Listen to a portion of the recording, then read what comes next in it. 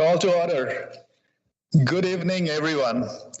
Welcome to the regular board meeting of the Halton Catholic District School Board on Tuesday, March 22nd, 2022. I hope our students, teachers, staff, senior admin, and trustees have had a relaxing March break. Please note that this meeting is being live streamed and will be posted on the board's YouTube channel. Tonight, we have most trustees attending in person, with a few participating remotely. In order to be recognized, please use the chat box only and type hand up to be placed in queue. For those in the boardroom, please remember to turn your desk mics on when you speak. For those attending remotely, please remember to turn on your microphone and camera when you are recognized to speak, and turn off your camera and mics otherwise. Trustees, please remember that if you speak when you are not recognized or when you have the floor, mics will be muted. We have guests online tonight, and I would like to extend a very warm welcome to them. The first order of business is the land acknowledgement, opening prayer, national anthem, and the oath of citizenship. I now ask staff to please start us off with the land acknowledgement.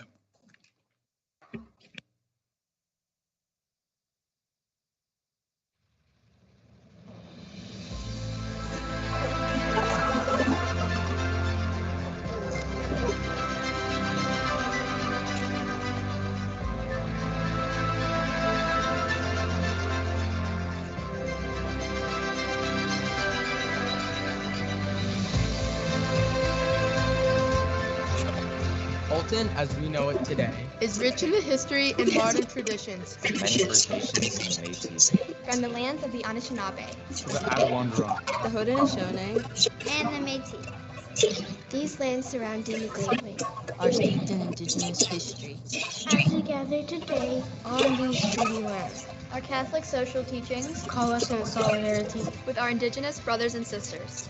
to honor and respect. Four directions. Winds, waters, plants, animals, and ancestors that walk before us. All these wonderful elements of creation exist. Gifted to us by our Creator God. We acknowledge and thank the Mississaugas of the Credit First Nations for being stewards of this traditional territory.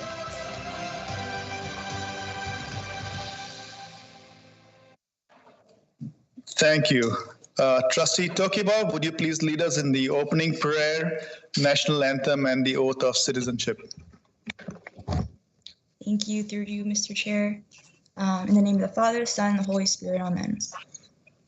As we are gathered here today, let us give thanks to God for all of our freedoms and the things we take for granted daily. Let us pray for all those suffering through war, displacement, and violence. We pray for their peace, well-being, and safety. Give us the strength to stand up to oppressors and support our brothers and sisters when they are in need, to show love just as Jesus would have done. We ask this through you. In the name of the Father, the Son, and the Holy Spirit, amen. Please stand now for the singing of the national anthem.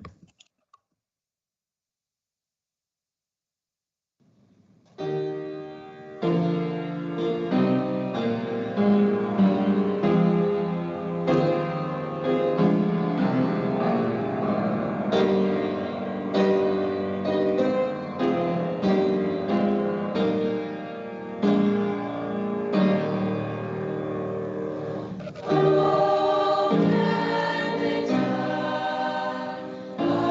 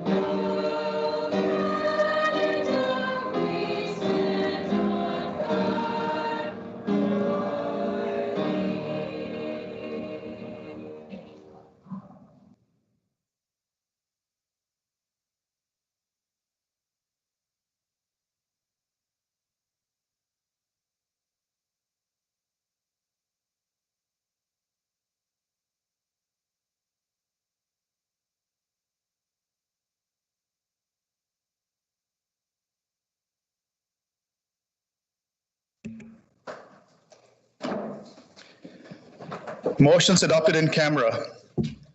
There were no motions adopted in camera. Information received in camera. Vice Chair Agnew, please read the information received in camera. Thank you, and through you, Mr. Chair. The information received in camera this evening. The following information was received in camera. Amanda Morrow and Mark Ilchison appointed as secondary summer school principals for 2022.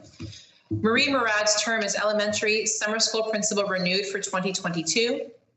Gino DeLuca's term as secondary summer school principal renewed for 2022. Angela Kataya hired as a probationary teacher effective February the 14th, 2022. Sandra Doherty, Patricia Doherty, and Wendy Ramirez will retire effective June 30th, 2022.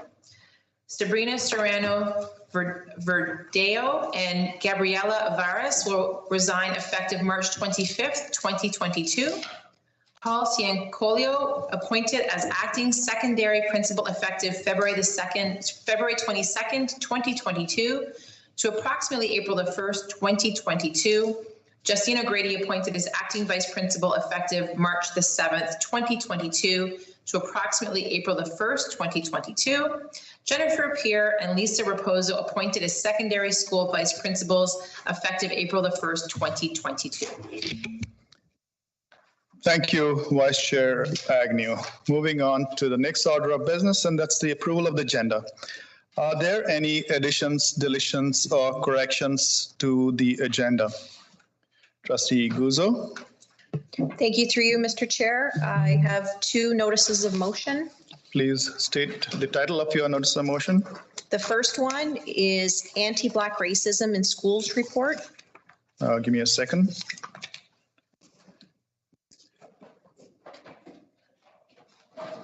So the first one, can you repeat the title? Sorry, I didn't get it. No worries. Anti-Black Racism in Schools Report.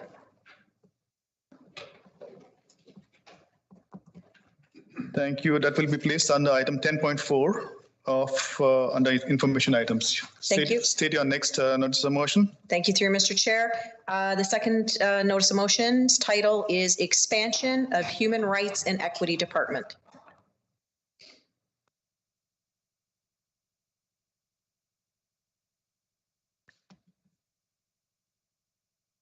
Thank you, Trustee Guzzo. That will be placed under 10.5 under information items. Do we have any other additions, deletions? Trustee Yantomasi. Trustee Yantomasi? Yes, through you, Mr. Chair. The question is to you, Mr. Chair. It's with reference to the action items. Past practice at the board has always been that motions that were less than the last agenda go first. So I'm asking you to please explain to the board why my action items, most specifically 8.8, 8.9, 10, and 11, appear at the end of the agenda. Thank you, Trustee Yantomasi. I will not get into a discussion. First of all, I have asked the specific questions. Are there any additions, deletions, or corrections to the agenda?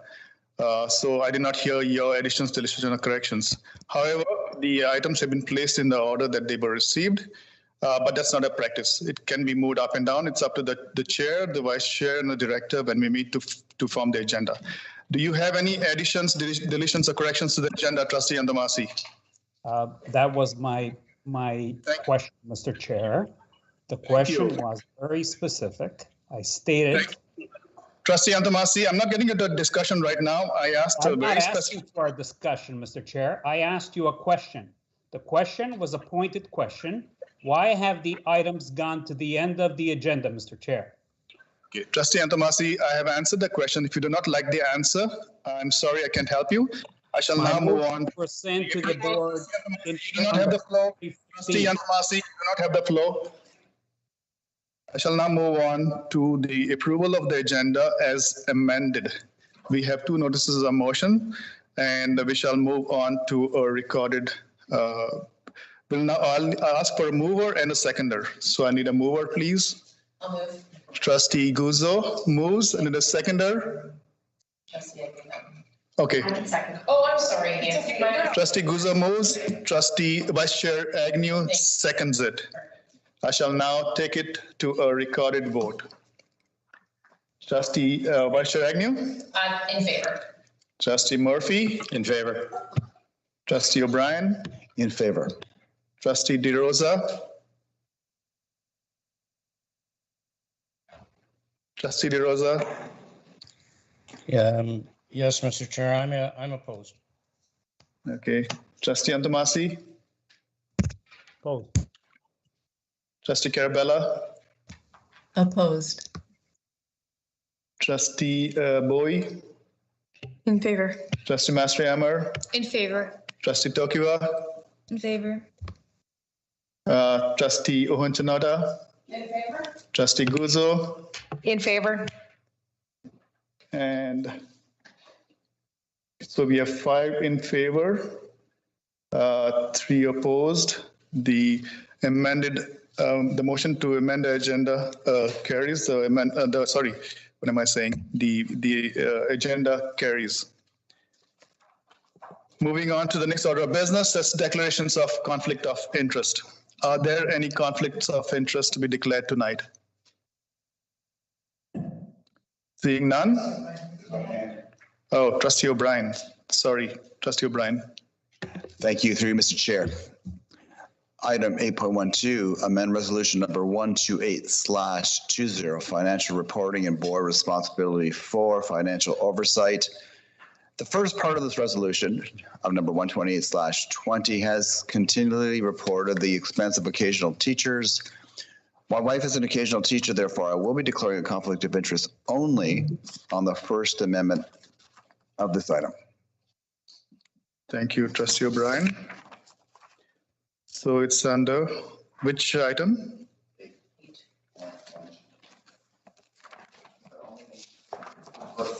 Okay. Just trying to make a note here.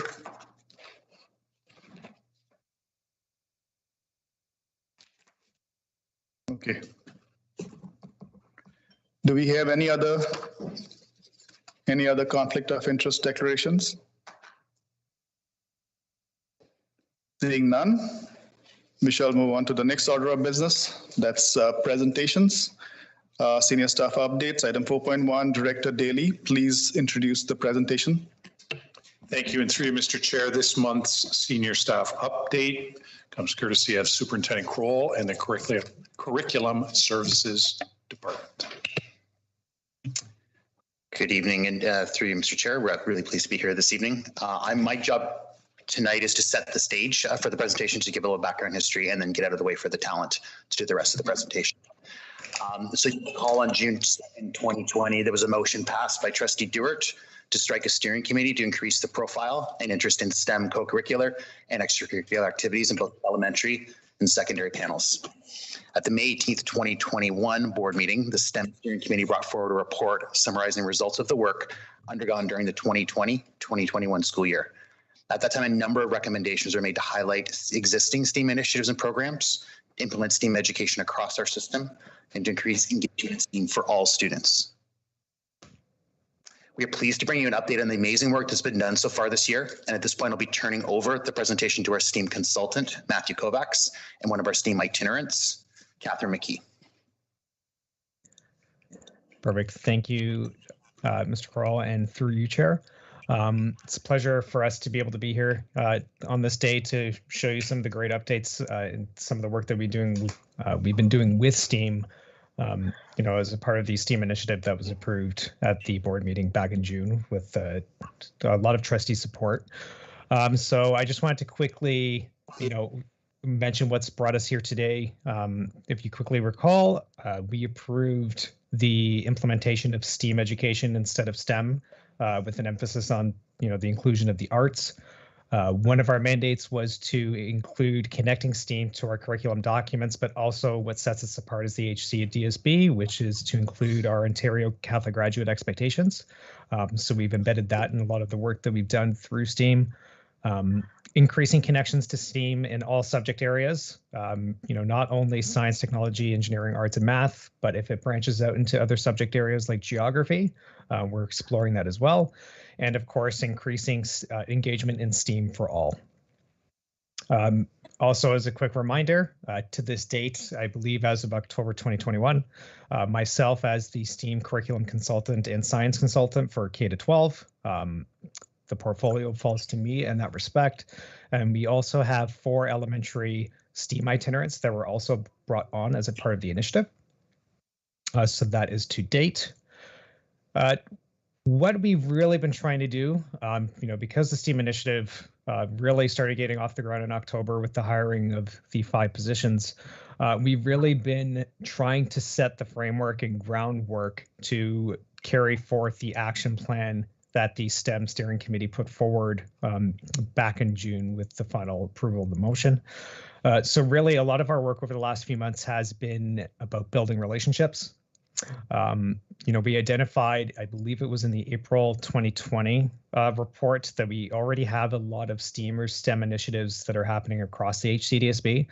Part of the work we've been trying to do over the last number of months has been trying to bring more awareness to those activities, highlighting the great things that are already happening in the HCDSB and perhaps bringing them under the STEAM umbrella.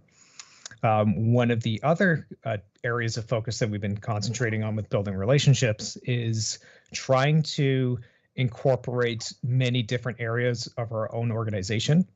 So, for example, that could include things like pathways, special education, different equity groups, whatever groups related to curriculum and delivery and experiences for our kids that we can bring under the STEAM umbrella. And, STEAM is pretty widespread. There's a lot of letters in the name, which means a lot of connections to different areas of our school board. Of course, we've been looking at our action plan. So the roadmap, the STEAM roadmap that was approved back in June, we really took a hard look at that roadmap goal by goal. And there are about 14 very ambitious goals. And we broke it down goal by goal to see, what can we do in our flavor at the HCDSB, what is possible within the current climate, how can we push forward the STEAM profile across the system? So we have an action plan. We've also been working with, the manager of library services and different library technicians and librarians across the system. One of our biggest, or we'll say largest, most ambitious goals in our roadmap was to establish the, STEAM spaces or maker spaces. So we're finding that a lot of that work is being done in collaboration with library services. STEAM resources. So as the time has been going on, us through curriculum, we've been developing a number of STEAM resources for educators to use. A lot of resources in problem-based or project-based learning. We're trying to bring teachers into the fold with helping them with their own STEAM practices in their classroom. So by providing those resources, we're hoping that it'll assist them. External opportunities. So we're constantly looking for external partnerships. When the number of us started back in November and October, one of the first things we did was to reach out to our local public libraries, our communal or more local post-secondary institutions such as McMaster, Mohawk, and neighboring areas to try to find areas where we could bridge that gap and bring them into the fold as it relates to STEAM. One of the other points that was mentioned in our action roadmap is also equity. So how can we address things like the lack of representation in the Black community for things, in science, technology, women in industry, women in tech, Indigenous culture? How can we bring those into the fold and really kind of bring those together with all the different subject areas and boost representation in those different equity groups? Community partners. A good example of this would be our STEAM Week that we have planned for April, which my colleague Kathy will mention in a little bit. Looking for external businesses or external partnerships that align with our HCDSB morals and goals, and how can we bring them into the fold and partner up to provide some of these opportunities to our students. And of course, social media. We realize we need to have some kind of presence with our community. And in the 21st century, social media is the best way to do that, which led to the creation of our Twitter account, Instagram, and other popular forms of social media to hit teachers and students at both levels, plus our public website. So that is in a nutshell of what we've been trying to do. I'm going to pass it over to Kathy McKee, my colleague, who's going to just quickly cover 2 or 3 slides that show some of the work we've been doing in our elementary schools. Thank you, Matt, Superintendent Kroll, and through you, Mr. Chair. STEAM itinerant support is accessible to all staff in elementary, including special education teachers, French teachers, teachers of the arts, PTMs, and classroom teachers. There is a sign-up request form that educators can use to contact us, and we are scheduling visits with each school to implement an introduction to STEAM along with a few workshops that we are offering. These workshops act as professional development for teachers and their students, so the teachers are learning alongside their students during the school day. Workshop sessions include coding support, 3D design, and problem-based learning activities. There are 4 elementary schools that have been chosen to create a makerspace pilot in their schools, and which include 1 school from each region. The itinerants, along with Matt, the manager of library services, the principals of the schools, and facilities are designing these spaces to be used concurrently, and they are suggesting items that are chosen by the staff and students to use in these particular spaces. These spaces will be open to all classes within the school who would wish to book the room out in order to create and solve STEAM-based activities. So moving on to talk about STEAM Week, which we are very excited about. It is being held next month from April 4th to 8th throughout all elementary schools. We are hosting it to raise awareness, as Matt was saying, through STEAM education in the classroom. We have had an excellent registration turnout and have 452 classroom registrations who are willing to participate. So each day there will be a prayer and a problem of the day along with a daily STEAM challenge. These STEAM challenges also incorporate the Ontario Catholic Graduate Expectations. There are a number of resources, guest speakers, live coding workshops, and so much more that are available to all staff, as well as a guest speaker at nighttime for parents who are interested to learn more at home.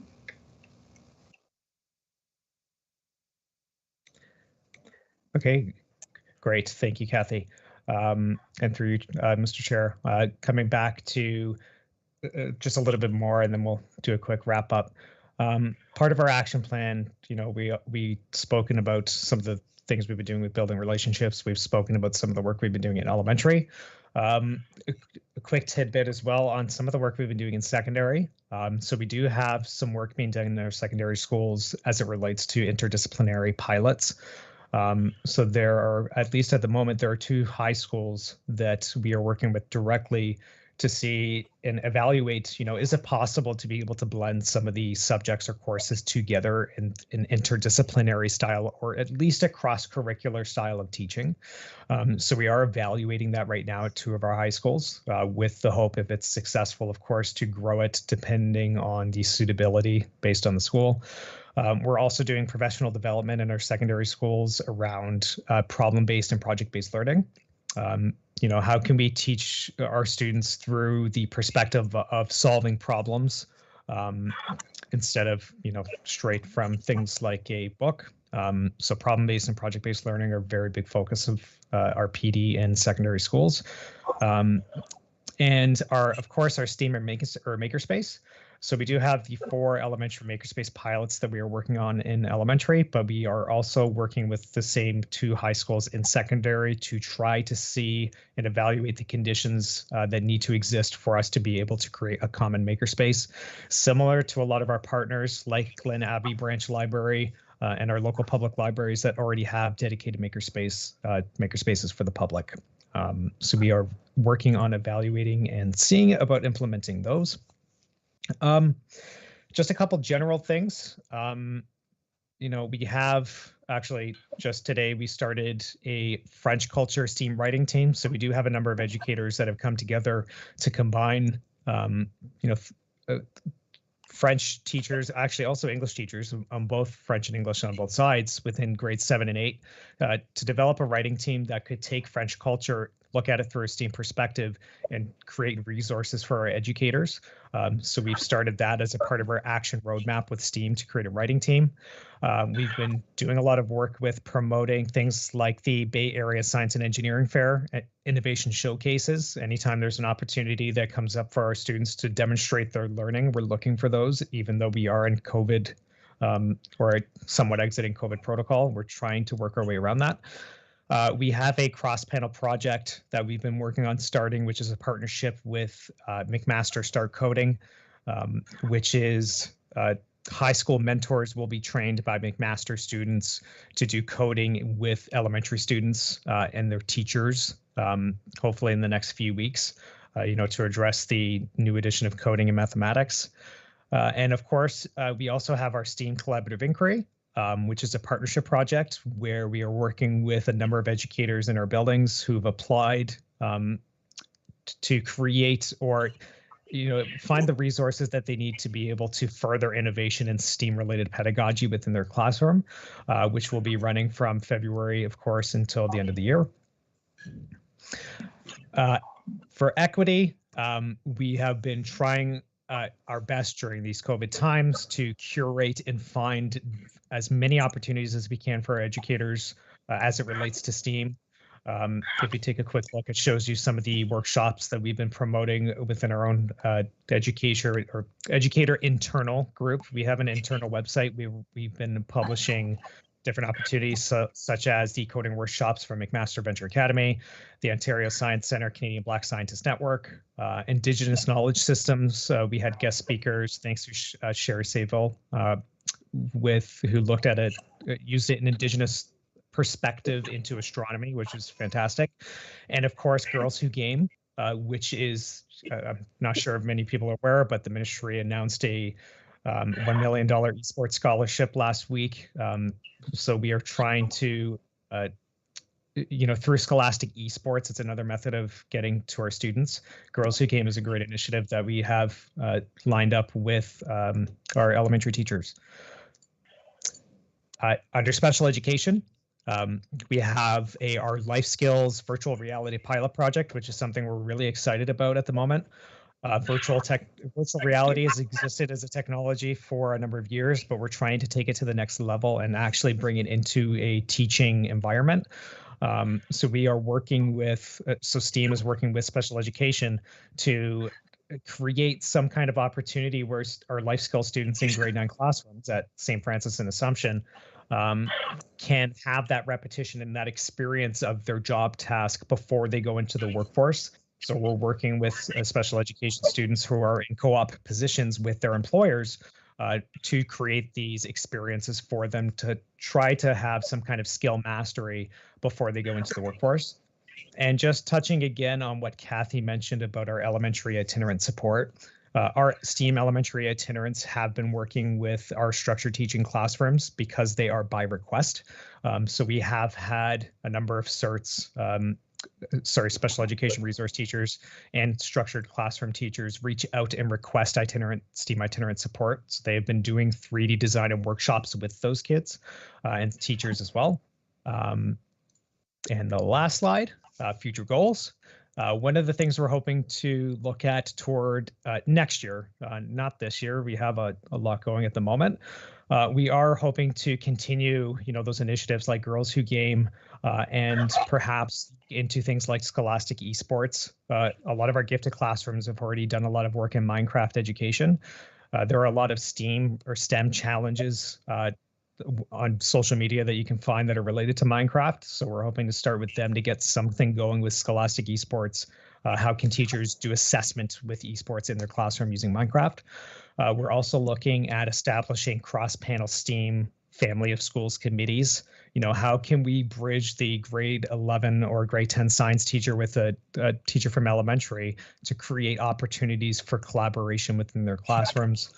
And the last thing, of course, we are investigating and looking into how can we create new robotics programs and support robotics programs like FIRST. How can we take that and grow what we already have to other schools that are interested in starting in robotics programs? And of course, our social media. If anybody wants to ever keep up to date with some of the work that we've been doing in STEAM, we created our public website. You can check out our Twitter account and our hashtag as well. We also have an Instagram, which we're trying to get off the ground. I really want to do a quick shout out to communications and especially Rob DeFranco, who's really instrumental in helping us create our STEAM brand that we've been using to, communicate these opportunities to the system. And of course, in closing, I want to thank all of you for making this initiative possible.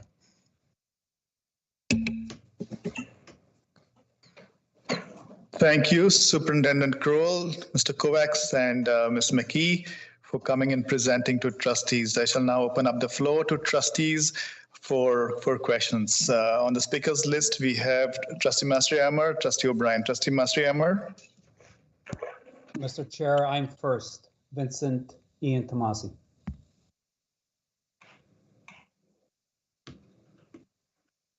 Trustee Mastrihammer, go ahead. Trustee Tomasi, you'll be next. Thank you. Through you, Mr. Chair. I just want to thank you for your presentation. It was really, really insightful. I just have a question of how you're planning to promote everything to students. I think a great way would be to reach out to leadership groups that we have around our different schools, like our Senate, and there are other, even in the elementary school level, that you can reach out to. So I was wondering if you guys have any insight on that. Thank you. I will pass this to Superintendent Crowell if you want to answer it, or pass it to Mr. Kovacs. Yeah, I think that's an excellent suggestion. We can certainly do that. So Matt and Catherine, I certainly have conversations with you about that. So thank you for the suggestion. Thank you, Master Ahmed. Trustee Master Ahmed, do you have a follow-up? Okay, thank you. Trustee Yantamasi. Trustee Yantamasi. Thank you, through you, Mr. Chair. So first of all, I would like to commend Superintendent Crowell, and of course, Matthew and Catherine. This started as an idea back in 2020, and it's a full-fledged program. I love it. It's very, very good. But here's my question. How does science, technology specifically spark imagination and creativity in the arts in ways that naturally align with STEM learning, the process itself? Superintendent Crowell. I'm going to see if Matt Kovacs might have a better answer than I have to that one. Thank you. I can try through you, Mr. Chair. It's a great question. We've received it a lot. Why do we decide to incorporate the arts into our philosophy of STEAM versus STEM, especially when neighboring boards have decided to go the way of STEM? I think it comes back to a bit of so there's multiple reasons. The core philosophy around including the arts was, if we're working with our students to address problems, we're identifying local issues, we're identifying world issues. A lot of those solutions require abstract thinking. They require artistic, a little bit more outside of the box types of thinkers that sometimes science, technology, and engineering and mathematics, logical types of thinkers don't necessarily bring. And I guess the other piece to it as well is that in order to actually communicate your ideas, you do need to understand your audience, which is very much an art form. Art is communicating your ideas, your thought processes through different forms. Communicating, you might have the best solution in the world to the problem, but if you can't communicate that to others and you don't understand your audience, you're dead in the water. It's actually a lot of the post-secondary programs we talk to, even in their engineering programs. I remember visiting Mohawk in their digital center. They said they actually had to do sessions on how to use tools like Canva for students that are very logical to get across their ideas and solutions to people. So that's one big aspect. And another aspect of this is that we didn't want to exclude any educators that may come from a non-technical background. Because what ends up happening is that if you have an educator who teaches visual art, for example, if they see STEM, they're usually intimidated by either the science, technology, engineering, or math, and they generally don't dip their toes in the water. By adding the art element, the number of educators that I feel that we've brought into the fold, I think it was a very good decision. So I hope that answers your question, but that's kind of the general philosophy around including the arts. Thank you. Trustee Antamasi, you have a follow-up question there? I do. And yes, it does answer the question because it ties everything together. So my follow-up is, how does STEM prepare students that go into the liberal arts programs in university? Mr. Kovacs, would like to answer that? Yeah, sure. Through you, Mr. Chair. If we're looking at it specifically, see, I don't know that you could look at it from a specifically addressing a student going to a liberal arts program. Like, the idea with STEAM or STEM is that we're trying to create students that can address real life problems and create real life solutions. So I guess if you're going to a liberal arts field, I'm not necessarily sure that STEM or a STEAM specific program would really prepare you for that. I guess what I'm saying is that, usually you're working in collaboration with others. Art doesn't exist by itself. So if you are going into a liberal arts program in university, if you are going into some kind of STEM or STEAM field, you are going to be working with others to create solutions to problems. So really what STEAM is supposed to do is to teach those kids those skills they need to address problems, to give them the skills that they need to collaborate, adapt, work in teams, communicate their ideas. So I guess the short answer is I'm not sure that I can say it specifically prepares students specifically for a liberal arts program. STEAM is supposed to create a student that's all-rounded. Thank you. I'm going to ask Director Daly to add a few thoughts to that. Yeah, thank you. And through you, Mr. Chair, and thanks for the question, Trustee Antamasi. I just might add that I guess it really depends on how we think about a liberal arts education. And as Matt closed with there, I think when we're talking about the competencies that students can develop through STEAM, so collaboration, communication, creativity, critical thinking, being discerning in thinking. I think all of those sorts of competencies, kind of that traditional 6 C's of future-ready education, I think both STEM lend themselves and encourage those competencies, and I think many of those competencies are ones that students would be successful in a liberal arts a post-grad or a post-secondary education. Thank you, Director Daly. Can I have a point of clarification, Mr. Chair, please? Yeah, go ahead, Trustee Antamasi. So when we look at STEM, STEM is really product-oriented, whereas the liberal arts field or education in itself, it's more applicable to things that don't necessarily have a product. So I was trying to get to what is the bridge between thought and product, especially when students, many of our students, go into the liberal arts programs who later become teachers for that matter. So that was the way I was looking at it. So I was wondering if there's any specific correlation that you can lend to that process. Thank you, Trustee Antamasi. Let me ask Director Daly. Well, again, I think I would offer that if we're taking a project-based learning approach or a design approach in some of the work that we're doing, I think that design process of thinking through possible solutions, testing them, judging them against a set criteria, I think those are the same sorts of competencies that we would use when we're looking at a particular period in history or a philosopher or a religious set of beliefs. The competencies that we talk about in STEAM are not unlike the Catholic graduate expectations. I think they almost align almost competency for competency. So we want our students to be discerning believers, effective communicators. We want them to be able to play a responsible role both in their schools and when they leave us. So I think there is a lot of kind of carryover that both of those disciplines speak to each other in that sense. Thank you, Director Daly. On the speaker list, we have Trustee O'Brien, Trustee Murphy. Trustee O'Brien, you have the floor. Thank you, through you, Mr. Chair. I first want to say kudos to Superintendent Kroll and Catherine. Very impressive what we're seeing. I did not expect this when we first brought forward the motion and passed it. And I especially am impressed with the French culture STEAM writing team. Pleasant surprise. So thank you so much, and please keep up the good work. Thank you, Trustee O'Brien. Trustee Murphy. Trustee Murphy of the floor. Thank you, Mr. Chair, and I'll echo my fellow trustees' sentiments to Superintendent Kroll, Matt, and Catherine. Great job, and to the co-chairs of the committee. Also, there's the very first meeting of this committee was overwhelming. I think we had 20 or 30 people, all who have great experience and passion and excitement. And I said to myself, I don't know how we're going to focus this and get it crystallized. Like it was unbelievable. The volume of ideas were coming fast and furious.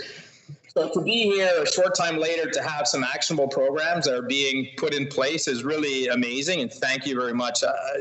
My head almost exploded in that meeting, which some people would really enjoy that happening, but that's for another day. So as a board of trustees, how can we help support? What do you need us to do next? I'll pass this to Superintendent Kroll. Sure, and through you, Mr. Chair. I think, listening to presentations like this, getting a sense of what's going on across the system, helping to spread that message, I think is really important. I would also say, we're going to be working through what we think budget will be for the next couple of years to be able to expand and to grow the program. The thrust this year was really getting staff on board to be able to start doing the work in schools. We've been working with our existing curriculum budget to support that. We may see in future budgets, so potentially the budget for next year, we may have initiatives that might require additional funding. So thank you for the question, Trustee Murphy. We're still working through what funds we might need to sort of augment the funds that we currently are using to support STEAM education. Trustee Murphy, do you have a follow-up? No, I don't. Thank you very much for your commitment to the program. It's excellent. Thank you. Seeing no other speakers, I would like to start Director Daly. Sorry. I just want to thank Matt and Kathy for joining us tonight. And I love the way, Matt, that we're aligning so many different things that are already going on the board and aligning them to kind of to line up and maybe make some better sense and find opportunities for that alignment, maybe where we didn't see them before. Super excited to see where we might go with cross-curricular and interdisciplinary credits. So thanks very much for the work so far, and can't wait to see the work to come. So thanks very much.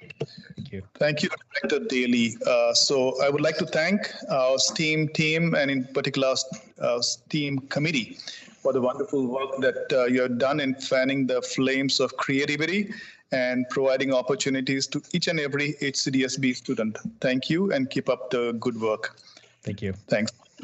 Moving on to the next order of business, delegations. Declined delegations. There were a total of 2 delegation requests that were declined, and trustees have been informed about that. Trustee Carabella, I see your hand is up. Trustee Carabella. Thank you, Mr. Chair. Thank you, Mr. Chair. I was going to ask you a point of clarification on the declined delegations. That's why I voted against the approval of the agenda, because weren't there. And what criteria did you use? Thank you, Trustee Carabella. I think trustees have received an email from the secretary to the director outlining the reason for the delegation to be which were declined. Both delegations were based on masking, based on the advice from the Office of the Chief Medical Officer of Health and the directive from the Ministry of Education. Mask will no longer be required for students, staff, and visitors in schools, school board offices, and on student transportation beginning March 21st, 2022. Considering the explanation provided, the delegations were declined. Thank you, Trustee Carabella. Thank you. I just wanted to say that I still think that as parents and as ratepayers, even though that has taken place, they still wanted to present and have their voice heard. So I think it's important that we take that into account going forward, that they have a right to be heard as well. Thank you, Trustee Carabella. Noted. Moving on to the next order of business, which is the approval of the minutes. Item 6.1, minutes of the March 1st, 2022. Regular board meeting is in your package. Are there any errors, additions, or deletions to the minutes? Trustee Yantamasi, I see your hand up there. Trustee Yantamasi. Yeah, so there's a delay here, Mr. Chair. Bear with me. I don't control Bell. So with reference to the minutes, I draw your attention back to March the 1st, whereby the motion put forward by Trustee Agnew, or sorry, Trustee Guzzo, was allowed.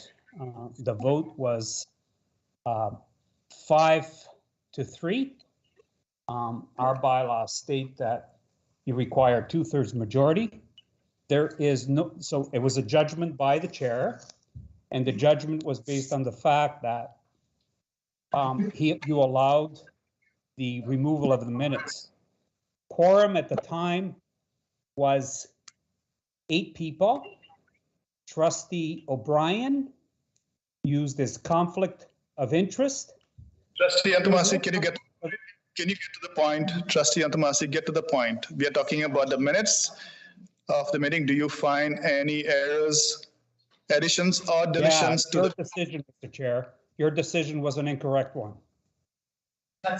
Point of order, Mr. Chair. Okay, trustees, hold on. There's a point of order. Trustee Guzzo, can you Thank you. state a point of order? Thank you, Mr. Chair. Trustees, if they were unhappy with the decision that was made, it was already appealed. It was defeated. It's this, you're at this point, it's not it's not relevant to the minutes that we're dealing with. It's only if there's something that has been characterized incorrectly. Thank you, Trustee Guzzo. That's exactly what I was getting to. I still have the floor, Mr. Chair. Do I not? Have the floor. You do not have the floor. So there is a point of order which the chair has to rule on, and no other trustee will speak during that point in time. I hope that's very well understood by all trustees. So Trustee Guzzo, I still have the floor. The point of order came to my matter. Trustee Yantamasi, you do not have the floor. Please. Tell me when I have the floor. Trustee Yantamasi, you do not have the floor. Trustee Yantamasi, you interrupt the chair once again, and I will. The chair will issue an order, a first warning. Thank you. So there's a point of order on the table put forth by Trustee Guzzo. The point of order is well received. And I have specified very clearly when I read this, are there any errors, additions, or deletions to the minutes? We are not going back and discussing and debating items that were done at the previous meeting. Items that were recorded in the meeting were items that were the actions that are done is recorded in the minutes. If you find any errors to that, I'm going to ask trustees to bring forth, and we shall look at it and correct it. So I have not noted any other. Trustee Carabella, is your hand up? I have another point of order.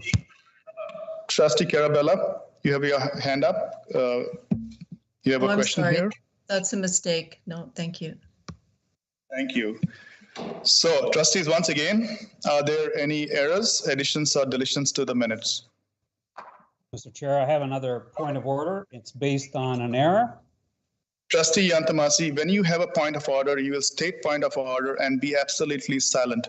The chair will recognize you and ask you to state a point of order. Okay, is this clearly understood, Trustee Yantamasi? I don't know, Mr. Chair, but I don't think you understand that I issued the point of order. You don't treat me the same as you treat the other trustees.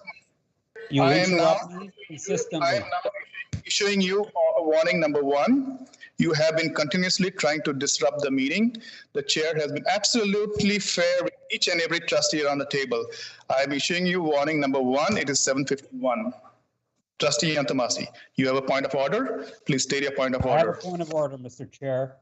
Trustee Guzzo, when she issued her notice of motion, she was not on the prevailing side when she put that point of order, that motion forward. In order to rescind or amend something previously adopted, the trustee has to be on the prevailing side in order to put forward this particular motion. Trustee, I have not heard your point of order. Your point of order is not valid. My point of order stems from our bylaws, Mr. Chair. Your point of order is not valid. Well, tell me how it's not valid. Point me to the bylaws. Yantamasi, you do not have the floor. Trustee Yantamasi, you do not have the floor. So once again, going back, I do not see any errors, additions or deletions to the minutes. There is an error, Mr. Trustee Yantamasi, you are interrupting the meeting. You are disrupting the meeting, Trustee Yantamasi. The chair is treating everybody fairly. I do not see any other trustee interrupting the meeting. You're not answering my point of order. Give me where in the bylaws, either in my...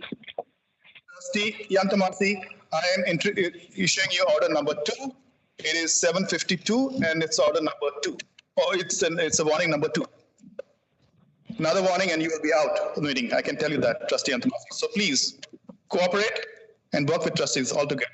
Thank you, Trustee Yantamasi. Trustee Guzzo, I hear that you have a point of order. It's okay, Mr. Chair. You've handled it. It was just the Thank you. It was just the comments made towards the chair. Thank you, Trustee Guzzo. Trustee Yantamasi, I see that you have your hand up. Can you state your point of order?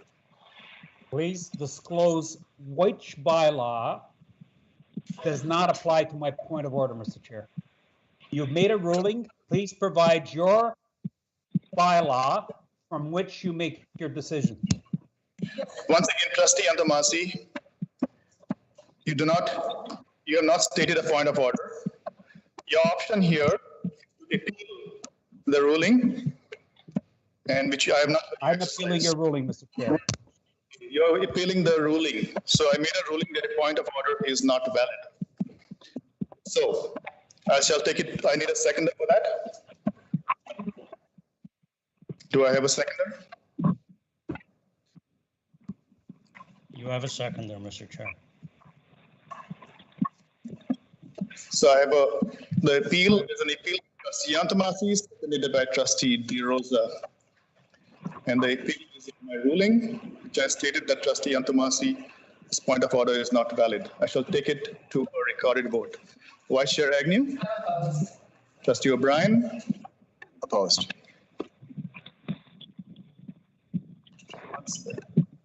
Trustee Murphy? Trustee DeRosa? In favor. Trustee Yantamasi? In favor, Mr. Chair. Trustee Bella? In favor. Trustees, please turn your mics off. Trustees, please turn your mics off. Trustee Bowie? Opposed. Trustee Masriamar? Opposed. Trustee Tokiwa? Opposed. Trustee Onchanada? Opposed. Trustee Guzzo? Opposed. So we have 3 in favor. We have 5 opposed. The appeal fails. We shall now move on to the approval of the minutes. I've seen no errors, additions, or deletions. So I shall now take it to a recorded vote. Trustee Murphy? In favor. Trustee O'Brien? In favor. Trustee DeRosa? Opposed. Trustee Yantamasi? Opposed, Mr. Chair. Chair Bella? In favor. Trustee Bowie? In favor. Trustee Masriamar? In favor. Trustee Tokiwa? In favor. Trustee Onchanada? In favor. Trustee Guzzo? In favor. Vice Chair Agnew? In favor. So we have 6 in favor. We have 2 opposed. The minutes are approved. The motion carries. Moving on to the next order of business. Business arising from previous meeting. I just got here just when he. Trustees, please turn your mics off. Trustee, please turn your mics off. Like you, just clear. Trustees, please turn your mics off. Trustees, please turn your mics off. The next order of business is the business arising from previous meetings. The summary of outstanding items from previous meeting, the chart of items outstanding is in your agenda package for information. Moving on to the next order of business, which is action items. Item 8.1, 2022 municipal elections, trustee distribution and determination. Superintendent Lofts, would you like to speak to the report before I read the motion? Through you, Mr. Chair, just briefly, please find attached, everyone, the action report regarding trustee distribution and determination. Based on information to date, staff is recommending a status quo position with respect to the upcoming October 24th, 2022 municipal election. Branko Vidovic, our Senior Manager of Planning Services, and Nicola Simmons, a partner with Keel Control, are also available to answer any questions that may arise. Mr. Chair, are you going to read the motion, or would you like me to? Superintendent Lofts, I will read the motions because I think we have multiple motions here. We will take one by one the motions, and we shall discuss and debate them. So I shall now read motion. The first motion.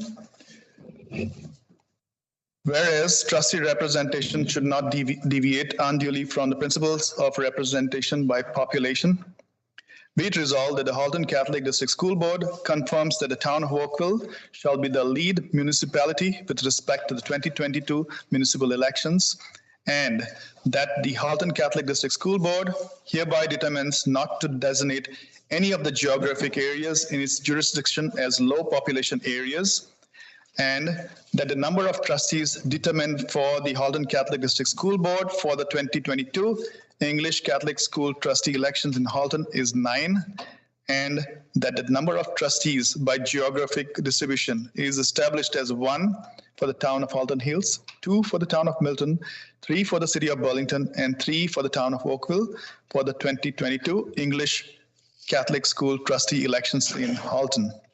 I will now ask for a mover. Moved O'Brien. Trustee O'Brien moves, and I need a seconder, and I'll put Trustee Carabella as that. Is that okay? Yes, thank you.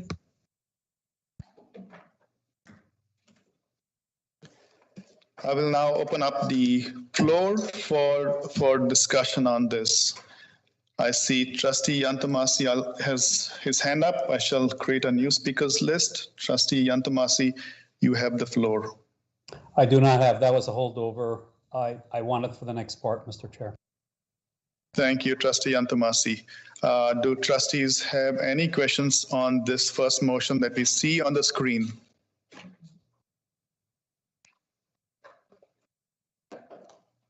For the second time, do we have any questions? Seeing none, I shall call the vote on the motion that we see on the screen. Trustee O'Brien? In favor. Trustee DeRosa? Trustee DeRosa?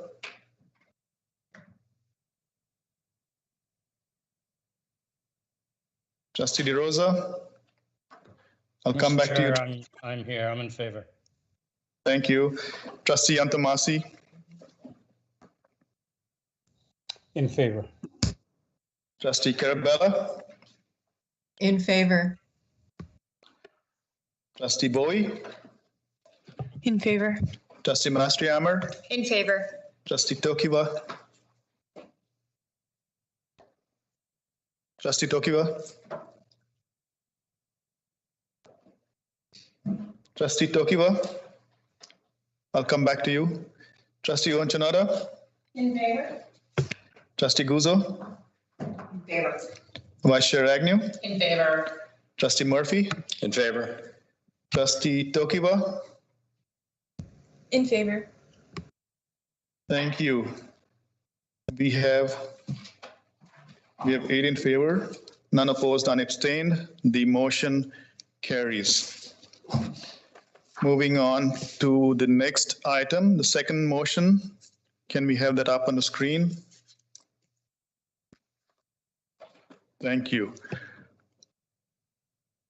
I'll read the motion. Be it resolved that the 2022 English Catholic School trustee elections in Halton, the town of Halton Hills will be represented by one trustee at large. I will need a mover and a seconder. I'll move it. Moved by trustee Ohan Chanota, and I'll ask for a seconder. I'll second. Trustee Guzzo. I shall now open up the floor for discussion. I see trustee Guzzo's hand is up. Trustee Guzzo. Sorry, trigger a little too fast on the. So you so you remove your hand up? Yeah, Okay. sorry. Thank you, trustee Guzzo. Do we have any questions, trustees?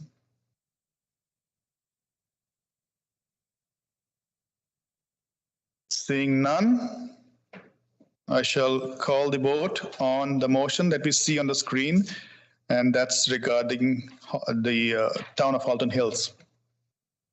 Trustee Ohan Chanota, In favor. trustee Guzzo, In favor. vice chair Agnew, In favor. trustee Murphy, In favor? trustee O'Brien, In favor. trustee DeRosa, In favor? trustee Antamasi, In favor. trustee Carabella, In favor. trustee Bowie, In favor. trustee Mastrihammer, In favor. trustee Tokiwa. In favor. We have 8 in favor, no opposed, none abstained. The motion carries. Shall now move on to the third motion. Rosie, could you move that up, please? I will read the third motion. Be it resolved that for the 2022 English Catholic School Trustee elections in Halton, for the town of Milton will be represented by 2 trustees at large. I'm going to ask for a mover. Going to ask for a mover. Moved O'Brien. Moved by trustee O'Brien. And ask for a seconder. Mr. Chair, I'd like to make a friendly amendment. Thank you, trustee Murphy. Point of order, I think you need a seconder before you can make an amendment. Yeah, let me ask for a seconder. I will second, Mr. Chair. Trustee O'Hearn. So we have the Milton motion in front of us, which is moved by trustee O'Brien and seconded by trustee Ohan Chanota. Trustee Murphy, you have a friendly amendment to this. Can you state your amendment? Yes, I would like to strike out at large and put by Ward 1 and 4 and Ward 2 and 3. Okay, so if there's unanimous consent, we can do this.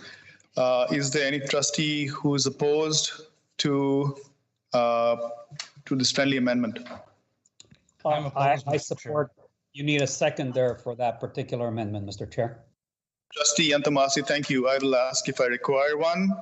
I shall now go ask. I have asked whether any trustee opposes this. I am, Mr. Chair. It doesn't belong to the board until you second it, Mr. Chair. Trustee Antamasi, thank you for your comments. I will ask for your opinion if I need that. Appreciate it. Thank you. Trustee DeRosa, did you say that you oppose the friendly amendment? Mr. Chair, I'm not trying to be contradictory here, but I don't think this is friendly at all, and it changes the nature of the actual motion itself. On that basis, I'm opposing it, yes. Okay, so we do not have consensus, trustee Murphy. So we have a motion that is moved by trustee O'Brien, seconded by trustee Ohan. We shall open up the floor to discussion, and then you can make an amendment there. Sorry, trustee, Trustee Antamasi is before me. Okay, so trustee Antamasi, do you have your hand up there? I think there's a thumbs up. So, He's thumbs upping himself, that's why. so just Hand up, Mr. Chair. Is your hand up? Yes, it is, Mr. Chair. Trustee Antamasi, we are talking about the motion in front of us right now, which is moved by trustee O'Brien and seconded by trustee I will Ohanchanada. speak to that motion. Yes, Mr. Chair, I will be speaking to that motion. Go ahead, trustee Antamasi.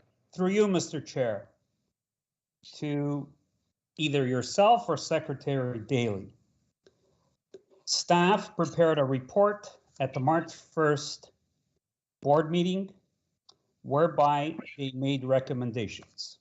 I will read the motion as it was presented, which is now out in the public.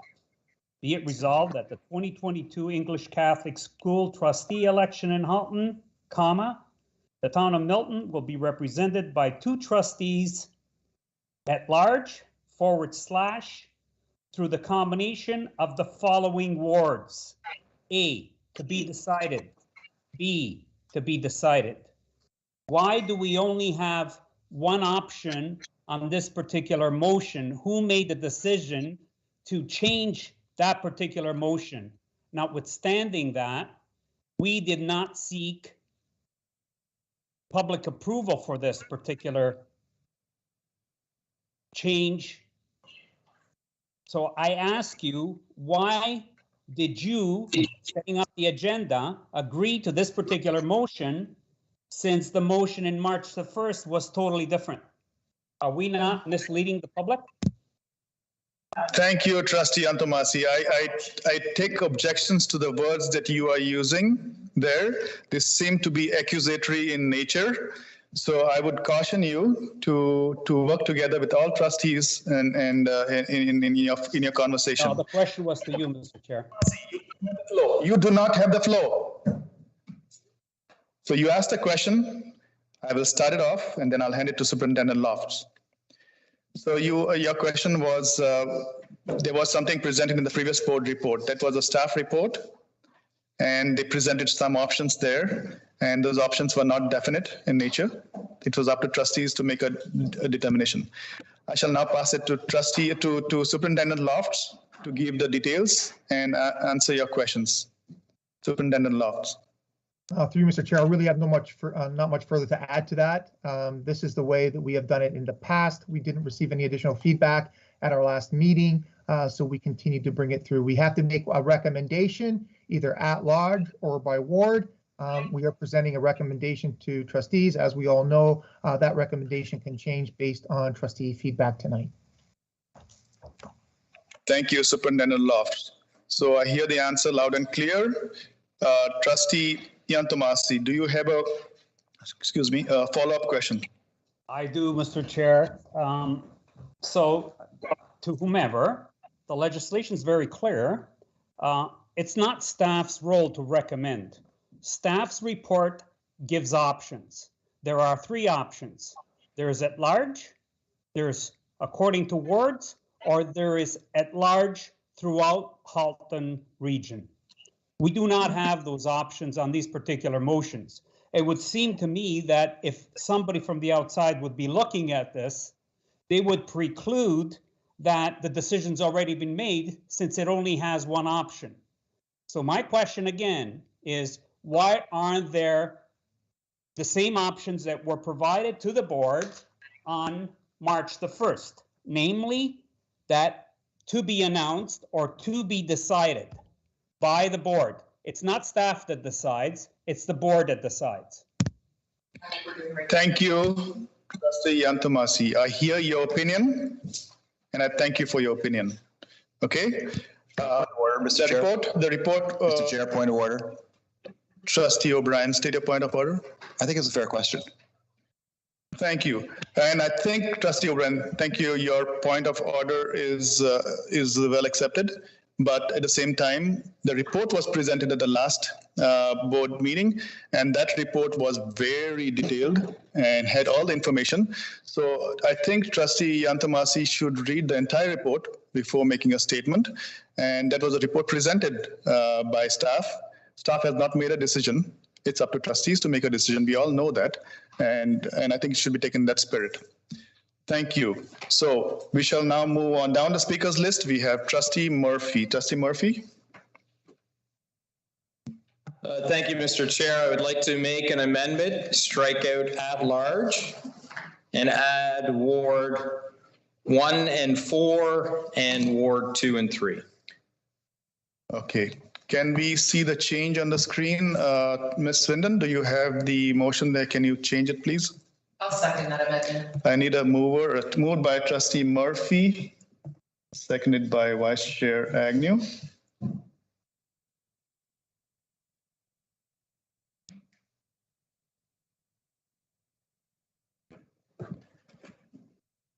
Okay.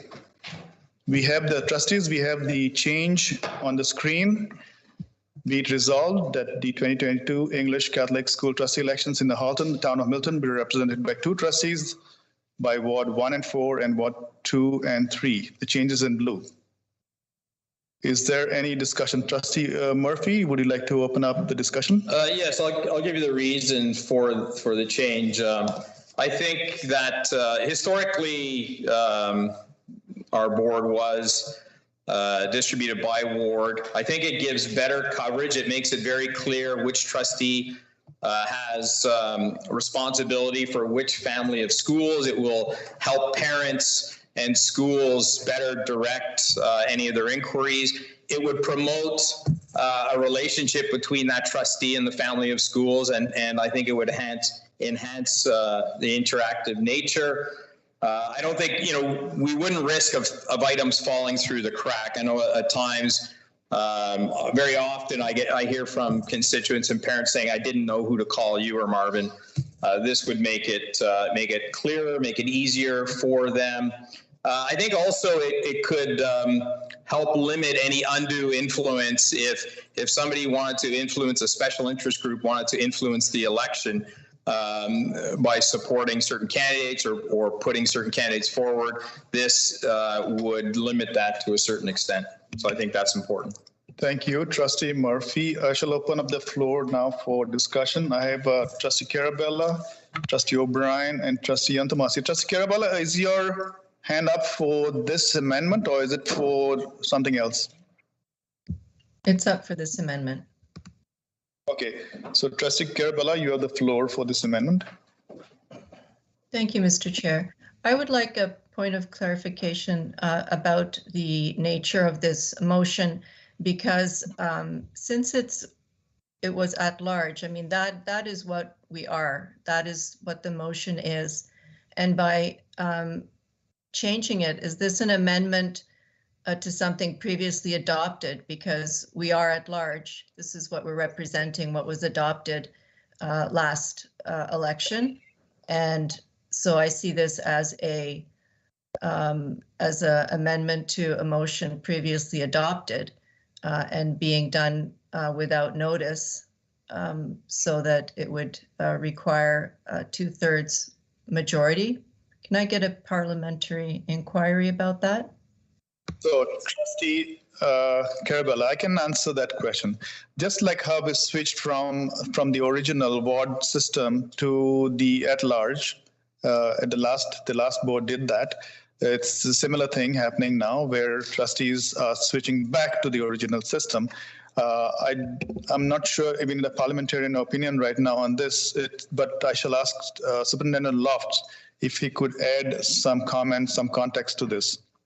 And this is required to be done at every election in the month of, by March 15th, if I'm not correct. Director Daly?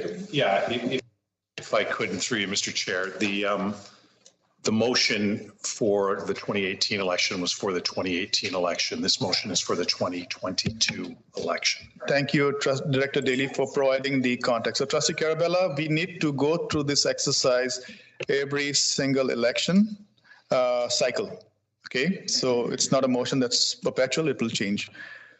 Thank you, Trustee Carabella. Moving on down the speakers list to Trustee O'Brien. Trustee O'Brien, you have the floor. Thank you, through you, Mr. Chair.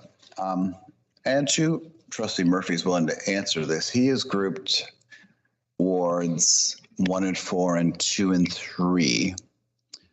But I'm looking at the report regarding the town of Milton, and actually the staff recommended that wards 1 and 2 be grouped together and wards 3 and 4, because those numbers come closer to that number 1, which I believe is the ideal number for an election quotient. As a matter of fact, wards 1 and 2 hit exactly that number 1. So if Trustee Murphy's willing to answer that. Thank you, Trustee O'Brien. Trustee Murphy, would you like to respond to that? Absolutely. I'm always happy to answer Trustee O'Brien, as he's aware.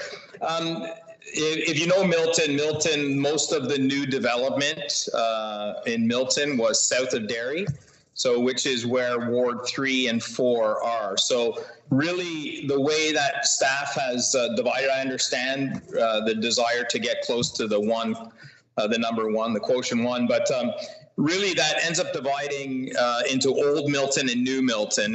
And Marvin and I had, Chair Duarte and I had discussed this, and we thought it was important to have a foot in both worlds, to have represent both Old Milton and New Milton. And that may seem strange to people in other municipalities, but in Milton, that's how we really refer to the town. Do you live in Old Milton, or are you in New Milton? Which means, are you north of Derry or are you south of Derry? So that's why we thought it was important to have well-rounded representation and to have a foot in both worlds, because there are some nuances and some differences between Old Milton and New Milton. Thank you, Trustee Murphy. Trustee O'Brien, do you have a follow-up to your question? Yes, I do, Mr. Chair. So you are seeing, you would prefer then, if you, Trustee Murphy is willing to answer this, to have Old Milton grouped under one representation for one trustee and New Milton group with another one. Is that correct? No, it's actually the opposite. So I can clarify that question. Okay. So Trustee Murphy said the Old Murphy is Ward 1 and 2. The New Milton, so-called, is 3 and 4. So it's grouping Ward 1 and 4, which is part of Old and part of New, and so the other half too. So just to clarify that. To clarify, it's dividing, instead of dividing along the Derry access, it's dividing along Highway 25. Yes. Basically, just to clarify. Trustee Murphy, I shall ask for the map to be put up so that trustees understand. Okay. So let me ask Rosie to put the map up.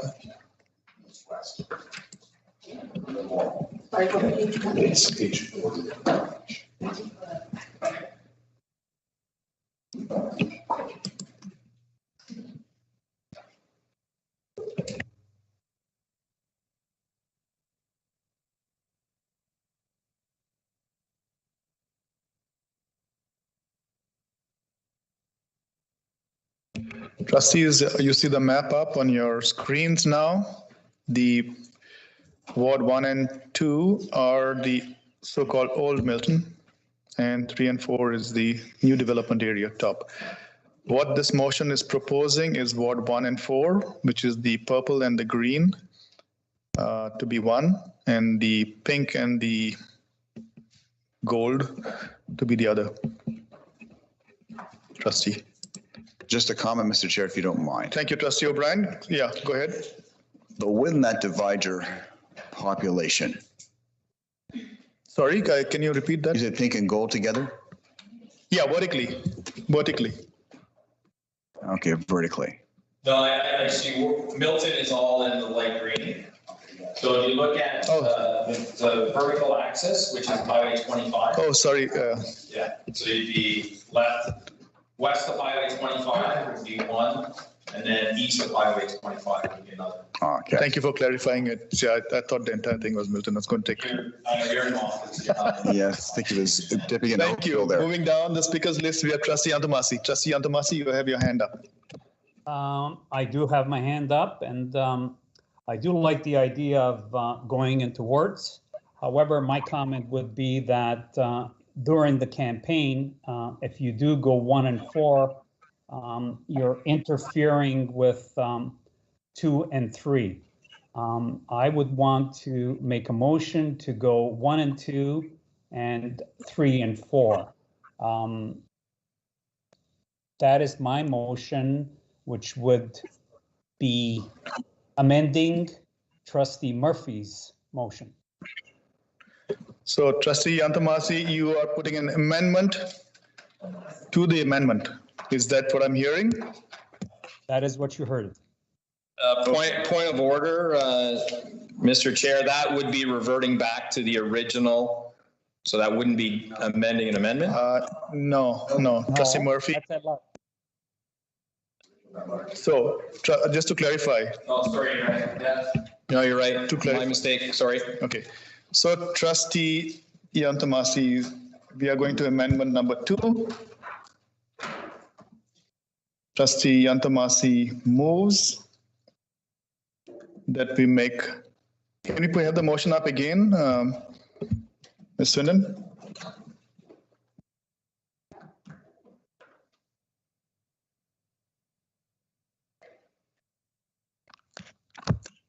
Trustee Yantamasi moves that we make Ward 1 and 2 and Ward 3 and 4. I'll need a seconder for this. I'll second it. Trustee O'Brien seconds.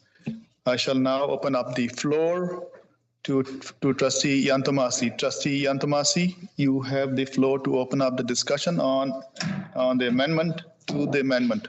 Trustee Yantamasi.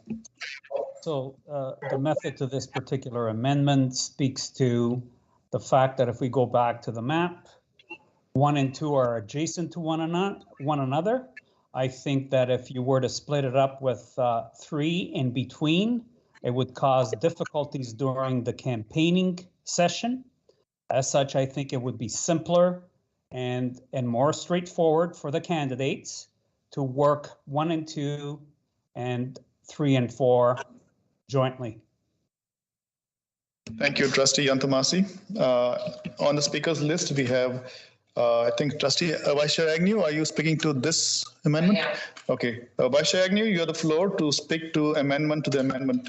Thank you very much, and through you, Mr. Chair. No disrespect to anyone, but I do believe that given that this is with respect to Milton, I think it's important that we pay heed to what our Milton trustees have to say.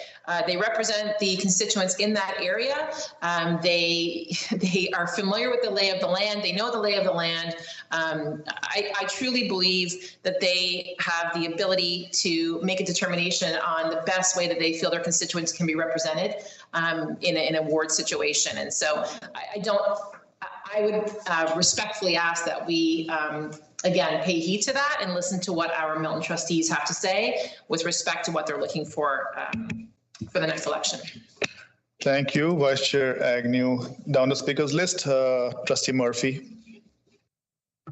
Thank you, Mr. Chair. 1 and 4 are adjacent to each other, so there's no impact on campaigning and there is no challenge with that respect. The reality is, if you're not familiar with Milton, all of the growth is in Ward 3 and Ward 4. And I can tell you the amount of work, not to blow our own horn, the amount of work that Chair Duarte and I do on a regular basis, struggling with accommodations and growth and petitioning the Minister of Education, petitioning our MPPs, relationship with our MPs, with our city councillors is enormous, including the town hall meeting, the city hall meeting that we were on last night. So the burden on having one trustee responsible for the growth areas, which we have massive accommodation issues and will continue to have those massive accommodation issues for the next 10 years, would be unreasonable, and it would be very hard for them to be effective. If 2 trustees can share that burden and we have 2 people advocating and you have 2 people knocking on doors in those growth areas, I think is important and is the way to go. You still want a connection with Old Milton, as we call it, but you really, the growth that's going to happen in Ward 3 and 4 over the next decade is going to be immense. Thank you, Trustee Murphy. On the speaker list, we have Trustee Carabella, Trustee O'Brien, Trustee Guzzo, and Trustee Mastriamer. Trustee Carabella, you'd like to speak to the amendment, right? Yes, thank you, Mr. Chair. I have 2 questions. One is regarding the population numbers, because the staff presents a certain ward grouping that gives the same numbers. So can I ask staff if the Ward 1 and 2 fulfills the, not the, oh, I guess, yes. I think staff was recommending this one. I mean, the other one, the 1 and 4. Oh, I guess my question is for the other one, but to compare this to the way that Trustee Murphy has suggested it be split, how does the population, how the numbers equalized between their split and this split? Thank you, Trustee Carabello. I'm going to pass this on to Superintendent Loft. Superintendent Loft, the question is, how does this combination work? Ward 1 and 2 and Ward 3 and 4 and versus Ward 1 and 4, which was in the original amendment, 1 and 4 versus 2 and 3. Through you, Mr. Chair, and as actually, I believe it was Trustee O'Brien pointed out that 1 and 2 were exactly 1, which is what the goal is.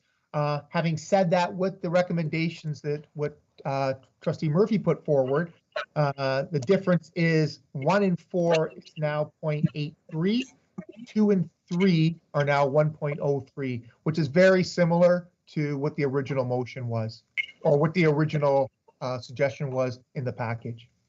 So there isn't really necessarily a concern on that variance. Thank you, Superintendent Lofts. Trustee Carabello, your second question, please.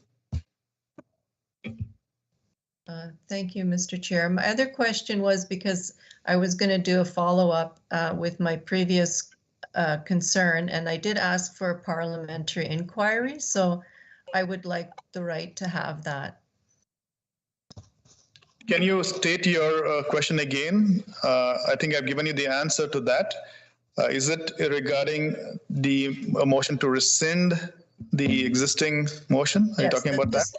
That this is a motion that right now we are amending a motion previously adopted, and it's being done right at the meeting.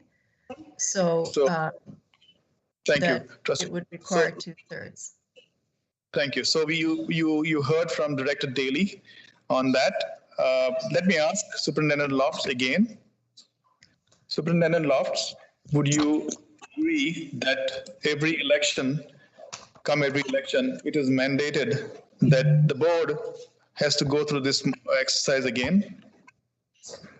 Through you, Mr. Chair, yes, that is correct. Every election, we have to make our decisions by March 31st and forward it on by April 4th. Thank you, Superintendent Lofts. So, Trustee Carabello, I don't think we need, in this particular instance, we need the parliamentarian input on this for the simple reason that this is mandated by the ministry, that we have to go through this motion every single time we do this election. That's every 4 years. Okay, Trustee Carabello, I hope that answers your question. Moving down the speakers, Trustee Carabello, you have a second question. Please go ahead with your second question. Oh, that was a second question? I thought it was a follow-up. No. Trustee Carabello? I don't have another question. Thank you. Trustee O'Brien, you are on the speakers list next. Thank you, through you, Mr. Chair. Not a question, but a comment responding to what Trustee Agnew and Trustee Murphy said about our mill trustees knowing the people, and I totally get that. Their boots are on the ground. They know their people. I know they're always out in the community, and they know much more about Milton than I do. However, the numbers do match up much better with the original proposal of 1 and 2 and 3 and 4. And I'm just thinking if this is ever contested, the numbers are always a great defense. So I am going to support this amendment to the amendment for that reason. Thank you, Mr. Chair. Thank you, Trustee O'Brien. On the speakers list, next is Trustee Guzzo and Trustee Mastriamer. Trustee Guzzo. Thank you, through you, Mr. Chair. I'm going to withdraw. Trustee Agnew and Trustee Murphy both characterized what I wanted to say, so no sense in repeating. Thank you. Thank you, Trustee Guzzo. Trustee Mastriamer. I will be withdrawing my hand as well. My question was answered. Thank you, Trustee Mastriamer. So we have the motion amendment to the amendment moved by Trustee Antomasi, seconded by Trustee O'Brien. I see Trustee Antomasi's hand up. Trustee Antomasi, do I see a point of order there? Trustee Antomasi, can you state your point of order? No, that's an error. So I get to close on this matter, correct, Mr. Chair? Yes, Trustee Antamasi, you got to close on this. Thank you. So in my closing, I wish to withdraw my amendments, and I concur with Trustee Murphy in what he said. I had forgotten that the growth areas are south, and it only makes sense that we go according to what he put in his amendment to the original motion. So we have a motion on the floor which has been moved and seconded. So I'm not sure if we can just withdraw this. Let me concur with the parliamentarian. That's another amendment. You're allowed two amendments. So if there's no objection to withdrawing your amendment, we shall proceed. Otherwise, we will have to take this to a vote. So trustees, is there any objection to Trustee Antamasi withdrawing his amendment to the amendment?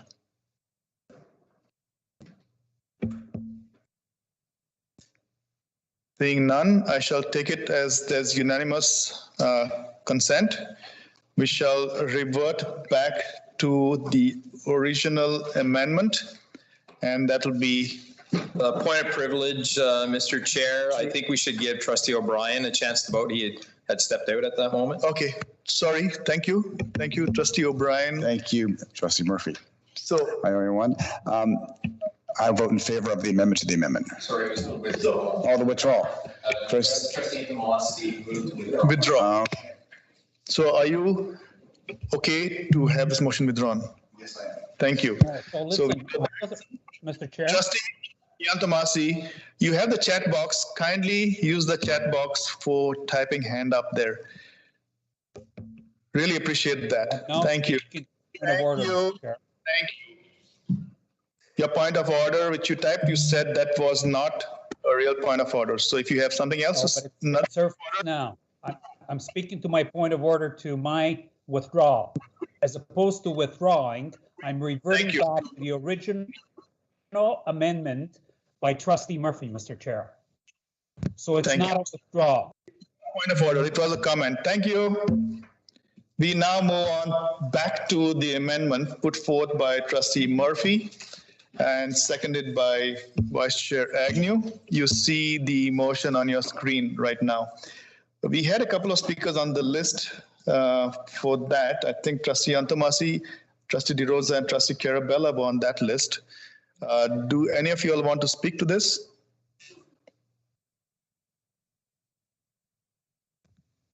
I'll just vote, Mr. Chair. I'll pass my. Okay. Okay, I think you have spoken further. So seeing none, Trustee Murphy, can you close the discussion on the amendment? Thank you, Mr. Chair, and thank you for the questions. I think it will allow us to better serve our communities, and that really is, I believe, everybody's goal and intent. It will assign us responsibility. I think it'll help us be more engaged and more directed, and overall, I think it's just better for the board. Thank you.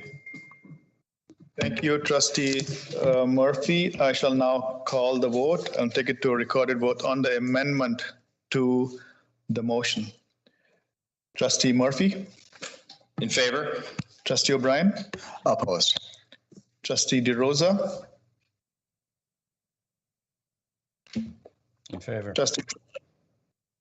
Trustee Antamasi? In favor. Trustee Carabella? Opposed. Trustee Bowie? In favor. Trustee Masri-Amur? In favor. Trustee Tokiwa? In favor. Trustee Owanchanota?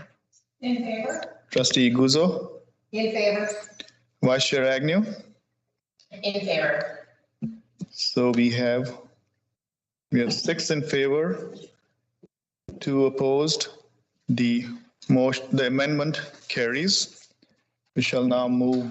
I think we got to vote on the original motion, right? The motion is amended. So we are going back to the main motion now. We are going to vote on this as amended. That motion was moved by Rosie. Can you help me here? She's on the screen. Oh, sorry. That was moved by Trustee O'Brien and seconded by Trustee Owen Janata. Do trustees have any questions on this? Any discussions? Seeing none, we shall call the vote on the motion we see on the screen. Trustee O'Brien? Opposed. Trustee DeRosa? Trustee DeRosa? I'll come back to you. Trustee Antamasi? Trustee Antamasi? As I said, there's a delay here. So we're voting on be it resolved that for the 2022 English Catholic Trustee election in Halton and Town of Milton will be presented by two trustees by wards 1 and 4 and 2 and 3? Yes. I thought we were You're voting right. the amended original motion. Trustee Antamasi, we are voting on the original motion as amended. And that's what you see on the screen. So as amended, okay, that's fine. Thank you. Yes, in favor. In favor, okay. Trustee Carabella? Trustee Carabella? Opposed. Okay. Trustee Bowie? In favor. Trustee Mastrihammer? In favor. Trustee Tokiwa? In favor. Trustee Onchanada? In favor. Trustee Guzzo? In favor. Vice Chair Agnew? In favor. Trustee Murphy? In favor. Trustee DeRosa? I have to step away, Mr. Chair. I'm opposed. So when you step away, kindly let us know. We'll really appreciate that because we are waiting for you. So we have I hope I didn't inconvenience anybody. favor, 3 opposed. The amended motion carries. We shall now move on to the next motion. The fourth motion, could we put it up on the screen? Thank you. I will now read the motion. Be it resolved that for the 2022 English Catholic School Trustee elections in Halton, the City of Burlington will be represented by 3 trustees at large. I will now need a mover and a seconder. Vice Chair Agnew moves. I'm going to ask for a seconder. I'll second. Trustee Guzzo seconds it. I shall now open up for discussion. Vice Chair Agnew, you have the floor. Thank you, through Mr. Chair. I'd like to make an amendment. Vice Chair Agnew, you have an amendment. Okay, 1 second. Okay, can you state your amendment? Of course. Be it resolved that for the 2022 English Catholic School Trustee election, Halton, the City of Burlington will be represented by 3 trustees by Ward 1 and 2, Ward 3 and 6, and Ward 4 and 5. Can you repeat the words again, 1 and 2? 1 and 2, 3 and 6, 4 and 5. Okay, can we have the changes to the motion displayed on our screen? Yes, we need a seconder. I'll second. Oh, I think we seconded already. We seconded, yes. Yes, thank you. Oh, the original, this is the amendment. This is the, oh, this, So I'll second the amendment. okay.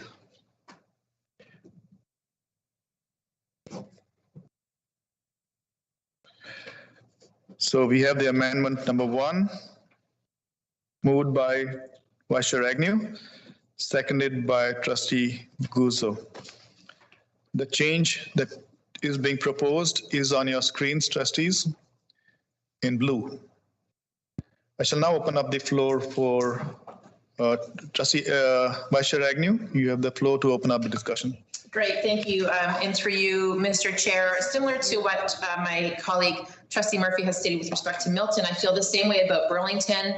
Different areas have different unique needs. Our demographics might be a little bit different. The concerns perhaps might be a little bit different. But beyond that, I just believe that our constituents can be better represented should trustees be able to focus on a specific ward rather than by at large. Again, further to what Trustee Murphy had said, there is often confusion by some of our constituents. They don't know who to contact. They're not sure who they, things could possibly fall through the cracks. And so I just believe by going to the by ward, we are truly better able to represent the constituents in our wards. And I think that we'll see, I just think we'll see them better served that way. And I would ask for the support of my fellow trustees in making that change. Thank you, Vice Chair Agnew. I shall now open up the floor for discussions. I have Trustee O'Brien, whose hand up. Trustee O'Brien. Thank you, through Mr. Chair. And thank you, Trustee Agnew, for this amendment. It gives us a chance to look at an option. I struggle with this decision, I'll be honest with you, because it is a question of what is better for our constituents. To have one person as the go-to is definitely a good idea. I mean, if a constituent has a problem, they go to their trustee. It's their trustee's responsibility. They need to take ownership of their ward, or in this case, wards. On the other hand, I also have seen cases where a constituent had a concern, and the option of going to 3 trustees was a good thing, in the sense that the response was met by 3 different brains, and they got 3 different inputs as to their problem. And in some cases, I really do feel it was better. So I do struggle with this, and I am going to base my decision just on what I've seen in each municipality. And I'm going to be honest with my brother, the trustees. I think as a team, we've relatively done well at responding. So I'm going to actually go for at large in Burlington. I'm not going to. I have a different opinion about other communities, but so that's where I stand now. But I will say that this is not an easy decision, and I can see benefits for both systems in Burlington. Thank you, Mr. Chair. Thank you, Trustee O'Brien. On the speakers list, we have only Trustee Murphy. Trustee Murphy, you have the floor. Thank you, Mr. Chair. Valid points by Trustee O'Brien, but keep in mind that we still all have accountability and responsibility for every constituent and every ratepayer and every student. So I know that many of us have been contacted by people outside of our municipality because of something that was discussed in a meeting, or a certain level of interest or level of expertise. That's going to continue. So there's nothing that will prevent any of us from not servicing other constituents in whatever municipality they may be. So this is strictly assigning, through the election process, assigning an area of responsibility that we know that there is coverage. So, for example, one school won't get left out, and I think it would, again, in all regions, would benefit by assigning that accountability and responsibility, but in no way does it negate our accountability and responsibility to the entire region. Thank you, Trustee Murphy. We have Trustee Bowie. Trustee Bowie, you have the floor. Thank you, and through you, Mr. Chair. I'm not a municipally elected trustee, so I can't speak specifically on this issue, but I can.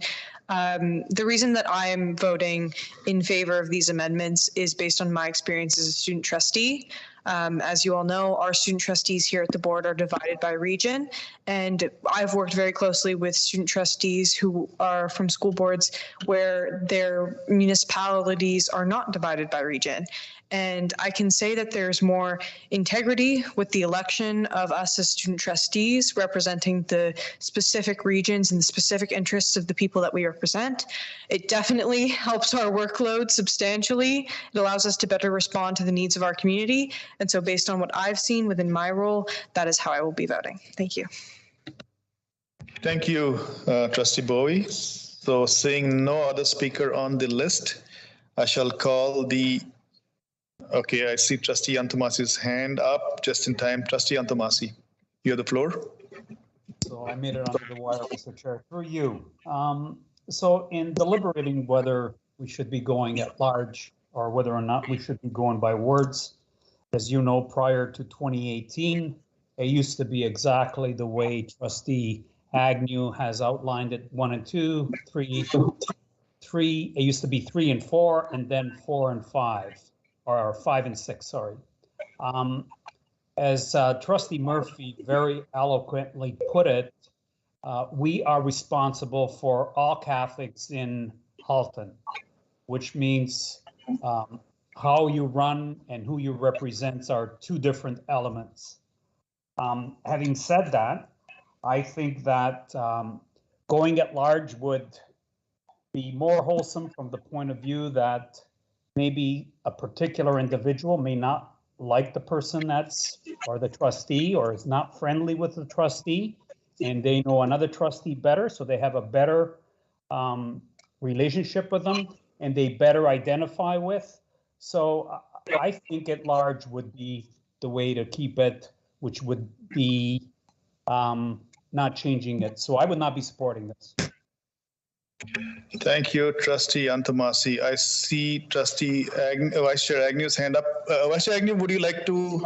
Okay, Vice Chair Agnew has a question. Vice Chair Agnew, go ahead. Thank you, through you, Mr. Chair. And if you'll allow me, and if Trustee Ian Tomasi would be so kind, I would actually like to ask a question to him, just based on the comments that he just made, if that's okay, just for clarification. Sure. Vice Chair Agnew, go ahead, ask, and I'll. So the question was, I know that we had just gone through the vote for Milton, and I didn't hear any of those objections at all from Trustee Ian Tomasi when we were voting on the ward versus at large in Milton with respect to you like someone, you don't like someone, you have a better relationship with one of your trustees than other. And so I just wondered why that would be applicable here in Burlington, and yet that didn't seem to be applicable for Milton. And I just wondered if he could clarify for me what that difference would be. It didn't seem to be an issue in Milton.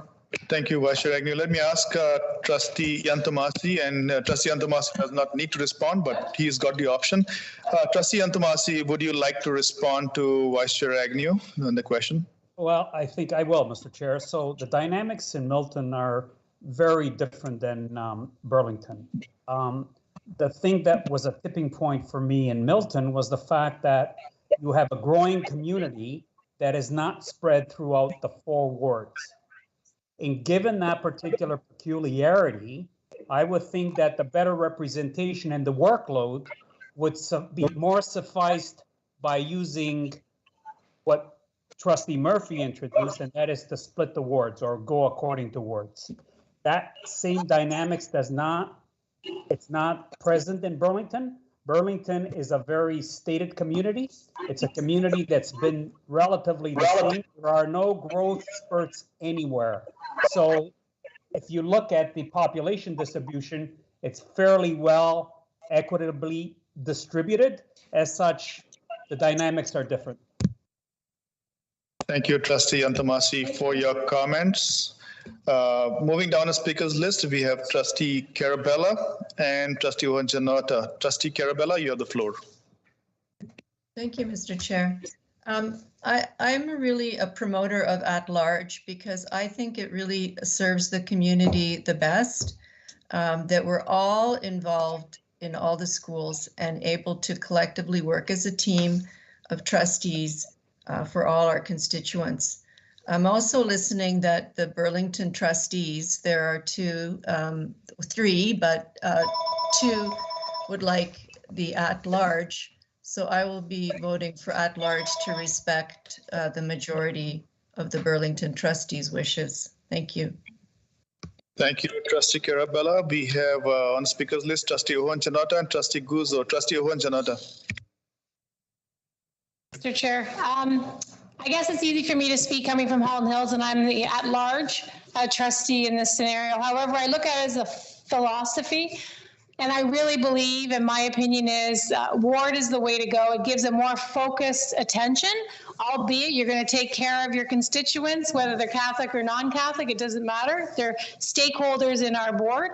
But I think going by ward gives it more of a focused approach. So I will be voting for ward, and I will be voting for ward in Oakville when that comes up as well. Thank you. Thank you, Trustee Hunchanota. Trustee Guzzo, you have the floor. Thank you, through you, Mr. Chair. You know, I heard a comment today or just earlier in regards to teamwork, and somebody asked me earlier today, what do you see as an advantage of going to ward? And my response was, as we can see that not everybody gets along as trustees sitting at the table.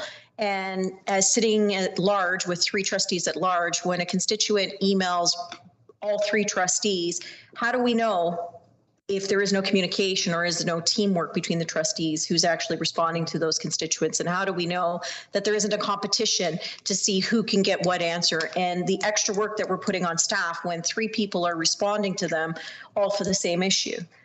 At least what happens when you go to ward is you get one person who is accountable for that area.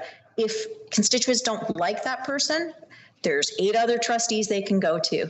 I have had constituents reach out to me from Burlington, and I've had constituents reach out to me from Milton, not from Halton Hills, sorry, but I have, and I would never turn them away. And I would hope that nobody would ever turn them away. But that being said, you know, our town councillors are by wards, our coterminous boards are by wards. There's a reason for that, and it just makes more sense. And, you know, the fact is if you're in your community, you're known by your community, and that's where historically you should be running, is in your community. So I will definitely be supporting wards all across the board. Thank you. Thank you, Trustee Guzzo. Seeing no other speakers, I will hand it off to Vice Chair Agnew to close discussions, and then I'll call the vote. Vice Chair Agnew. Thank you. I've got no closing comments. Thank you, Mr. Chair. Thank you, Vice Chair Agnew. I shall now call the vote on the motion that we see on the screen, and the amendment is in blue. So, trustees, are we ready to vote? Trustee DeRosa? I'm opposed. Trustee Antamasi? Trustee Antamasi? Can you hear me? Yes. How do you vote? I'm opposed. Trustee Carabella? Opposed. Trustee Bowie? In favor. Trustee Masriamar? In favor. Trustee Tokiwa? Trustee Tokiwa? I'll come back to you. Trustee Hunchanora? I'm in favor. Trustee Guzzo? In favor. Vice Chair Agnew? In favor. Trustee Murphy? In favor. Trustee O'Brien? Opposed. Trustee Tokiwa? Trustee Tokiwa? And in favor. In favor? Okay. And Chair Duarte is in favor. We have 5 in favor, 4 opposed. The amendment to the main motion carries. We shall now go back to the main motion as amended.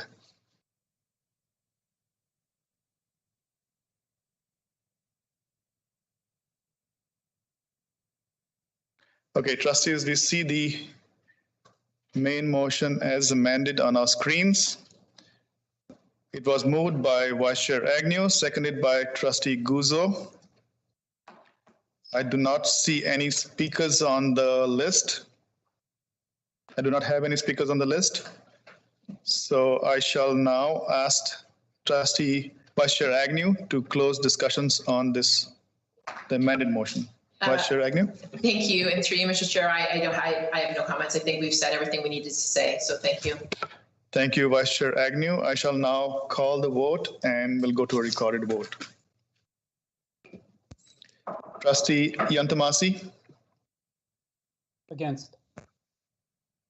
Trustee Carabella? Opposed. Trustee Bowie? In favor. Trustee Masriamar? In favor. Trustee Tokiwa? In favor. Trustee Hunchanora? In favor. Trustee Guzzo? In favor. Vice Chair Agnew? In favor. Trustee Murphy? In favor. Trustee O'Brien? Opposed. Trustee DeRosa? I'm against.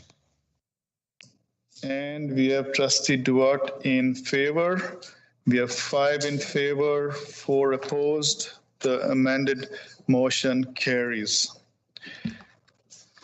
We shall now move on to the 5th motion, and I'd like to have that displayed on the screen, and I shall read the motion. I shall now read the motion. Be it resolved that for the 2022 English Catholic School trustee elections in Halton, Town of Oakville will be represented by 3 trustees at large. I will now ask for a mover and I will move, Mr. Chair. Thank you, Trustee DeRosa. Moved by Trustee DeRosa. I'll need a seconder. Carabella. Seconded. Okay, I got Trustee Guzzo here. Trustee Guzzo. I shall now open up the floor to discussion, and I see Trustee Guzzo's hand is up there. Trustee Guzzo, you have the floor. Thank you, Mr. Chair. I'd like to make an amendment. Okay, give me a second. I need to get my paperwork in order. So we have an amendment. Amendment number 1. We are moved by. Oh, can you state your amendment? Sorry. Yes, absolutely. Be it resolved that for the 2022 English Catholic School trustee election, Halton, the town of Oakville will be represented by 3 trustees by Ward 1, 2, and 3, Ward 4 and 7, and Ward 5 and 6. Can we have the amendment on the screen, the amended? Oh yeah, I need a seconder, please. I'll second. Vice Chair Agnew seconds. So it's moved by Trustee Guzzo, seconded by Vice Chair Agnew.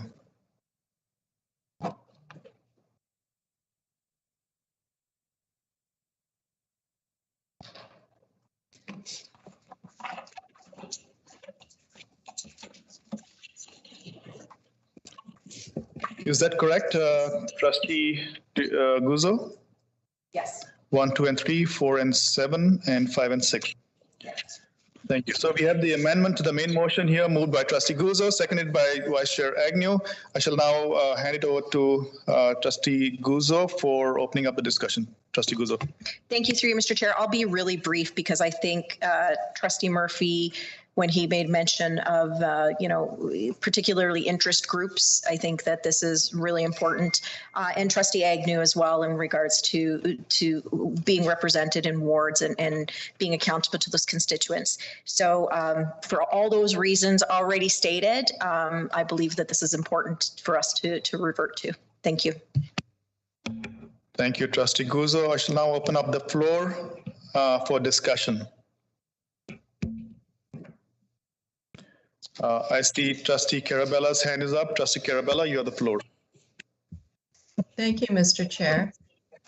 As I said before, I'm a supporter of at-large, and particularly Oakville has been at-large always.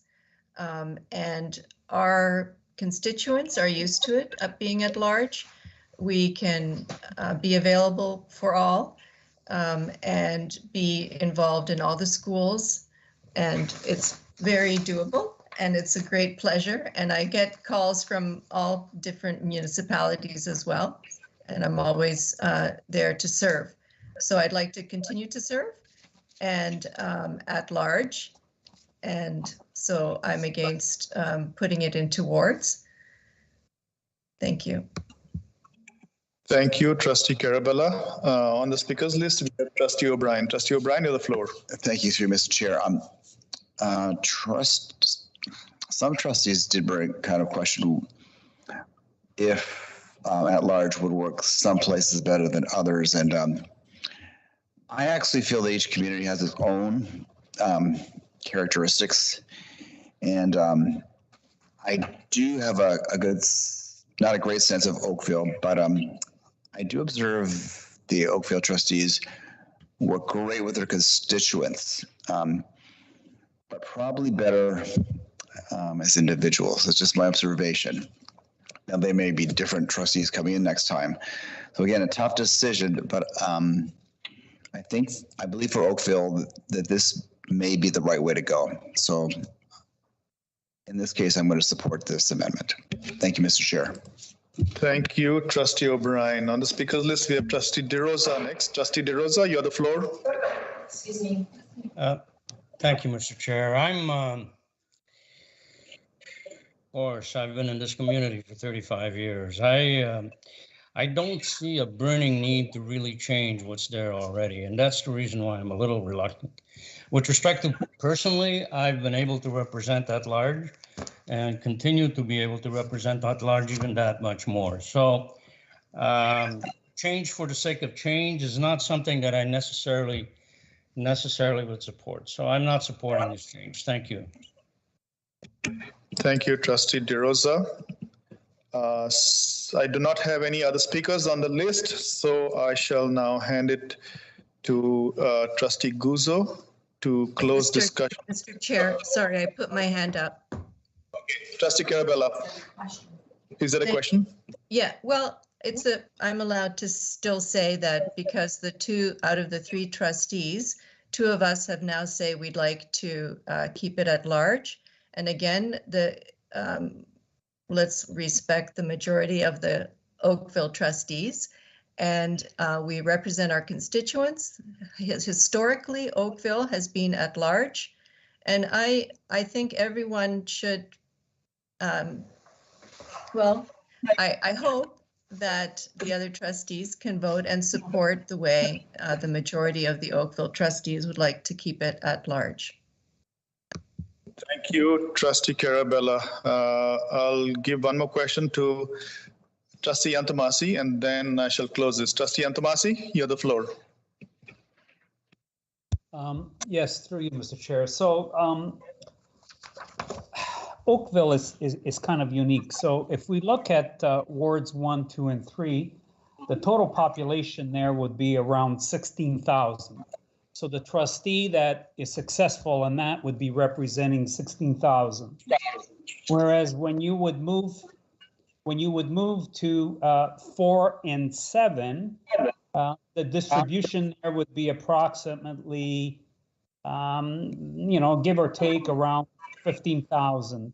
So it would seem to me that 5 and 6 would be down to around 13, almost 14. So I don't see that as an equitable distribution. I think that Oakville has been traditionally at large because the splits are different than everywhere else.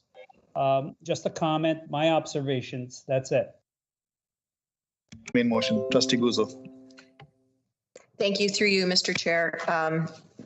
Clearly, I think everybody has said it all. I think wards is a better reflection, and it offers our constituents the ability to know who their trustee is. And our school communities assigned to that trustee, I think it makes it less confusing all around. And it still allows all of us to serve, or anybody who comes in to serve every single person who is part of this board. That will never stop. Thank you. Thank you, Trustee Guzzo. I shall now call the vote on the motion and the amended motion, the amendment that you see on the screen in blue. So, trustees, are we ready to vote? Okay, Trustee Carabella. I'm opposed. Trustee Bowie. In favor. Trustee Mastrihammer. In favor. Trustee Tokiwa. Trustee Tokiwa. Trustee, I'll come back to you. Trustee Ohonchanada.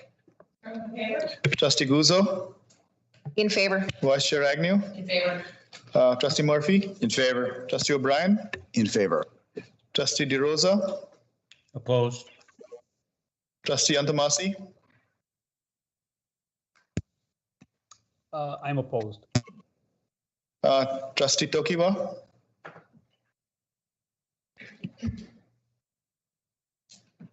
Trustee Tokiwa. Okay, if Trustee Tokiwa is not there, we have 5 in favor, 3 opposed. The amendment carries. We shall now go back to the main motion as amended. So the main motion was moved by Trustee DeRosa and seconded by Trustee Guzzo.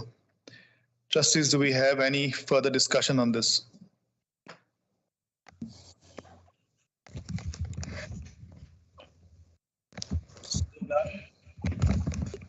I shall, sorry?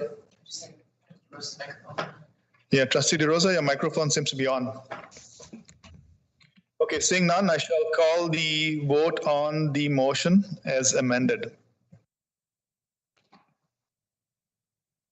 Trustee Ohonchanada? In favor. Trustee Guzzo? In favor. Vice Chair Agnew? In favor. Trustee Murphy? In favor. Trustee O'Brien? In favor. Trustee DeRosa? Opposed. Trustee Antamasi? Opposed. Trustee Carabella? Opposed. Trustee Bowie? In favor. Trustee Bastiammer? In favor. Tokiwa? In favor. So we have 5 in favor, we have 3 opposed. The amended motion carries. We have completed 5 motions, just like that. Moving on to the next order of business, which is item 8.2, policy II-37, volunteers in Catholic school. Trustee Guzzo, can you please read the motion? Yes, thank you through you, Mr. Chair. Be it resolved that the Halton Catholic District School Board accept the recommendation of the Policy Committee that policy II-37, volunteers in Catholic schools, be approved. May I have a seconder to this motion? O'Brien. Yeah, Trustee O'Brien seconds it. I shall now open up the floor for discussion. Trustees, do we have questions, discussions?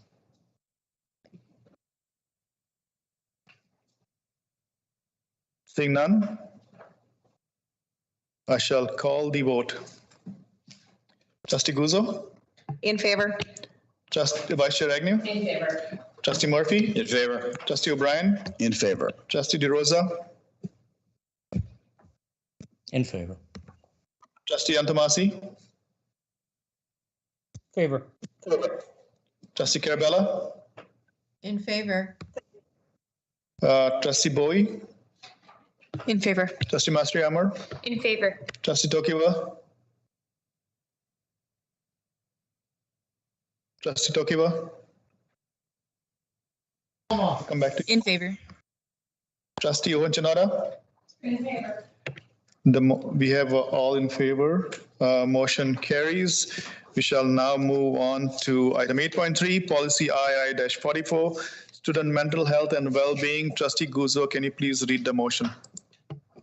Thank you through you, Mr. Chair. Be it resolved that the Halton Catholic District School Board accept the recommendation of the Policy Committee that policy II-44, student mental health and well-being, be approved.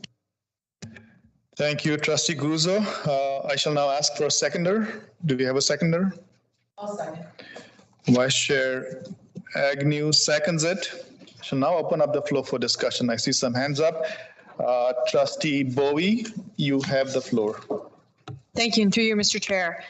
So as student trustee, I've been working closely with our student well-being committee on Senate, and we did read over this policy, and it does look to be good, and the revisions look to be good. I just wanted to echo one concern made by the committee, which is that this policy is not comprehensive, and that the committee right now is looking into recommendations for a procedure to go with this policy for addressing student mental health crises in schools. As it currently stands, this policy does not provide a full recommendation and outline for how mental health staff in our schools and teachers interact with students. So I just wanted to bring that to attention. And thank you, Mr. Chair. Thank you, Trustee Bowie. Trustee Mastriamer, you have the floor. Thank you. Through you, Mr. Chair. So while reading this policy, it mentions the mental health leadership team, and I was just wondering who forms part of that team. Okay, let me pass this on to Director Daly. Okay, Superintendent Bello. Superintendent Bello. Thank you, and through you, Mr. Chair. The leadership team is comprised of our chiefs, so our chief of mental health programming, our chief social worker, and our chief psychologist. We also have our mental health steering committee, which involves a number of different stakeholders, including all 3 of our student trustees, who have been invited to be part of our broader leadership committee. Thank you, Superintendent Bello. Trustee Mastriamer, do you have a follow-up question? Thank you. Trustee Guzzo, you are next up on the speakers list. Trustee Guzzo. Thank you, through you, Mr. Chair. It's just to the student trustees. I'm a firm believer that our student trustees should have quite the voice when it comes to items that impact you the most. My concern is, unfortunately, you weren't at the policy meeting, so it's here for approval. But if you feel that there needs to be more to this, I would be happy to put a motion forward to defer this back to policy. So if you're okay with that, Mr. Chair, I would put that to the student trustees so that we can, specifically have them join us for that policy meeting to talk about this and to bring their concerns forward, or recommendations, should there be any.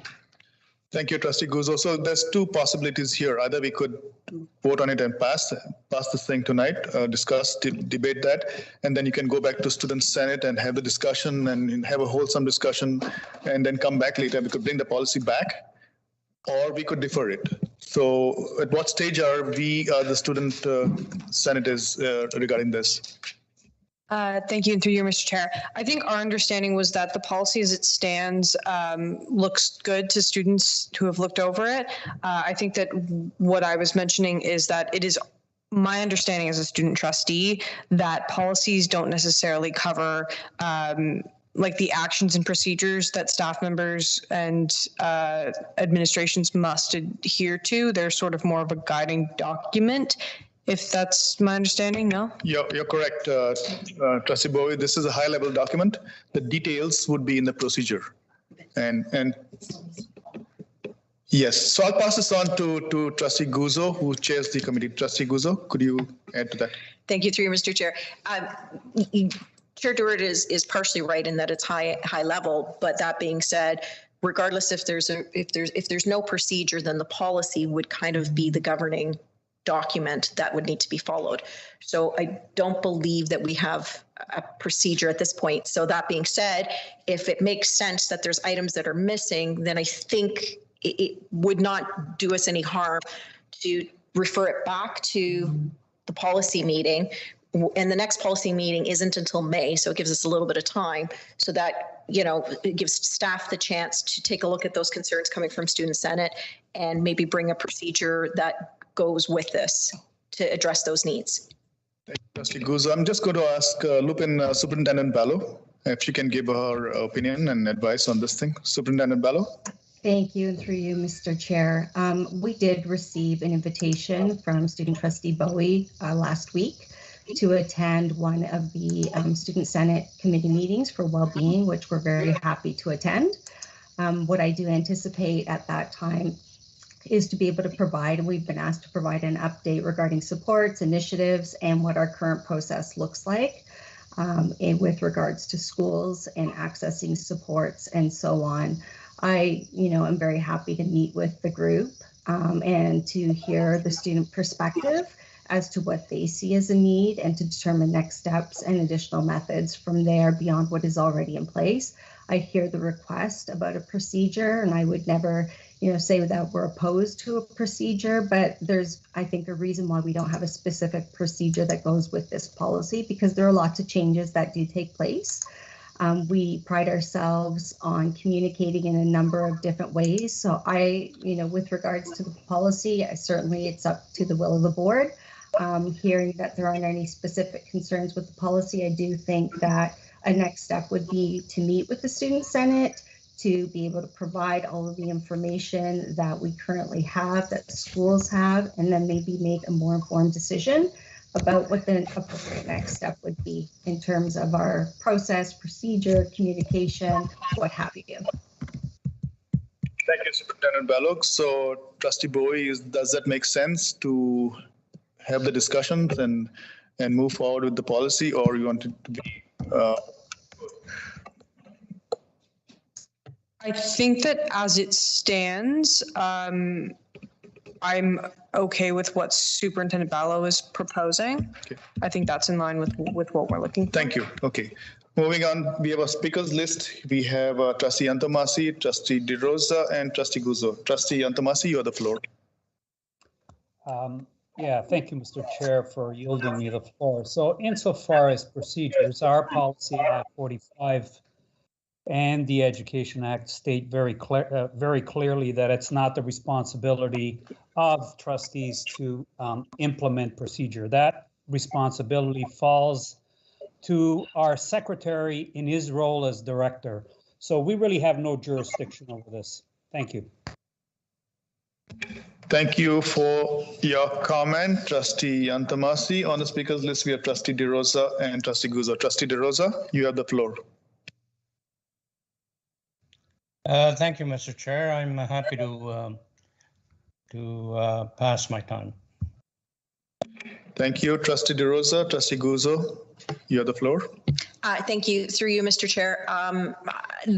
I understand that, that there's things happening to meet with students and whatnot, but I think that it doesn't do us any harm to send this back to policy for discussion, so that these concerns, particularly our students, when we're talking about our students' mental health, that their voice is the most important right now, front and center. So I would actually like to propose that we defer it back to policy for the May 2022 meeting for discussion.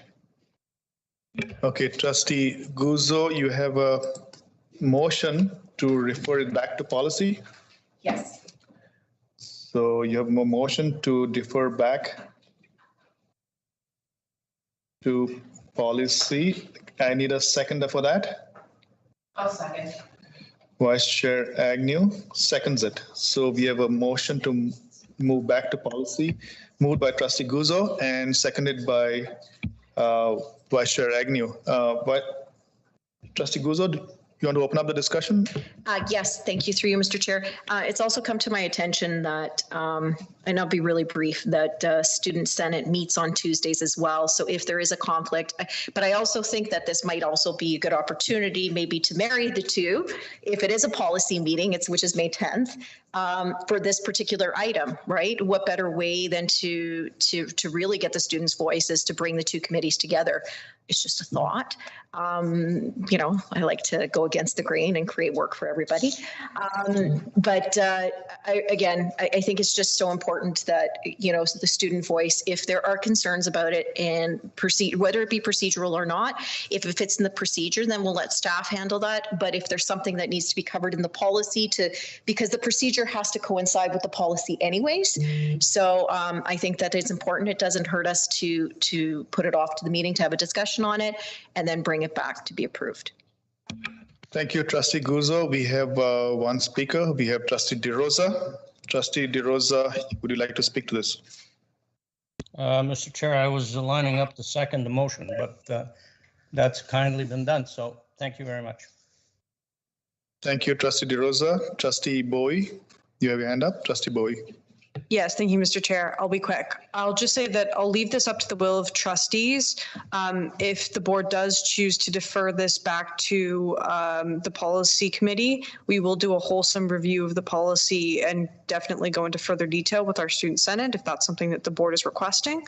And if not, then we will continue our discussions for the cause of student mental health at our board. Thank you, Trustee Bowie. I see no other speakers.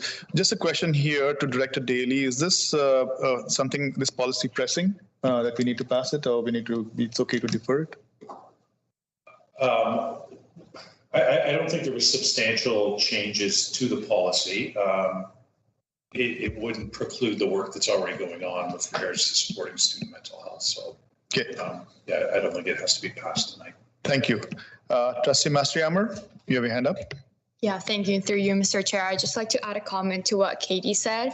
Even if it's not set by the board to ask the Student Wellbeing Committee, we will reach out to them and ask them, because that's what we usually do with every policy and with everything. We don't necessarily, you guys don't tell us to do it, but we try to reach out, and even to groups that are not necessarily, we kind of eavesdrop a little bit, and we're like, okay, maybe this should be something that we have to talk about at our board. So just to say about, go off Katie, that we will try to reach out to them either way. So we shall now, we do not have any other speaker. So we shall close discussion. Trustee Guzzo, you get to close discussion on deferring this back to policy. I think I've said it all. Thank you. Thank you, Trustee Guzzo. We shall now call the take a recorded vote. Shall call the vote. We are voting on the amendment to defer this policy back to the policy committee. It was moved by Trustee Guzzo, seconded by Vice Chair Agnew. Trustees, you ready to vote? Okay. Trustee Guzzo? In favor. Vice Chair Agnew? In favor. Trustee Murphy? In favor. Trustee O'Brien? In favor. Trustee DeRosa? In favor. Trustee Antamasi? Against. Trustee Carabella? In favor. Trustee Bowie? In favor. Trustee Mastriamer? In favor. Trustee Tokiwa? In favor. Trustee Wanjanara? In favor. We have 7 in favor. We have 1 opposed. The motion to defer it back to policy carries. The policy will go back to the next policy meeting. Moving on to the next policy item number 8.4, policy V-01, use of school grounds and community use of school facilities. Trustee Guzzo, can you please read the motion? Thank you. Through you, Mr. Chair, be it resolved that the Halton Catholic District School Board accept the recommendation of the Policy Committee that Policy V-01, use of school grounds and community use of school facilities, be approved. Thank you, Trustee Guzzo. I'm going to ask for a seconder. May I have a second? Trustee O'Brien seconds it. I shall now open up the floor for discussion. Do we have any questions? Seeing none, we shall take this to a recorded vote. Vice Chair Agnew? In favor. Trustee Murphy? In favor. Trustee O'Brien? In favor. Trustee DeRosa? Trustee DeRosa? In favor. Trustee Antamasi?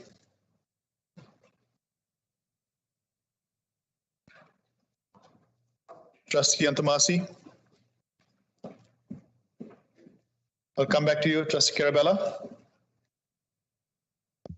In favor. Trustee Bowie? In favor. Trustee Mastriamer? In favor. Trustee Tokiwa? In favor. Trustee Wanjanara? In favor. Trustee Guzzo? In favor. Trustee Antamasi? So I was frozen, Mr. I just got back. So we're voting on. The motion you see in front of you on the screen.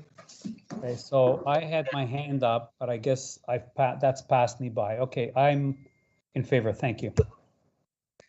Thank you, Trustee Antamasi. We have all in favor. The motion carries. Moving on to the next motion on the floor. Next motion is 8.5. Parental choice of masking kindergarten students of the HCDSB. The following is a notice of motion from March 1, 2022, regular board meeting. Trustee Carabella, please read the motion. Thank you, Mr. Chair. I wanted to say that due to the circumstances that have transpired since I made the notice of motion on March 1st, I am withdrawing this motion. Thank you, Trustee Carabella. The notice of motion 8.5, parental choice of masking kindergarten student stands withdrawn. We shall now go on to the next notice of motion. Item 8.6, letter to Education Minister Stephen Lecce for parental choice of all student masking. The following is the notice of motion from the March 1st, 2022 regular board meeting. Trustee Carabella, please read the motion. Thank you, Mr. Chair. Again, due to the circumstances that have transpired since I made this notice of motion on March the 1st, I'm withdrawing this motion. Thank you. Thank you, Trustee Carabella. Item 8.6, letter to Education Minister, notice of motion is withdrawn. Moving on to the next order of business, and that's the motion. 8.7, the notice of motion. The following is the notice of motion from the March 1st, 2022 regular board meeting. Trustee Guzzo, please read the motion. Yes, thank you. Through you, Mr. Chair, be it resolved that the Director of Education actively seek input from students to determine interest and provide active support where such interest is determined to implement a Black student union at every secondary school where students have requested, in brackets where one does not already exist, to be led by Black staff and/or parents. Be it further resolved that this be done immediately. Thank you, Trustee Guzzo. I'll need a seconder for this motion. Seconded O'Brien. Motion is moved by Trustee Guzzo, seconded by Trustee O'Brien. So I shall now open up the floor for, Trustee Guzzo, you have 5 minutes to open up the discussion on this. Thank you. Through you, Mr. Chair. I'm going to be really brief. There are some schools that currently do have a Black student group.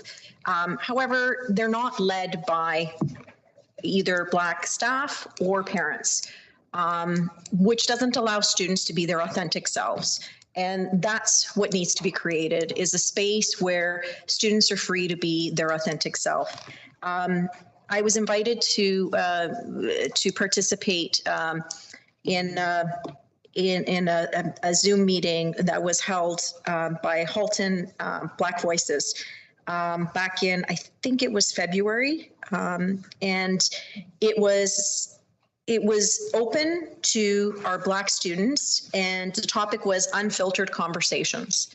And there were conversations that were held, and it was hard to hear. It was hard to hear because we had students who were participating across our board who didn't feel that they had a space where they could be their authentic selves, where they had people who understood their lived experiences, whether it be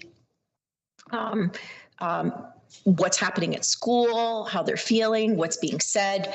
And this really is to create that. It's to create that space. I do understand that staff, it might be difficult to get staff to lead this that are Black. However, we have parents. We have, I believe it's Queen of Heaven has a community group that is led by parents specifically for marginalized students. And it is led, it's called I Dare. So we know that it can be done, but this is very specific. And I think it's something that we need to do. We need to create these spaces. And, we just finished talking about mental health and that there's issues with that. Is what better way for us to be addressing the needs of our students and to making sure that we're creating spaces that we can't call them safe anymore, but spaces that are authentic to allow people to talk about their lived experiences so that it can become a brave space for them. That being said, I would hope that trustees would support me in this motion. Thank you. Thank you, Trustee Guzzo. I am now opening up the floor for discussions. We have a speakers list. We have Trustee Boyd, Trustee Yantomasi, Trustee O'Brien, Trustee Ohun and Ohun Chinoda, and Trustee Masri Amar. Trustee Boyd, you have the floor. Thank you so much, Mr. Chair, and through you. So ahead of Trustee Guzzo bringing this motion to the board table tonight, we as student trustees reached out to our executive council on Senate, which consists of all of the lead senators of all of our schools, to solicit some feedback based on the current state of Black student unions and safe spaces for Black students at our secondary schools. So I'd love to share some of the responses that I've got for trustees' information. St. Kateri Tekakwitha has no Black student unit or Black student advisory council in any capacity. Loyola has a Black student advisory council and a multicultural club, but no Black student union. Corpus Christi has no Black student advisory council or Black student union. Christ the King has no Black student union, but they do have an equity committee. And I did receive a response from another high school and who heard from a senior student that said that for the past 3 to 4 years, they've been pushing to have a Black student union set up in their school, but they had never succeeded to run due to administration complaints of it being segregation. As well, they responded that Black students in their schools and many students feel uncomfortable that there are no Black teachers in their school and that the majority of their staff are majority white. As well, they said that their school has a very diverse student population, but is lacking the representation that they'd like to see in their teaching staff. So they also responded that the senator that we reached out to responded that many Black students feel that there's not enough focus, resources, and representation of the Black community in our school after Black History Month, and that after Black History Month, Black history and culture becomes irrelevant in our schools. So based on those responses, which I thank again our Executive Council at Senate for providing to us, I will be supporting this motion because I've heard directly from our students that this is something that they feel is necessary, that they would like to see an increase in safe spaces for Black students in their schools. And I do believe that Trustee Guzzo's motion, as she's put it forward, is a way for us to help to support that. Thank you. Thank you, Trustee Bowe. You just made the time. Moving down the speakers list, we have Trustee Yantamasi. Trustee Yantamasi, you have the floor. Thank you, Mr. Chair. So the motion speaks to unions. However, in Trustee Guzzo's address to the board, she refers to councils. I'm not quite sure. So perhaps she can clarify for me what would be the difference of councils vis-a-vis unions. As I understand it, under the Education Act, schools are allowed to have one union, but they can have many committees that represents minority groups. So perhaps she can shed some light. Thank you, Trustee Yantamasi. I shall ask Trustee Guzzo, but Trustee Guzzo need not respond. Trustee Guzzo, would you like to respond to Trustee Guzzo? Go ahead, Trustee Guzzo. Thank you, through you, Mr. Chair. So definition of a union is a club, society, or association formed by people with a common interest or purpose. I think that pretty much sums it up. We can call it whatever, but this was specifically what was asked. So I was listening to the students' voices, and union is appropriate. Union means a group of people coming together with a common interest. I don't see an issue with that definition. Thank you, Trustee Guzzo. Trustee Yantamasi, do you have a follow-up question? I certainly do, Mr. Chair. So if we abide by the Human Rights Code, are you saying that a Black union would only be open to Black students and not be open to the general union, the general student body? Trustee Yantamasi, are you directing this question to any particular trustee? I'm relaying the question to anybody that has the expertise to be able to answer that question. So first, Trustee Guzzo has proposed this motion. So I'll give Trustee Guzzo first choice run at this. Trustee Guzzo. Thank you, through you, Mr. Chair. Last time I checked, I believe we have a multitude of different clubs. Some are specific to religion, some are specific to I don't know, chess. Some are specific to the LGBTQ plus community. One of the protected grounds is race. If this is specific to a Black student union, then it is within the code, protected rights under the code. And it's about creating an authentic space for students where they can be safe and they can be brave. So that is part of our role, is to protect those that are marginalized. The Human Rights Code was specifically created for that. So yes, it is specifically for our Black students. Thank you. Point of clarification. Our Senior Manager of Equity and Human Rights could probably weigh in as well. Thank you, Trustee Guzzo. Trustee Antamasi asked the question of any specialist. Let me ask Mr. Jayaraman. Is Mr. Jayaraman there? Mr. Jayaraman, you would like to comment on this, on the question which Trustee Antamasi had put forward? Sure. Good evening, and through you, Mr. Chair. So if I understood the question, it was asking whether having a Black student union only would be against the Human Rights Code. It would not be, because when we're looking at something like a Black Student Association, it's an equity-seeking group that has that requires a space where Black students can come together and share issues. It's no different than, let's say, having a women's only or a girls only club. Not allowing men to be part of that club is not considered against the code. It's an equity-seeking group which requires that space. Thank you, Ms. Chairman. Moving down the speaker list, we have Trustee O'Brien. Trustee O'Brien. Thank you, through Mr. Chair. I want to first of all thank my esteemed colleague across the table for bringing this forward. As you know, our vision statement says that we are a board which is distinctly Catholic.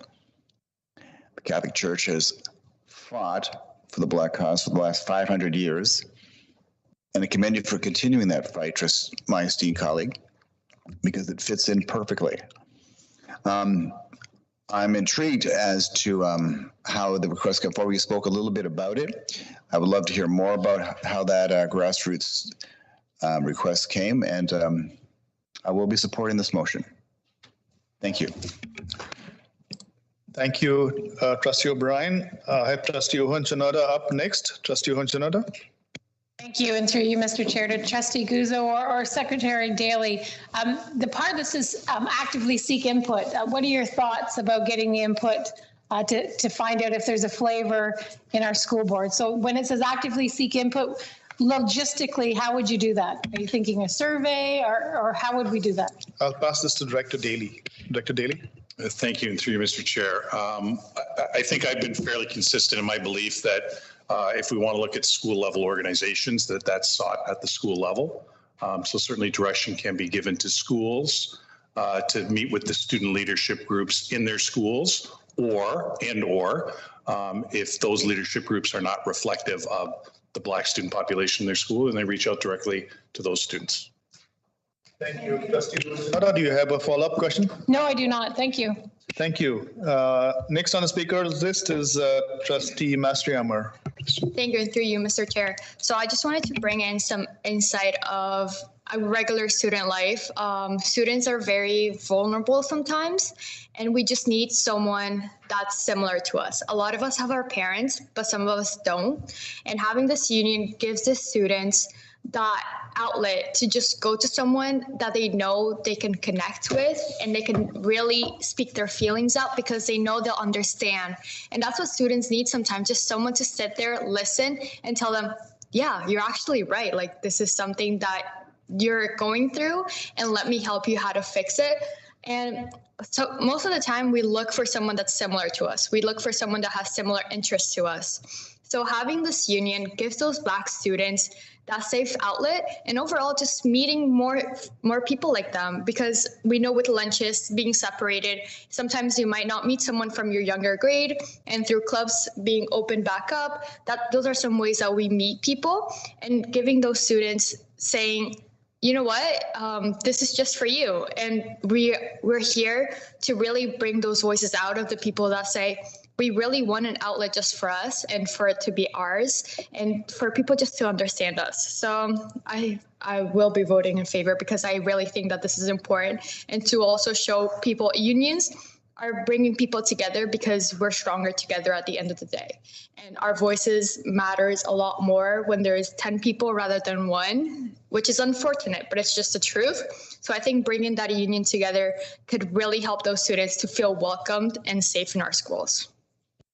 Thank you, Trustee Masri-Amar. On the speakers list, we have Trustee Murphy, Trustee Antamasi. Trustee Murphy, you have the floor.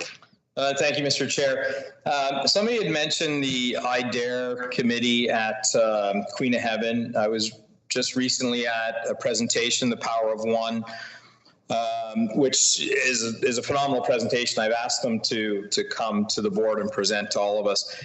But what the committee did was take students from each class, 2 students, to be the team leaders and to go back into their class to educate everybody on this this presentation, The Power of One, which is really something to see.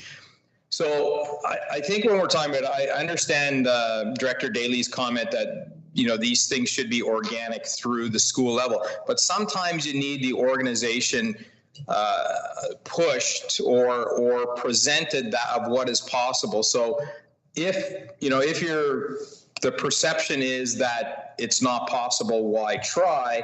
Sometimes we need to organize and help show the possibilities that, and it was quite shocking when I thank Trustee Bowie for giving that survey of our high schools and the lack of the Black student groups. Honestly, I was shocked, but maybe that's my fault. I should know more.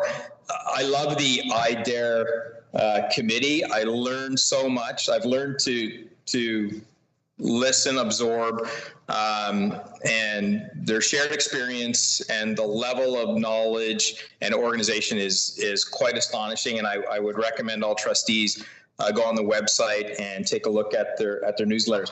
But I think the point is important that sometimes we need to kickstart or help organize when there is this lack of representation. So I think it's important for us to support this motion and have it move forward. Thank you, Trustee Murphy. We have Trustee Antamasi up next. Trustee Antamasi, you have the floor.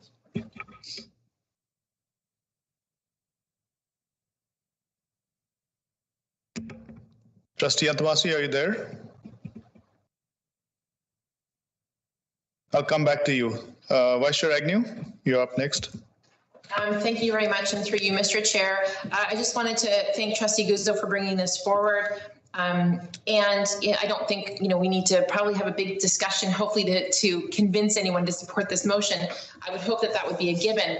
But I just wanted to make a comment to what Trustee Masri-Amar had said. And it's not specific to this, and I'm certainly not from a marginalized group, but I do parent a child who is from a marginalized group.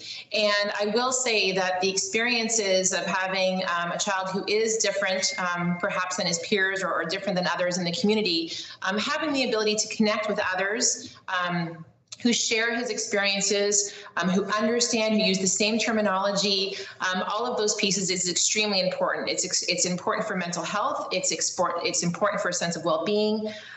It's a sense of community. And, if we can replicate that amongst as many groups as possible, I certainly would encourage that.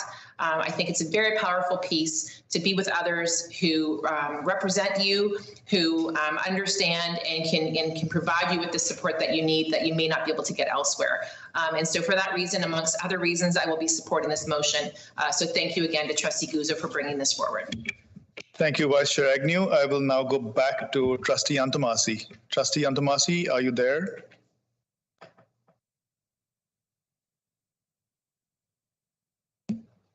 Trustee Antamasi. Yes, you're in the queue. I'm coming back to you. But I get frozen out. Thank you. Through you, Mr. Chair, thanks for recognizing me. So it would seem to me that we're stuck on definitions of what is a union, what is a council, and what is an organization. I need to know from Trustee Guzzo whether or not this would be an organization or a council as opposed to a union. Under the current legislation, under the Education Act, and any union guidelines, unions are by the whole body. If you were to only allow blacks, that would reverse discrimination. As such, I would ask her if she would consider Trustee Antamasi, please pause. There is a point of order here. Trustee Guzzo, please take a point of order. Thank you, through you, Mr. Chair. Trustee Antamasi is bordering on offensive and violating just the comments that are being made and put forward are offensive and can be viewed as discriminatory. So I would ask that he tread lightly on his comments and how he refers to our Black community. Trustee Guzzo has a comment here. I do not see any particular bylaw that we are. I know it's. The human rights code. Okay. So, Trustee Antamasi, I will accept Trustee Guzzo's point of order. Let's be cognizant and be careful in the words that we use. Okay, I think we need to be respectful of everybody. So, Trustee Antamasi, continue. You have my love. Since you've already ruled, Mr. Chair, may I continue? Yes, please. But I'd like to request you to be. Stop me midway. My question is very specific, as are all my questions. My question is specific. If we do not include all students, if it's a union, because the definition of a union refers to the whole student body, not a particular group, which is why I'm saying that if we change this to an organization, then it can be specific, minority specific. If you're talking to a union, if you look at the definitions under the Education Act and or any union discourse, then you will. Do I have the floor or not? Okay, I'm speaking to what I'm asking. Trustee Antamasi, go ahead. All right. So my question is to CETA. If we do not allow, if this becomes a union and we do not open it to a whole student body, would we be in a position to reverse discrimination? Simply because the union represents the whole body. We have only one union in a high school. We don't have many. Order, trustees. Privilege, Mr. Chair. The crosstalk here is really making it hard to pay Trustees, attention. order. Trustees, trustees, order. Trustee Antamasi, you asked the question about unions to Trustee Guzzo, which was answered. You asked the question of Mrs. Jayaraman, whether it's violating the code or the Charter of Rights, which was answered. We have given you the answer. I don't think you like the answer, but that's okay. But we are now moving on to the next speaker. Mr. Chair, so I got cut off. Do not have the floor. Thank you. I do not have any speakers on the speakers list, so I shall now close discussion and ask Trustee Guzzo to close discussion. You have 3 minutes, Trustee Guzzo. Thank you, through you, Mr. Chair. And thank you once again to our student trustees, because over the past 3.5 years, it's never ceased to amaze me the knowledge and how much we can learn from you and how much learning we still have to do. And that I so look forward to your generation to get rid of the bias that we hear all the time that's been embedded in us and continues to happen. I heard the word segregation, and I can't believe that we hear comments like that. That should never ever be said to anybody, and it should not definitely be said to our Black community. One of the comments came from a trustee asking whether or not, or they would like to hear more. Well, you know, these sessions that happen are advertised, they're public, you can participate in them. And on that conversation were our students. And our students, not just from Oakville, not just from Milton, not just from Burlington, not from Halton Hills, from all areas. And they all said the same thing. And as our student trustees, a particular student trustee Bowie said when she talked, how many schools were listed? How many schools were listed that don't have this? And yes, okay, so it's school-based level, but clearly if our students are saying that in a safe space or a brave space that it's not happening, then that means we need to do something, and that's why we're here at this table. Whether it's anecdotal or not, systemic racism exists, and we need to make changes. And we need to make sure that our students first and foremost are taken care of. And that's where this motion came from, is another step in creating that for our students, all students. And, you know, I heard the term reverse discrimination, and that comes from a position of privilege. And that should never be said at this table. We are supposed to be the leaders here, and that's why we're supposed to make the best decisions for our students. And I would hope that there would be no question in anybody's mind in ensuring that this is created for our students. Thank you. Thank you, Trustee Guzzo. I will now call the vote. We have the motion in front of us. It was moved by Trustee Guzzo, seconded by Trustee O'Brien. Trustees, are we ready to vote? Okay, I shall now call the vote. Trustee Murphy? In favor. Trustee O'Brien? In favor. Trustee DeRosa? In favor. Trustee Antomasi? Against. Trustee Carabella? Opposed. Trustee Bowie?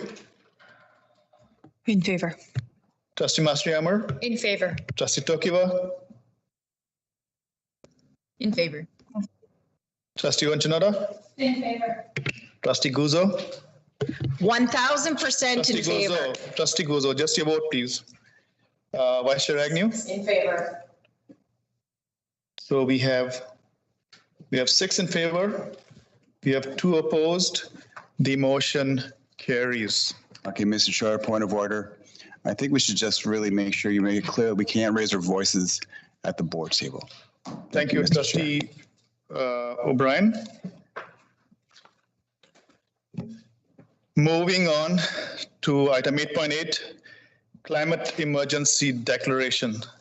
The following is a notice of motion from the March 1st, 2022 regular board meeting. This motion was put forth by our students, Trustee Bowie, brought forth by Vice Chair Agnew. I'm now going to ask Vice Chair Agnew to read the motion, and please read it slowly because I'm going to take a break. Even if I read it quickly, you're fine. Okay. Whereas the Halton Catholic District School Board HCDSB Student Senate passed a climate emergency declaration on February the 8th, 2022. Whereas a climate emergency is a globally catastrophic situation in which urgent action is required to reduce climate change and avoid irreversible environmental damage resulting from it. And climate change has become a prevalent issue around the world as well as in our school community. Whereas the encyclical, I can never say this, Trustee O'Brien, can you help me with the Laudato Si?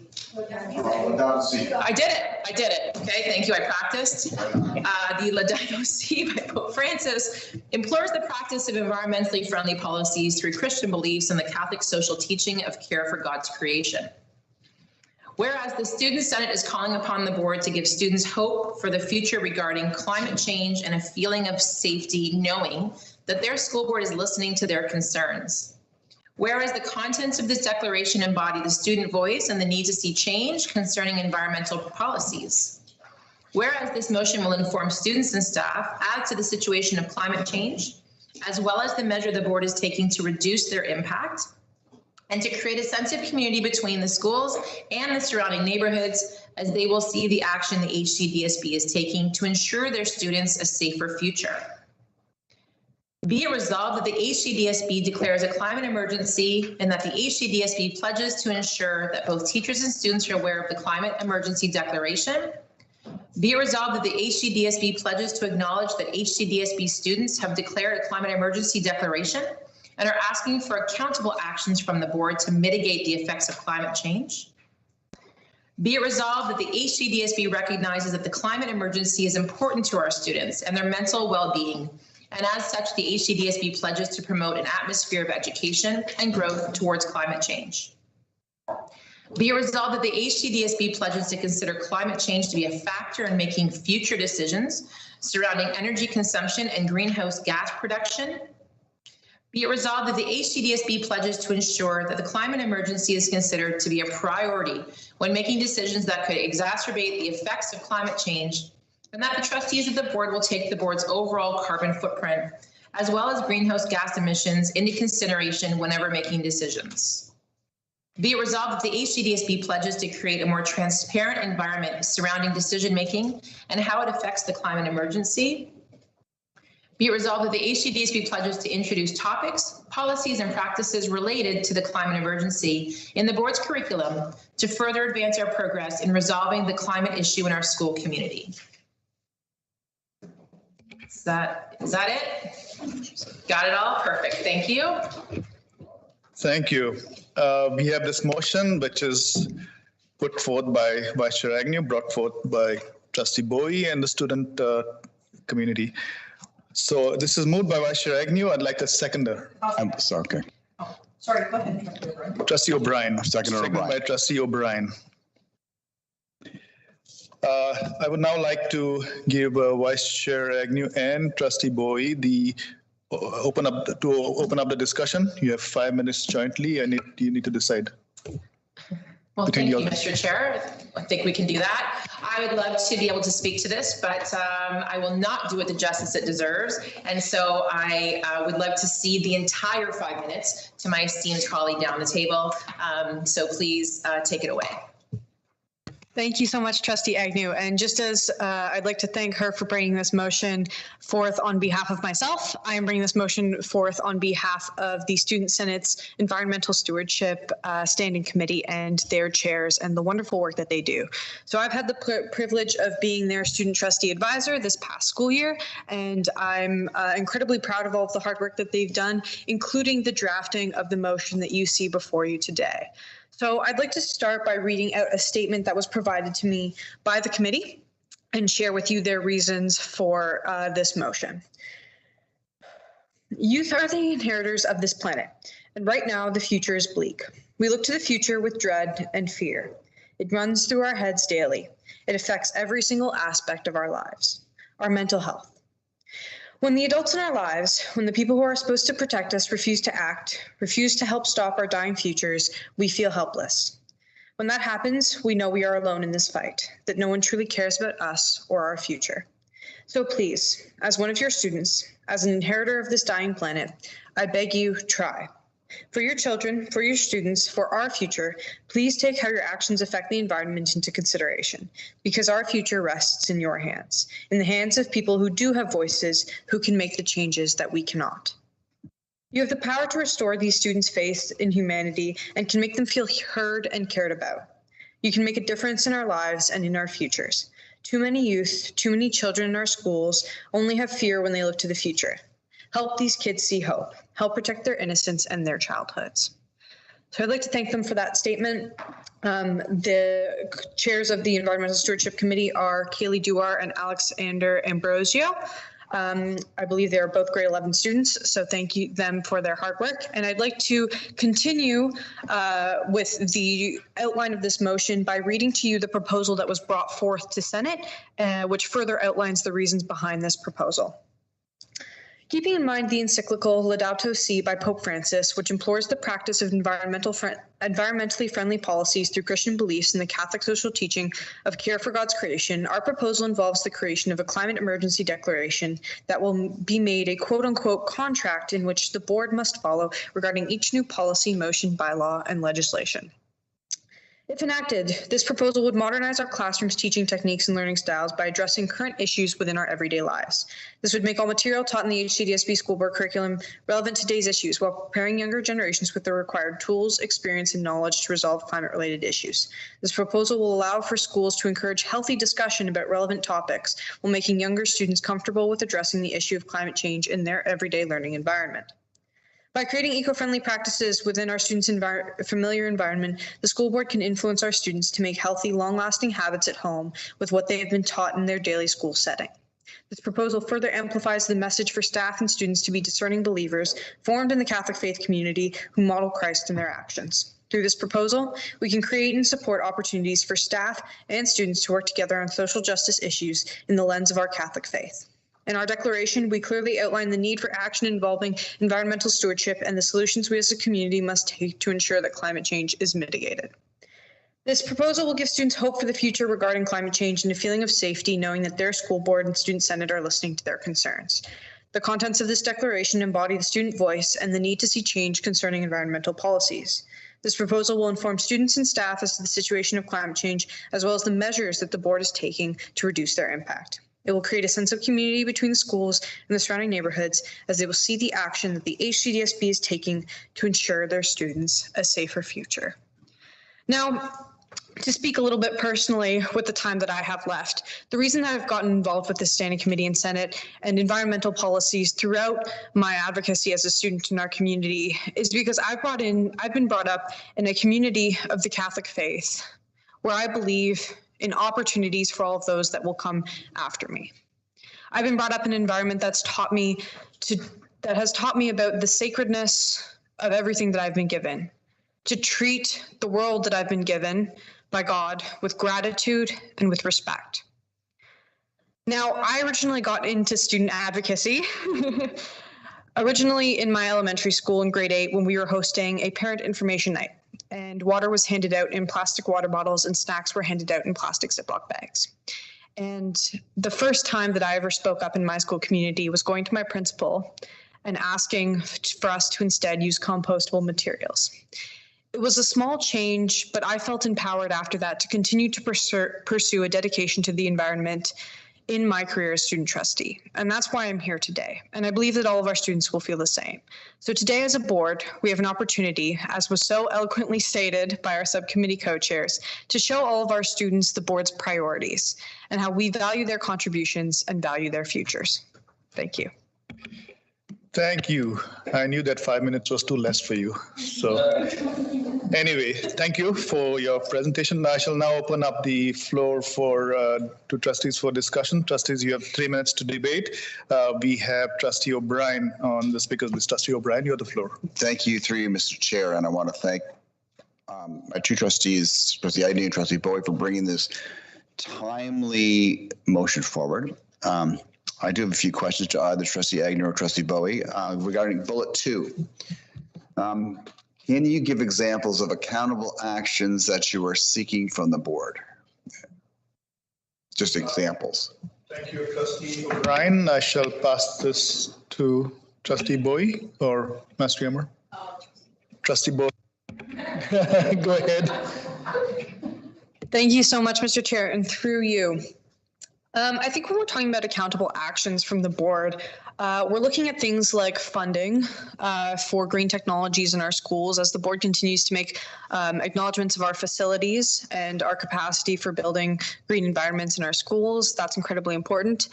When the opportunities arise for trustees of the board to vote on motions that help reduce our greenhouse gas emissions, perhaps in the near future, if targets are brought to the board, that would be something which is an accountable action. Programs to encourage reduction of our energy consumption, our water consumption in our schools would be similar examples. As well, I think the biggest theme that I've heard from our students on the standing committee is a need for increased education within our schools. So I think that the biggest thing that this action specifically would do to increase our environment, the board's stance on the environment, is that it's a visible and public declaration of a climate emergency, which it opens up awareness and conversations within our school community and within the community of our board and of our surrounding neighborhoods about climate change. And it's a commitment from the board that they value student concerns, that they value student input, and that they value student futures. Thank you. Thank you, Trustee Bowie. Trustee O'Brien, do you have a follow-up? Yes, I do. And thank you. That makes it clear. So the more concrete it is, the more I can grapple with the actual motion. This question asks to Superintendent Kroll regarding bullet 7, which says, talks about introducing topics into the curriculum. To Superintendent Kroll, can you give us, or at least tell us how much we can introduce topics into the curriculum? Sure. Go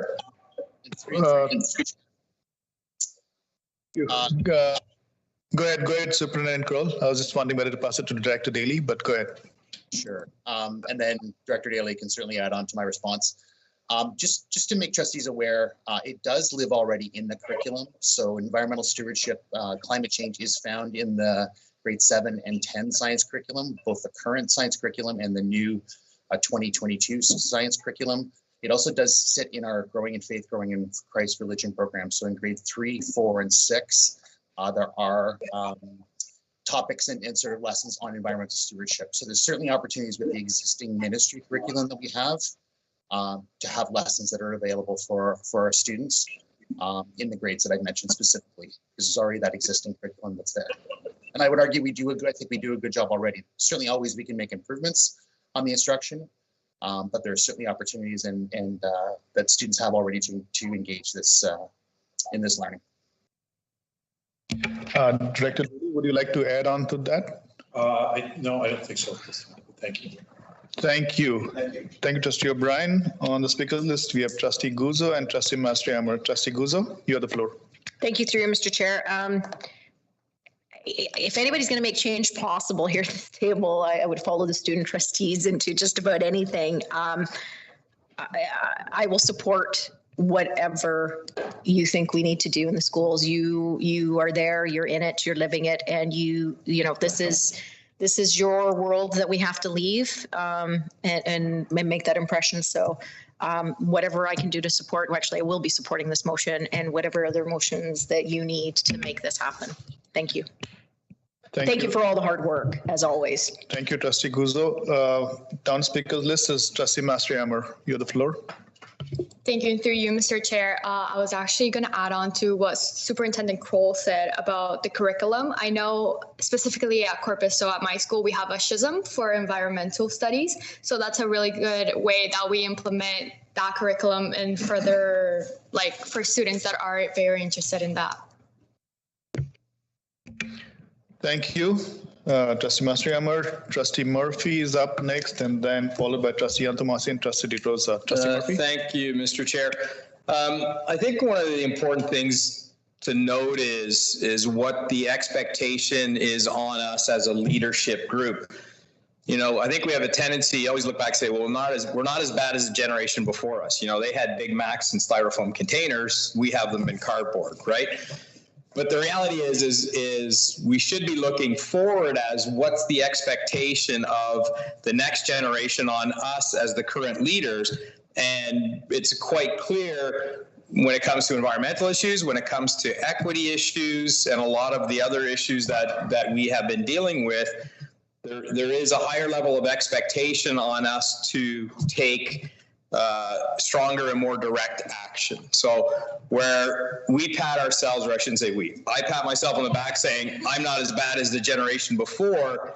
Maybe the issue, what I should be doing is looking forward to what the expectations are on me as a leader, and then making my decisions based on that. So I thank our student trustees for bringing these issues to us and opening up our eyes and trying to make me a better person. So thank you.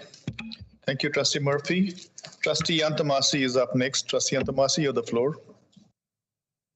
Thank you, Mr. Chair, through you. So Can you hear me?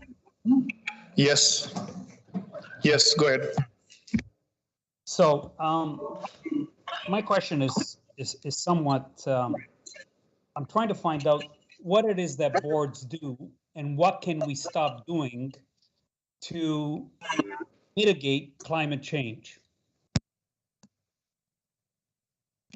Trustee Yantamasi, I'm just wondering if that's a question based on the motion right now, or we are going off on a different direction.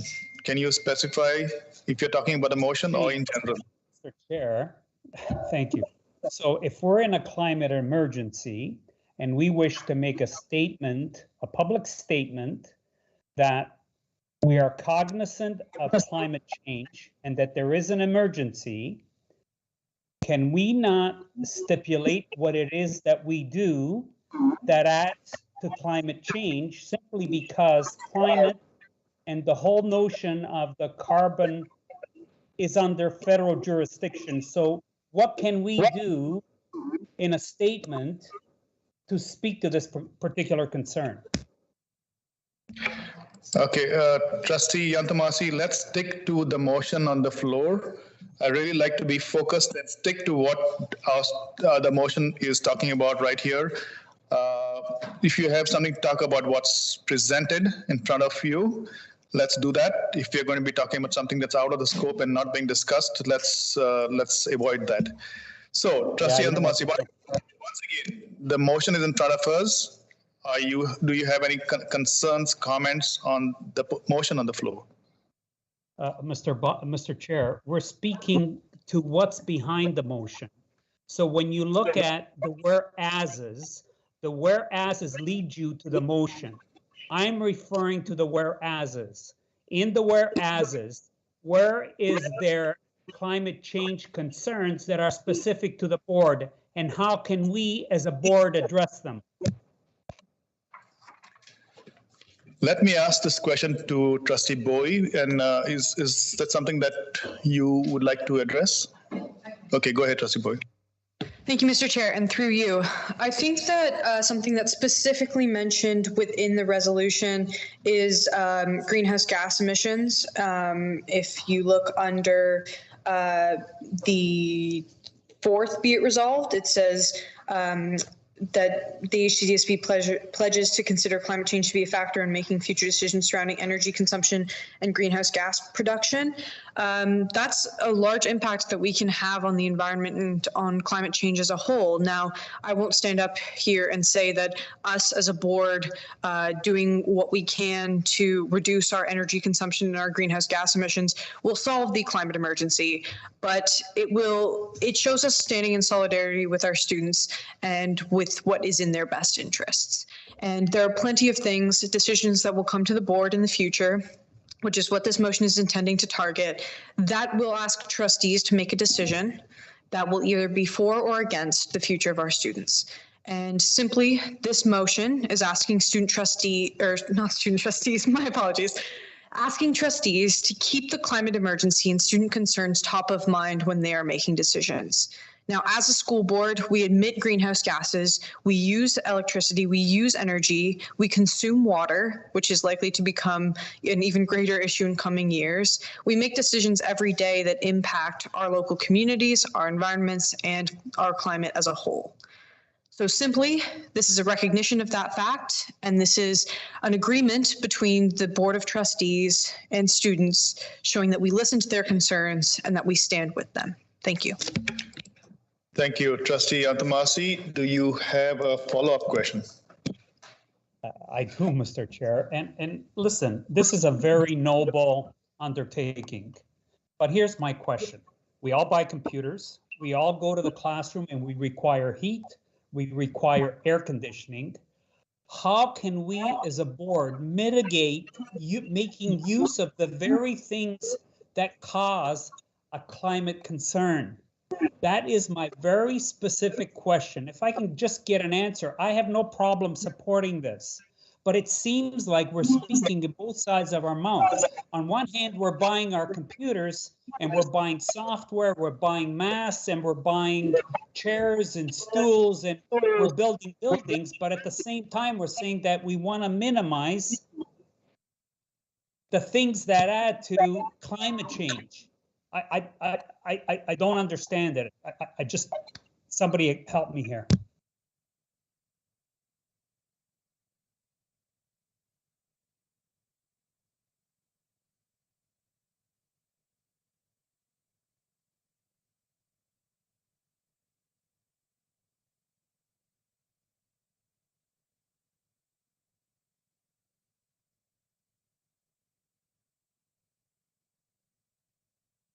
Sorry, Trustee Andamasi, my mic was off. So I heard very clearly, and I'm going to repeat it for you, that from Trustee Bowie, that this is step one in the direction, in the right direction that we need to be going in, and this is not a solution to all the questions that you have about computers and stools and all that stuff. Okay, so step one, we need to recognize this and try to implement this in everything that we do. So saying that, I shall now move down the speakers list to Trustee DeRosa. Trustee DeRosa, you have the floor. Thank you, Mr. Chair, through you. Mr. Chair, can you hear me? I'm muted. I cannot hear. It's a repeat of March the 1st meeting. Trustee DeRosa, you have the floor. Trustee DeRosa, are you there? I am, Mr. Chair. Thank you very much. Go ahead. The mic is on. Mr. Chair, well, okay. Tell me when I can go, Mr. Chair. Trustee DeRosa, you have the floor. Nobody else has the floor. So Trustee DeRosa, you. I'm hearing background conversation, so I will be brief, I promise. First of all, I want to commend the student trustees for bringing this motion forward, and I think we would all be hard pressed not to support the general principles of it. I want to express to some degree my concerns, because in everything else, you know, we can accept a general principle, and certainly we do have climate change is real, and it needs to be acknowledged. And I'm seeing this motion essentially towards that end. The unfortunate part is that we are, you know, we have to transition from an old world economy, if you will, to a new one. And sometimes that transition is not as straightforward as it appears. That transition sometimes changes jobs, it affects lives, it affects people's ability to work, and so on and so forth. That is the biggest balancing factor between speeding up the movement towards rapid change and effecting meaningful change. So I'll get to my point. It appears to me that we don't have a good sense, or maybe we do, of what initiatives that the board is faced with every day, whether it's in building schools, whether it's in air conditioning the environment, whether this motion will have a limiting factor in the management of the everyday operations. And that's what I don't have a sense for. I will be supporting this motion because it is in principle, in its general principle. But I would hate to see it being used as a tool to hamstring actual everyday operational progress, if I will. And I know I'm not using the proper word. So if anybody wants to comment to that with respect to helping me get, you know, a sense of balance, and everyone else who has the same concerns as I do. Thank you very much. Thank you, Trustee DeRosa. I will pass you on to Trustee Bowie, who's the expert right now. Yeah. Thank you, Mr. Chair, and through you. Thank you for your question, Trustee DeRosa. I will say that the motion before you does not use any binding language. It says that the board pledges to acknowledge, that it recognizes, that it will consider climate change to be a factor, that it will ensure that the climate emergency is considered to be a priority when making decisions. These do not bind trustees to making a decision. It is simply a statement, as I previously said, about the values of our students and our commitment to upholding those values. Now, in everyday decisions, whether trustees choose in their own conscience to make decisions in line with what this declaration is asking of them, that is on trustees' conscience and their decisions and however they choose to make them. However, in signing this, we bring student concerns to the forefront, and perhaps trustees will bring up this climate emergency declaration in the future when these sorts of decisions are coming to the board table. It simply allows for student voice to be amplified and heard as a louder constituent and stakeholder at the board table, and will ensure that in every decision moving forward, whether the outcome of the decision is in line with this declaration or not, it ensures that student voice is being heard. Thank you, Trustee Bowie. Trustee DeRosa, you have. Hold on, Trustee DeRosa. I shall now ask Director Daly to comment on this. Director Daly. Thank you, through Mr. Chair. I see Superintendent Merrick has his hand up. He could probably speak to some of the work we do currently to try and mitigate some of the issues that Trustee Bowie's talked about, and maybe to some of Trustee DeRosa's comments, some of the challenges we face in trying to do it as well. So it might provide a little bit of context.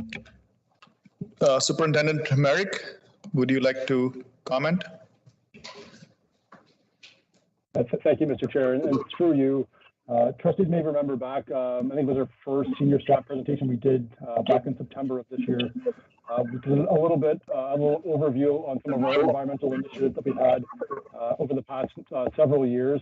That resulted in us being the fourth most efficient of the 72 school boards in the province. So, you know, we have done a lot of work in the past, especially around utility reduction. If you look back at our last few full years of school, which I granted the last couple of years have not been normal school years. We've saved a ton of electricity and gas as our schools have been closed for a large portion of the year.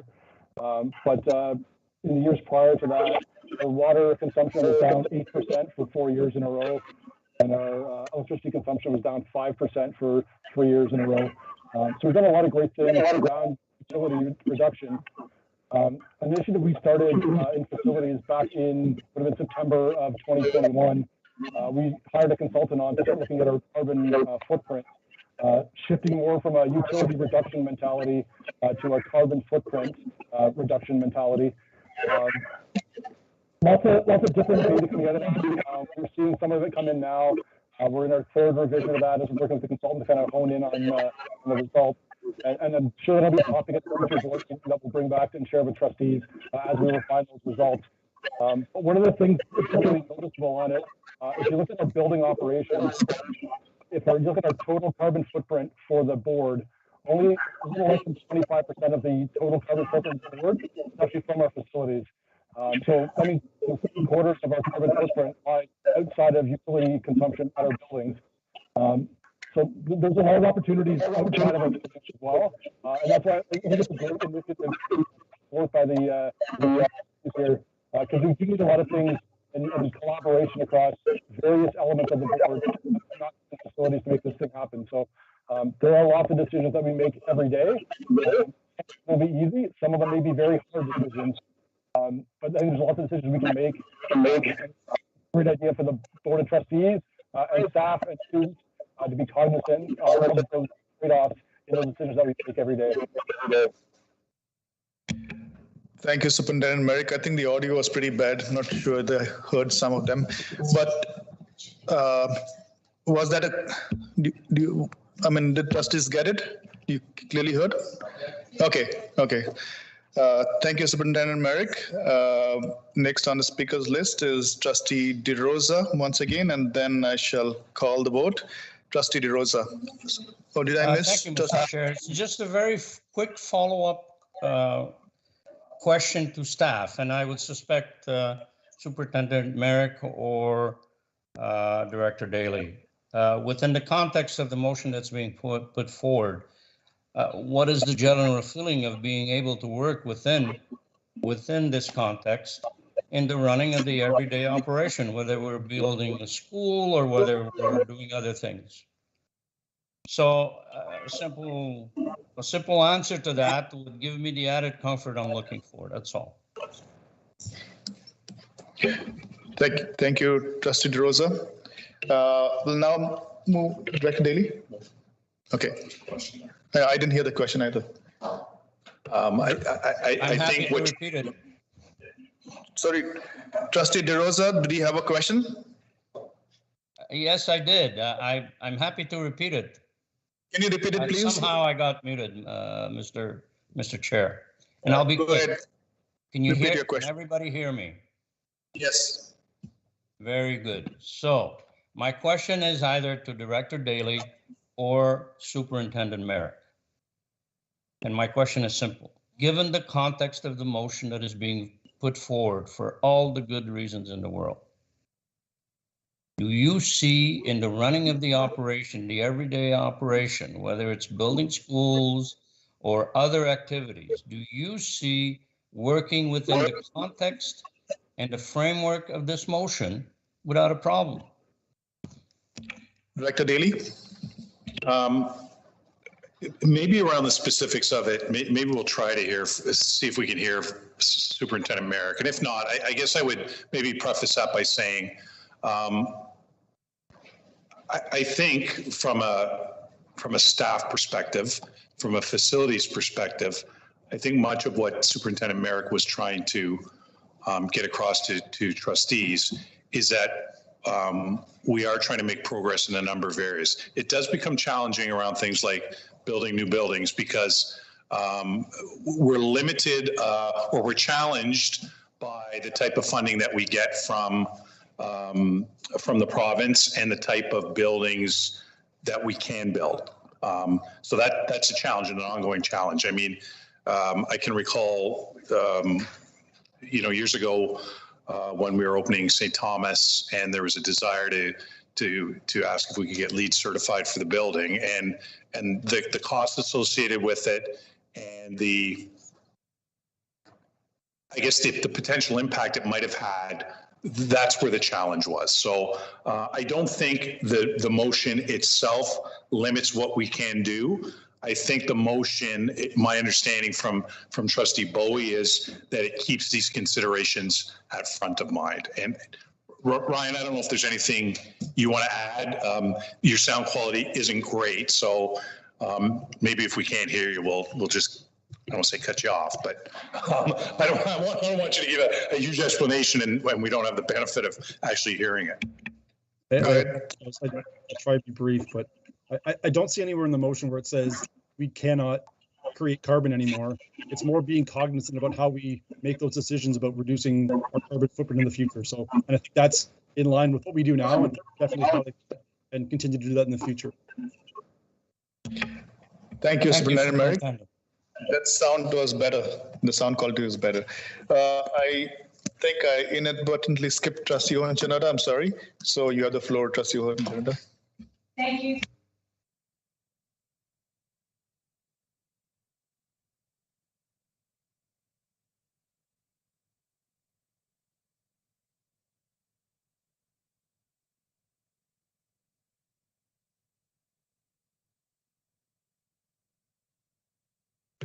No mic again? Hello?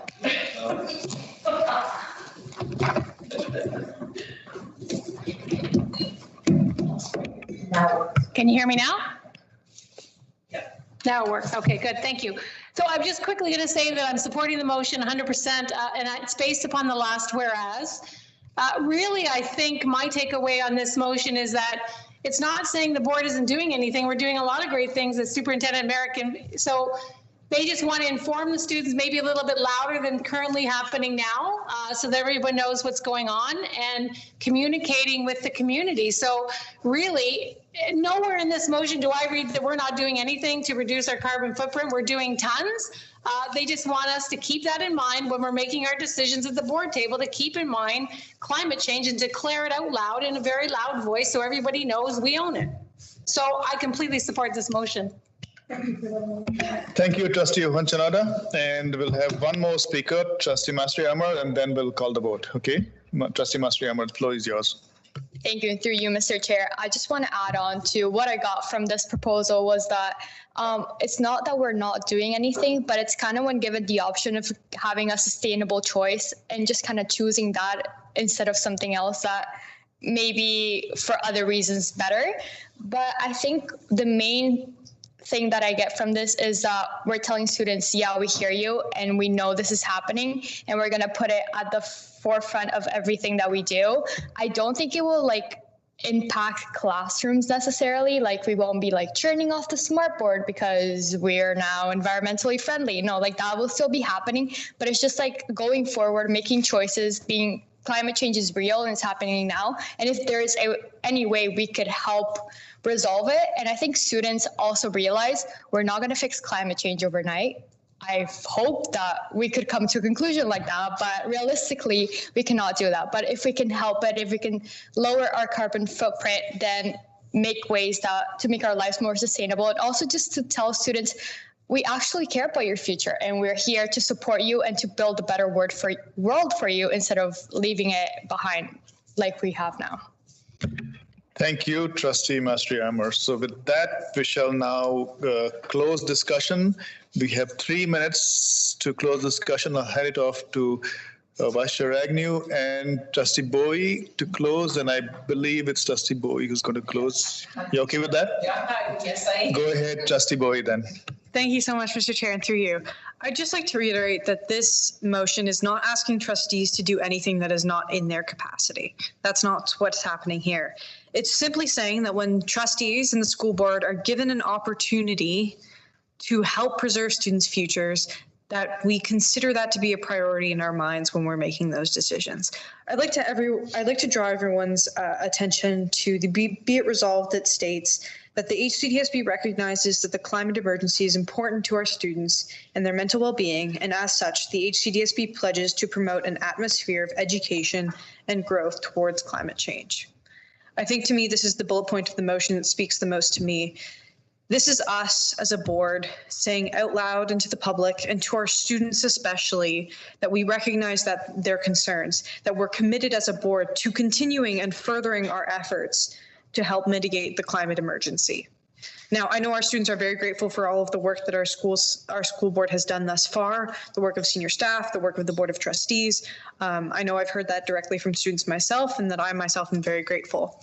This is simply, again, us saying out loud that we recognize that this is a priority to our students, that it's important, and that we'll keep it top of mind going forward in the future. And I think that that's something that's incredibly important for our students to hear.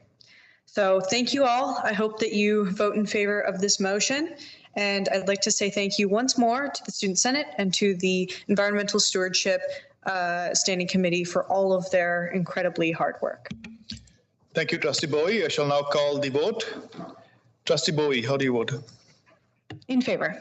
Trustee Masri Amar? In favor. Trustee Tokiwa? In Trustee favor. Tokiwa? Trustee Hunchanada? In favor. Trustee Guzzo? In favor. Trustee Agnew? Vice Chair Agnew? In favor. Trustee Murphy? In favor. Trustee O'Brien? In favor. Trustee DeRosa? In favor. Trustee Altamasi? In favor. Sorry, is it in favor? Trustee Carabella? Abstain. So we have 7 in favor, 1 abstained. The motion carries. Thank you, trustees. Moving on to the next item on our agenda, next order of business, it's the motion, professional fees, item 8.9. The following is a notice of motion from the March 1st, 2022 regular board meeting. Trustee Yantamasi, please read the motion. Through you, Mr. Chair. Be it resolved that the Secretary of the Board provide forthwith all invoicing of professional services, legal, engineering, architectural, accounting, consultant, etc., rendered to the board, supported by proof of payment commencing December 2018 to February 2022. Thank you, Trustee Yantamasi. I am going to ask for a seconder for this motion. Moved by Trustee Yantamasi, seconded by? I'll second, Mr. Chair. Seconded by Trustee DeRosa. Trustee Yantamasi, you have the floor to open up discussions, and you have 5 minutes. It's going to be a short delivery and substantiation of what I'm asking for. The Education Act, the Auditor General, all require boards to be transparent in the manner in which we spend taxpayers' money. My request is in keeping with that. It's asking for what has been billed, what has been paid, and to be broken down into the categories that I've alluded to, along with the et ceteras that would refer to those that I didn't mention. That's it, Mr. Chair. Thank you, Trustee DeRosa. I will now open up the floor for discussion. We have Trustee O'Brien and Trustee Chair, point of privilege. That was Trustee Yantomasi. Sorry, Trustee DeRosa? You referred to me, Mr. Chair. It was Trustee Yantomasi you were referring to. Okay, so that's not a point of privilege. That's a comment and well accepted. Just a point of clarification, though. It's very important. Thank you. Okay. Yes, very important. So moving forward, we have the opening up discussion. We have Trustee O'Brien and Trustee Onchanada. Trustee O'Brien, you have the floor. Thank you, through Mr. Chair, to my esteemed colleague who brought this forward, if he's willing to answer this question. We've been with each other for over 3 years now, and the invoices have been passed, not an issue. And I'm just wondering if my esteemed colleague who brought this forward is sensing some kind of irregularity or some other reason to bring this forward. If he's willing to answer that, Mr. Chair. Thank you, Trustee O'Brien. I'll put this question to Trustee Yantomasi, if he would like to answer the question. Trustee Yantomasi. One word, Mr. Chair, I will answer. Transparency. Do you have a follow-up question? No, I do not. Thank you, Trustee O'Brien. Next on the speakers list, we have Trustee Onchanada. Trustee Onchanada. Thank you. Through you, Mr. Chair, to Superintendent Lofts. In this motion, all the monies that are being referred to in the invoicing vis-a-vis, could you tell me whether they've been reported in our budgets over these last few years as being paid? Superintendent Lofts. Through you, Mr. Chair, yes, they have been. Thank you, Superintendent Lofts. No Trustee Onchanada, do you have a follow-up? No, I'm good. Thank you. I see Trustee Carabella and Trustee Murphy on the speakers list. Trustee Carabella, you have the floor. Thank you, Mr. Chair. This is to Superintendent Lofts. These categories are currently kept. I'm sure that when you do your reporting, you currently keep things separate and then maybe present it to us all together. So is that correct? Superintendent Lofts. Yes, through you, Mr. Chair. These categories aren't necessarily broken down per se in the EFIS reporting. I do know that a lot of these, like engineering, architectural and such, typically come through when Superintendent Merrick brings through the budget updates on a lot of our construction projects and some of our summer work. So they are included there as well. Thank you. Trustee Carabella, do you have a follow-up question? No, I think I understand that they are available, so I would be supporting this motion. I think for the transparency, and sometimes when you see things broken down, it's helpful. Thank you, Trustee Carabella. Next on the speakers list, we have Trustee Murphy. Trustee Murphy, you have the floor. Thank you, Mr. Chair. Two questions for Superintendent Lofts. One is, what would be the amount of time and resources required to gather this information? Actually, three questions. What would it take to effectively analyze this and come to some kind of reasonable conclusion? And the third question is, do our auditors have eyes on all of these expenditures, and have these expenditures come across through in the audit committee and in the audited statements? Thank you, Trustee Murphy. Superintendent Loft, two questions over there. Certainly, through you, Mr. Chair, it would be a significant amount of time as well as resources. This is requesting to have copies of all our invoices going back to 2018. We file our invoices manually. It would be a significant undertaking to pull all those invoices, photocopy all those invoices, put them into organization that we currently don't necessarily track it as to what's being requested here. So it would be a significant amount of time to do it because, like I said, all these invoices have been filed. I believe the second part of the question was regarding the audit. Have they been brought up from our external auditors? No, they have not. We have not had they do look at them. They sample based on statistical analysis, and they do pull a sample of those areas, specifically in the construction area, of which time we have to go and pull those invoices and prove to our auditors that the payments have been made. So they don't necessarily ask for every single invoice, but they certainly take a sample of the larger ticket items, such as architectural and engineering type consultant work. Superintendent Loft, Trustee Murphy, you have a follow-up? No, it was just the other question was an opinion on the level, the skill level required to then derive some reasonable conclusion from this volume of work. We're not forensic accountants. Can you give us your opinion on if you were able to generate this volume of work, what amount of time would it take an individual to go through that and analyze it effectively? Superintendent. Through you, Mr. Chair. As far as the analysis, I'm not sure what kind of analysis is being requested here from us. It would be more of a question, I guess, for Trustee Ian Tomasi as to what form of analysis he would like to receive from this information, because all they're asking for right now, or all this motion is asking for, is us to pull all the invoices, essentially for all non-staffing items is how I'm reading this, especially with the word etc. in there, because I don't really understand what etc. implies. Does that mean every single item that we have as a board, every expenditure we have? Thank you, Superintendent. On the speakers list, next is Trustee DeRosa. Trustee DeRosa. Thank you, Mr.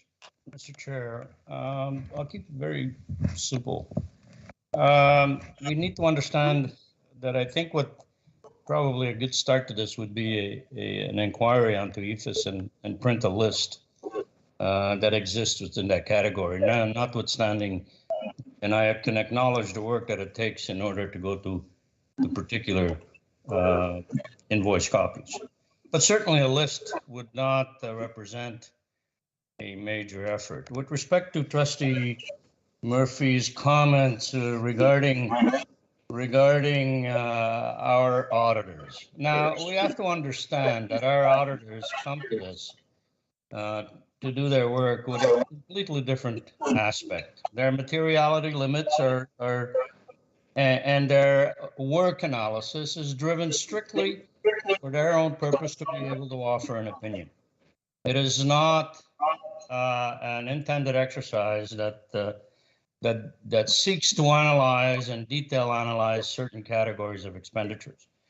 So we must be very, very careful when we refer to auditors. Just because the auditors are there, that means that some work or some additional work is not requested. I would personally, and I don't want to put the words in my mouth, I would personally like to see a very simple EFS list, which I think can be mechanically drawn, a list of these categories. And yeah, that would be a good start. So that's my comment. Thank you.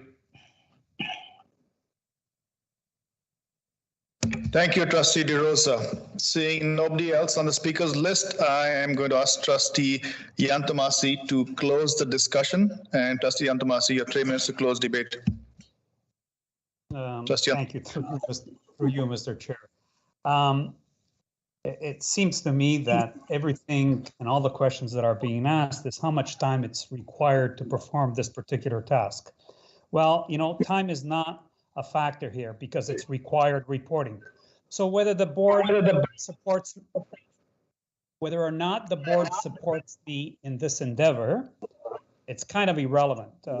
Section 170.1.3 requires trustees to approve all of the invoices and the payment of bills. So one way or another, I will get this, whether I have to go in physically.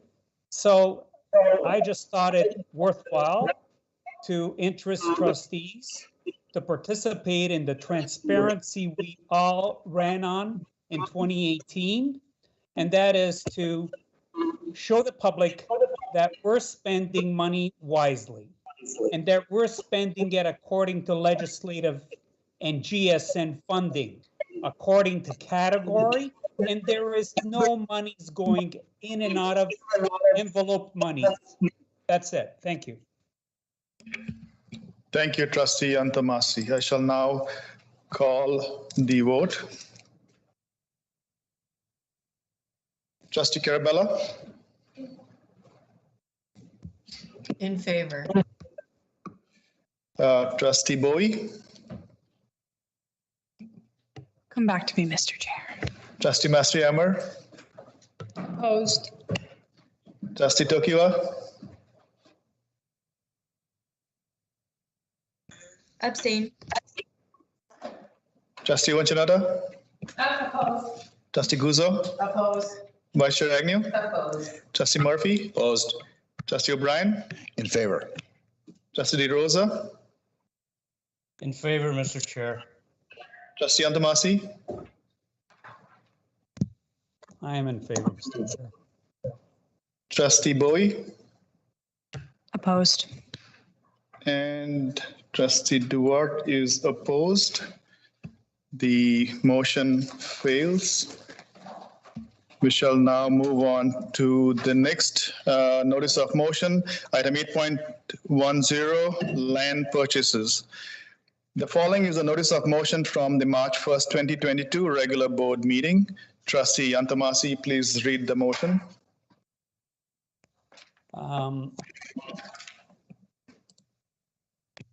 Okay. Be it resolved, through you, Mr. Chair, be it resolved that the Secretary of the Board provide all legal documents certifying the purchase along with the legal description and purchase price of the lands and the names of the seller.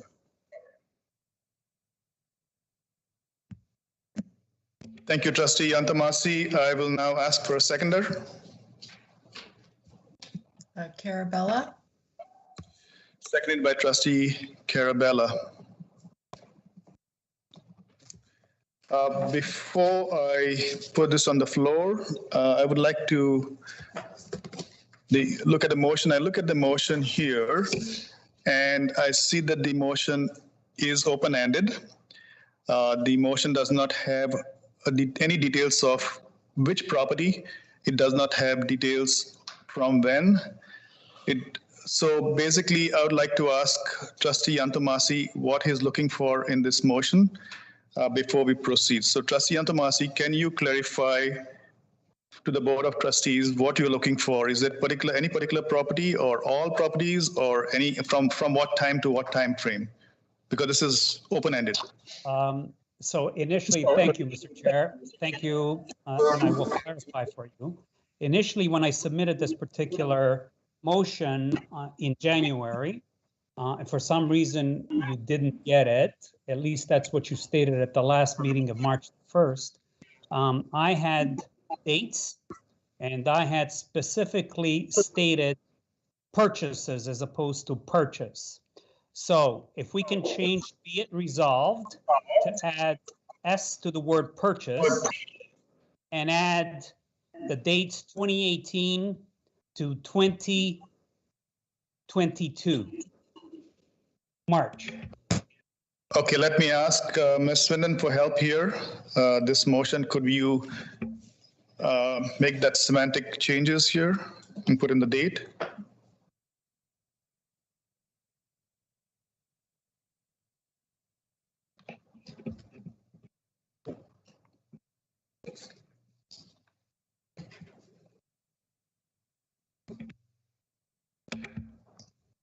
Mr. Chair, could I have the dates repeated? Trustee Yantomasi, could you please repeat the dates again? The dates are, so it's purchases. So the dates would be from December 2018 to March 2022. Thank you, Trustee Yantomasi. So you have the dates up there. You have the changes to your motion. We have a motion here, which is moved by Trustee Yantomasi, seconded by Trustee Carabella. I will now open up the floor for discussion. I will first give it to Trustee Yantomasi. You have 5 minutes to open up the discussion. Trustee Yantomasi. Thank you through you, Mr. Chair. From the onset, when we were elected trustees and we attended the board, we were provided by staff reports from staff to the secretary to the board of land purchases or offers to purchases. At that particular juncture, we were given legal descriptions. We were giving amounts which were not specific, simply because they weren't the final purchasing price. I'm now asking that I be provided, or the board be provided, the purchases of lands along with the amended legal descriptions, because the descriptions in every purchase were incorrect and incomplete, and also who we were purchasing the lands from, simply because in each development there are several participants. Some are purchasers, just like the board. As such, I'm looking for clarification and clarity with which purchases we made, the sizes of the land, so that we can establish clarity and transparency to the people that fund this particular board, and that's namely the ratepayer. Thank you. Thank you, Trustee Yantomasi. I'm going to hand the floor to Superintendent Lofts. Superintendent Lofts, I see your hand up there. Thank you, and through you, Mr. Chair, there's some comments that Trustee Yantomasi has made that necessarily aren't complete. I'll just maybe say it like that. We do provide boards in camera of the lands that we are looking to purchase, that we're looking to go into a purchase agreement with, for every land that we purchase in that time period referenced. It originally wasn't referenced, it's referenced now, but I can say that confidently, it's done even before that time. So those have been provided to board. I know there's been some concern as to the description, of which we've always gone back and corrected any kind of description. Having said that, the majority of times, actually, I can pretty much say almost all the times, those descriptions really haven't changed. There's been, I know we had a recent one where we went back and there was a comment made that it wasn't on the website. Problem was the website wasn't updated. Our information was correct. So I'm not sure I necessarily understand what Trustee Yantomasi is referring to when he says the legal descriptions were not accurate. Again, those are in-camera discussions that were made. Mr. Chair, can I address that? A requirement for you to respond to that. So I'm looking for speakers. On the speakers list, we do not have any speakers. So Trustee Yantomasi, you get to close the discussion on this topic. Mr. Chair, my hand. Oh, I just saw your hand. Trustee O'Brien. I'll give Trustee O'Brien the floor and then come back to you, Trustee Yantomasi. Trustee O'Brien. Thank you, through Mr. Chair. Trustee Yantomasi, I'm looking at this motion. Thank you for bringing it forward. And your explanatory notes were a little sparse. You did sort of elaborate on it a bit in your opening statement. I'm still wondering why now. I mean, we've been together 3.5, well, not 3.5, but 3 years and a bit, and it's never been an issue. I felt transparency has always been there. What are you seeing now that you didn't see before? Or this is just you've been kind of holding back for this long? I'm just curious if you don't need to answer that question, through Mr. Chair, but I need to put it out. Why now? Thank you, Trustee O'Brien. There's a question there, and I'll put it to Trustee Yantomasi. If he likes to answer, he can. Trustee Yantomasi, would you like to answer the question? I'll answer all questions. Through you, Mr. Chair. As I stated, when we purchased land, I'm talking about purchased lands, Mr. Superintendent Lofts. I'm not talking about the ones that are still in camera that have not been closed.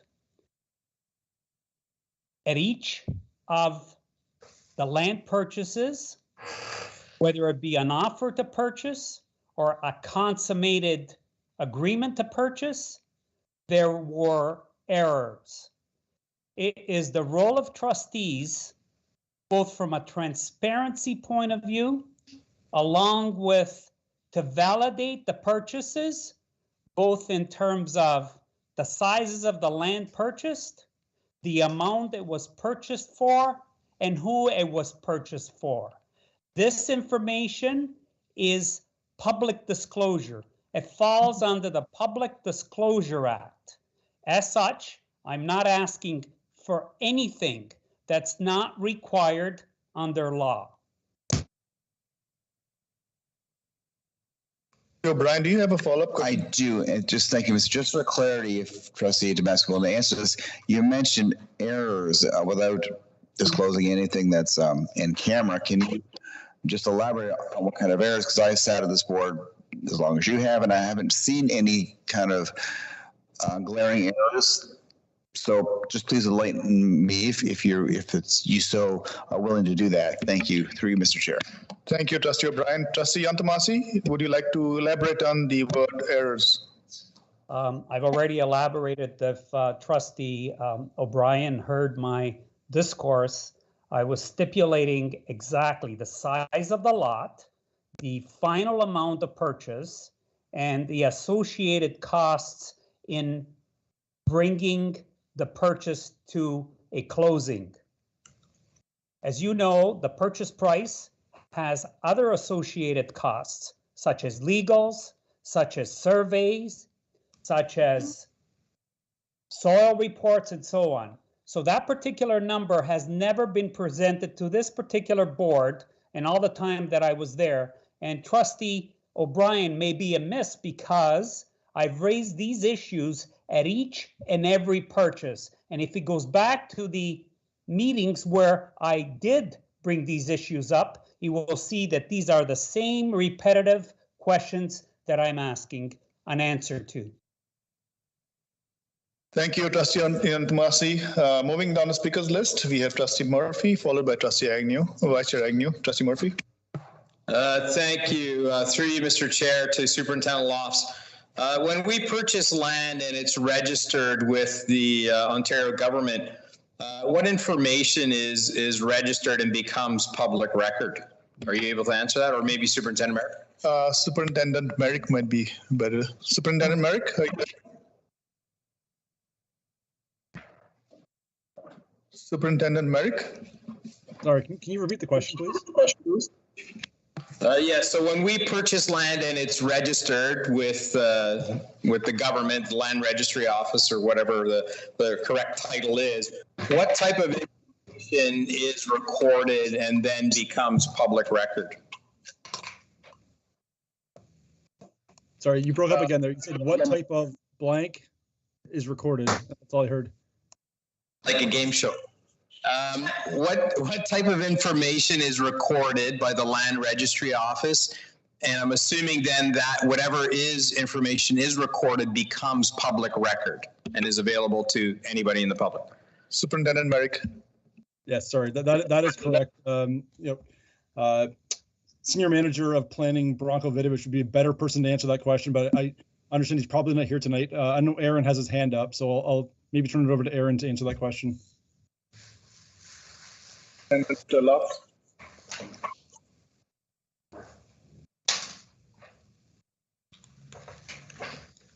Superintendent Love, is there? Sorry. Can you hear me now? Yes. It would be a matter of public record, Mr. Chair, and through you. And just some of the comments that have been made or accusations that have been made, I do take offense to saying the errors without having anything that's been pointed out to us. It's just a random comment, and I don't necessarily appreciate those type of comments being made to me and to my department. I got on that too. That's why I was asking for elaboration on the word error. Thank you for catching that. We have some housekeeping items to do right now. It's 11 o'clock. We need to take a vote to extend by 30 minutes. So, we'll take a recorded vote. Trustee Vice Chair Agnew? In favor. Trustee Murphy? In favor. Trustee O'Brien? In favor. Trustee DeRosa? Trustee DeRosa? In favor. Trustee Antomasi? In favor, Mr. Chair. Trustee Carabella? In favor. Trustee Bowie? Trustee Masri Amar? In favor. Trustee Wanchanada? In favor. Trustee Guzzo? In favor. Trustee Duarte is in favor. Trustee Tokiba? You're having some connectivity? Okay, good. Trustee Bowie is not here, but it will not affect the outcome. So if the motion carries, we shall now extend the meeting by another 30 minutes. And so going down the speakers list, Vice Chair Agnew, you have the floor. Thank you, and through you, Mr. Chair. I just actually had a question. I don't know who can answer it, but Trustee Antomasi brought it forward. I hadn't heard of this act before, the Public Disclosures Act, and I'm just wondering if he could give some insight as to what that act is and how it pertains to this particular motion, because it seems like it's something important that we should know about. Thank you, Vice Chair Agnew. Trustee Yantamasi, did you get a question? Would you like to answer? Yes, through you, Mr. Chair. Public disclosure pertains to every dollar spent at the board table. It is public money, and we have to account. It's not behind any closed door. It has to be transparent and public for everyone to see. Thank you. Vice Chair Agnew, follow-up question? Yeah, so just to follow up, perhaps Trustee Antomasi, if you could forward us a link to that act, because when I did do some due diligence here and pulled it up, the only one that I was able to find was the Public Servants Disclosure Protection Act, which actually is something that gives whistleblowers protection. So I wasn't able to find this Public Disclosure Act, and I'm wondering if in fact it is important because of what you have stated with respect to every dollar spent and the transparency around that. If you'd be so kind to send that to us so that we could actually see that act if it has to do with decision making on your motion. Thank you.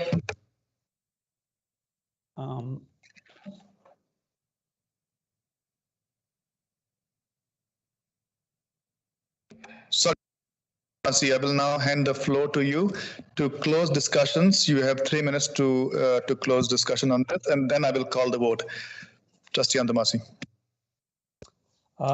In closing, Mr. Chair, so I didn't hear what Trustee Agnew was asking. I did get the first part. I guess the first part dealt with that she wants the relative legislation that governs this particular request of mine. Public disclosure is a generic term, and it speaks specifically to whether you're purchasing a good, whether you're purchasing a piece of land, whether you're providing income to your workers. It applies right across the whole table. She needs to search a little bit further and she will find that it is a requirement both under the Education Act, the other Auditor General. So in closing, I'm asking for staff to, well, actually through the Secretary of the Board, to have staff report to him so he can report to me or report to the board with the information that I've requested. Thank you. Trustee Antamasi, I will now call the vote on the motion in front of us, land purchases. Trustees, are we ready to vote? Yep. Okay, let's go down the list. Trustee O'Brien? In favor. Trustee DeRosa? In favor. Trustee Antamasi? I am in favor, Mr. Chair. Carabella? In favor. Trustee Bowie? Opposed. Trustee Mastrihammer? Opposed. Trustee Tokiwa? Opposed. Trustee Honchanara? In favor. Trustee Guzzo? Opposed? Vice Chair Agnew? Yeah, I'm opposed. Trustee Murphy? In favor. So we have 6 in favor, 2 opposed. The motion carries. Moving on to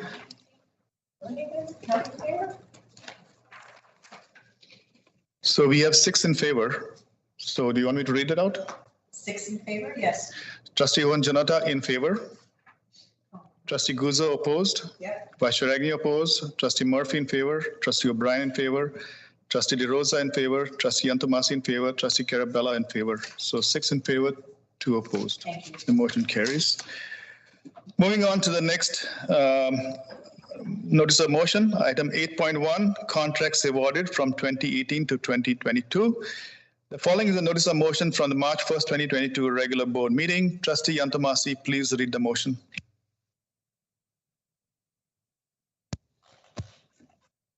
Can you post it? Yes, thank you. Through you, Mr. Chair, be it resolved that the Secretary of the Board provide the board with all awarded contracts through public tenders, RFPs, and RFSs with individual costs of each individual project. Thank you.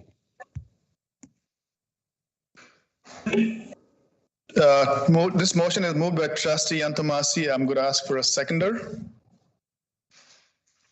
I will second, Mr. Chair. Trustee DeRosa seconds it.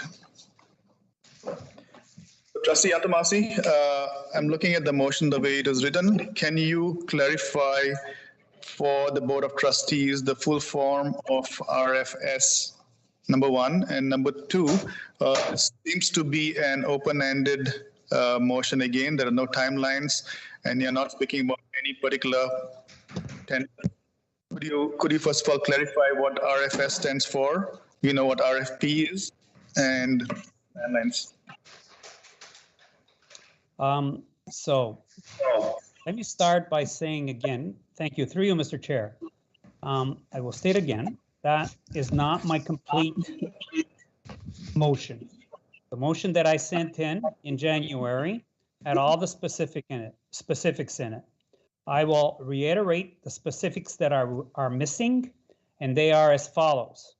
Again, the time period or the time frame that I'm referring to would be from December 2018 to March 2022. Insofar as the RFPs and RFSs, RFPs refer to request for product, RFSs refer to or speak to request for service, and the rest is self-explanatory. Request Tabas Swindon to put the updated motion on our screen.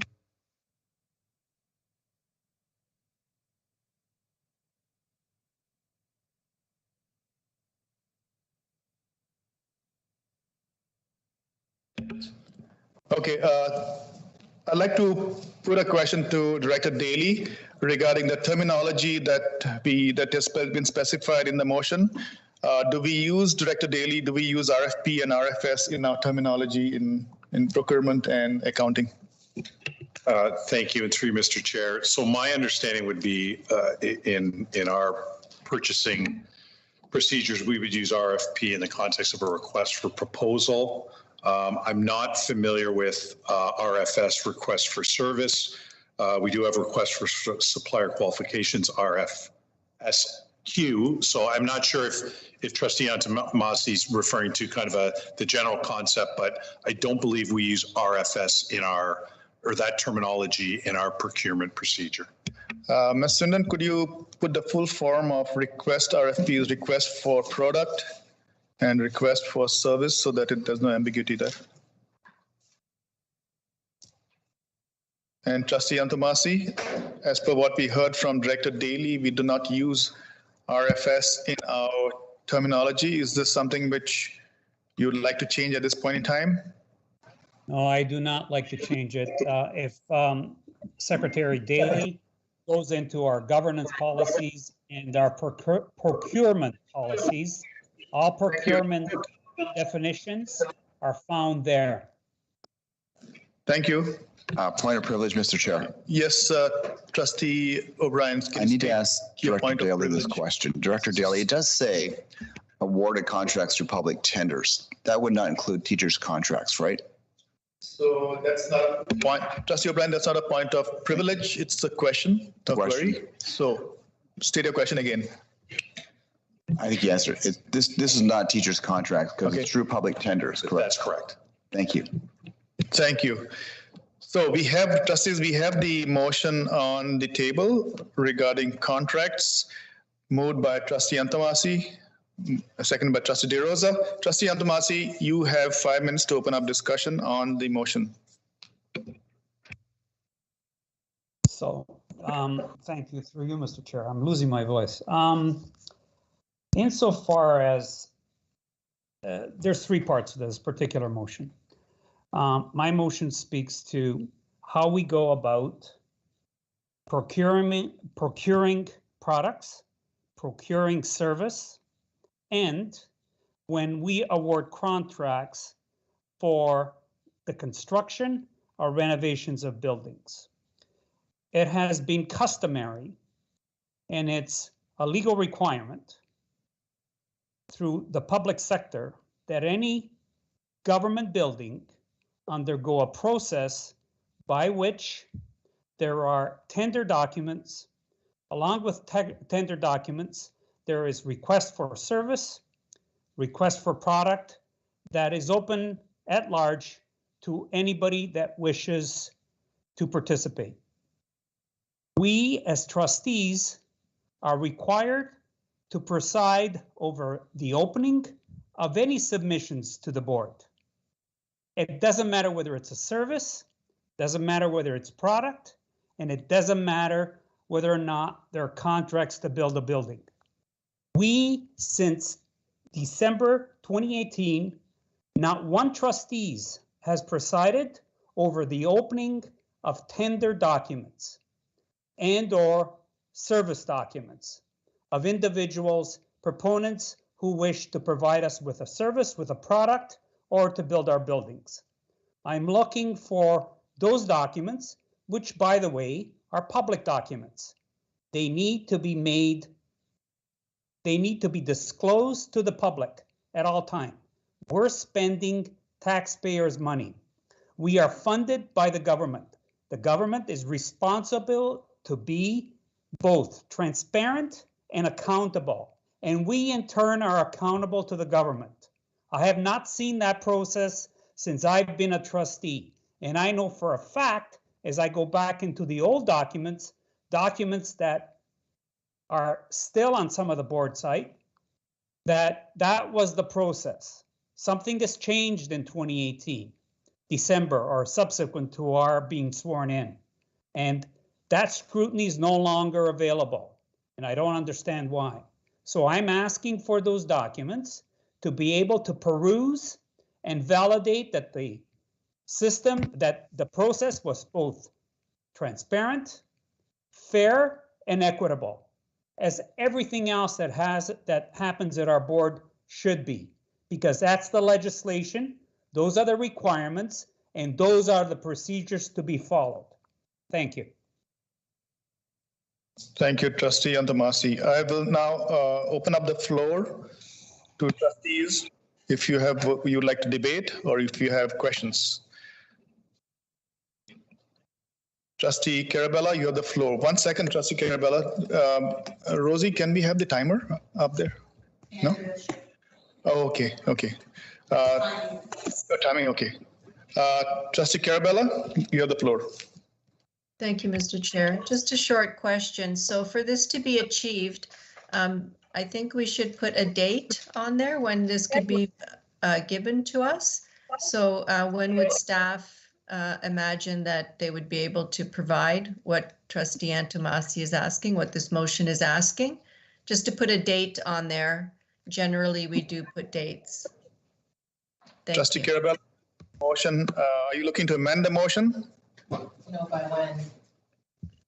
Well, I'm asking a question of staff to perhaps add a date. Yes, I could amend it with a date as when it could be expected at a board meeting, you know, instead of, you know, it could be before the end of the year. I'm not sure.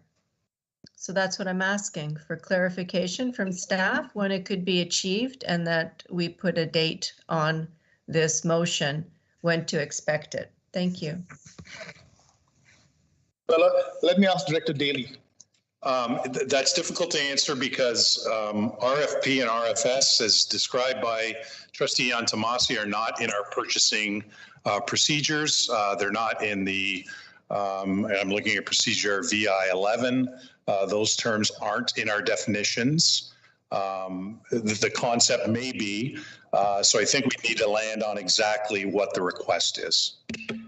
Thank you, Director Daly. Trustee Carabella, do you have a follow-up question? No, that would be good too. Thank you.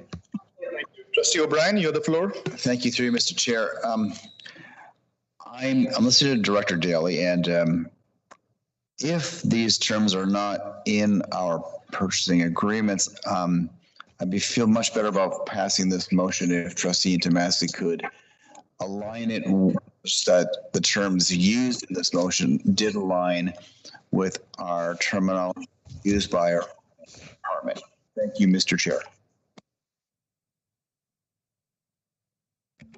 So Trustee O'Brien, I did ask the question of Trustee Antomasi to begin with, and he declined that request. So unfortunately. Mr. Chair, I did not decline. I said that it was located in our governance. Do not have governance. Antomasi, I have not asked you. Draw your attention to 5.10. Antomasi, you do not have the floor. Thank you. Moving down the speakers list, we do not have a speakers list here, so I shall now hand it back to Trustee Antomasi to close discussion on the motion that we have here, which is moved by Trustee Antomasi and seconded by Trustee DeRosa. Trustee Antomasi, you have 3 minutes. Yes, through you, Mr. Chair. Insofar as a request for service or a request for product, they're essentially one and the same. Insofar as my request that speaks to public tenders, all of our bidding on projects, whether it be the building of schools, renovations as such, goes through that particular process. I think that my motion is wide enough and specific enough that staff will have no problem fulfilling this particular request, simply because it's a requirement. As I stated, all money spent that come and is funded by the government, we are responsible to validate. And as trustees in our governance role, it's incumbent on us to ensure that the money in the manner which it's spent is spent properly and doesn't go against any legislative requirements. The legislative requirements I'm referring to is whether or not we're doing business both legally and equitably. The equitable part of it is the same as a human right. Every supplier, every producer has the same rights to submit a tender or to respond to a tender, to provide a service. And we as trustees, as governors, must ensure that the process is fair and equitable to anyone that has an interest in doing business with Halton Catholic District School Board. Thank you.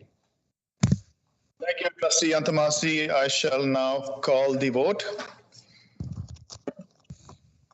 So we have the motion in front of us, moved by Trustee Antamasi and second by Trustee DeRosa. Trustee O'Brien, how do you vote? Opposed. Trustee DeRosa? In favor. Trustee Antamasi? I'm in favor, Mr. Chair. Carabella? In favor. Trustee Bowie? Opposed. Trustee Mastrihammer? Opposed. Trustee Tokiwa? Opposed. Trustee Owen Chinoda? Opposed. Trustee Guzzo? Opposed. Vice Chair Agnew? Opposed. Trustee Murphy? Opposed. We have 3 in favor. We have 5 opposed. The motion fails. We shall now move on to the next order of business, which is action item 8.12. Amend resolution number 128/20, financial reporting and board responsibility for financial oversight. The following is a notice of motion from the March 1st, 2022 regular board meeting. Trustee Guzzo, please read the motion. Thank you. Through you, Mr. Chair, I actually need to adjust my amendment so that it falls in line as a true amendment. So I have emailed it over to Ms. Swindon and Ms. DiPietro. If we'll give them a second so they can put it up. Yep. So be it resolved that the Board of Trustees direct the Secretary and Director of the Halton Catholic District School Board to implement yearly financial reporting from fiscal year 2020/2021 by no later than January 2021, and provide the board with a line-by-line report of variances to budget exceeding $100,000. And the second, be it further resolved, there is no change. Thank you, Trustee Guzzo. I will now ask for... Can I have a point of order? Trustee Carabella, please state a point of order. Mr. Chair, is this amendment in keeping with what she's allowed to amend in terms of increasing the scope? So I'm going to get help from Parliamentarian Kapoor here. Okay, give me a second. Parliamentarian Kapoor.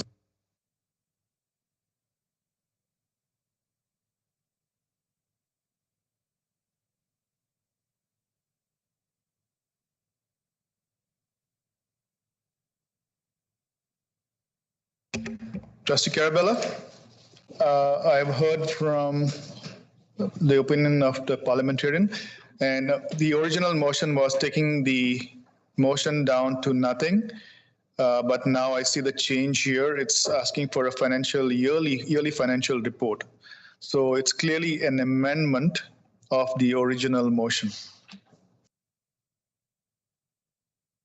Does it? Mr. Chair, can we see the original motion? Trustee DeRosa, we have a chat box. We have something called a chat box. So if you have a comment, you could put your... Read what I'm asking. So Trustee Arabella, we are moving forward with this. So this is no longer, she's not rescinding, she's amending. So Trustee Carabella, I'd like to, first of all, recognize our colleagues by trustee or my colleague. So let's be clear about that. We have the notice of motion which was put at last board meeting. There is a change which is valid, and the notice of motion is tabled there. I'm going to ask for a seconder, and then we can have the discussion.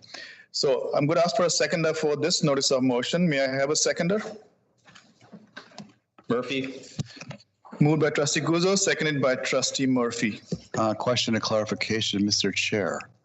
The second part of the motion. Trustee O'Brien, go ahead. There has been a change. Sorry? There has been a change put at the second part of the motion. I think that's the original thing. Actually, no. If you look, the original motion said, the original motion did say, in the second amendment, it had the term no longer. That was the amendment which we are not changing. Trustee Guzzo is not changing that. It stays the same. Okay, all right. So just for clarification, what you're saying is the original motion that Trustee DeRosa put forward has not changed. That part of it has not changed. No.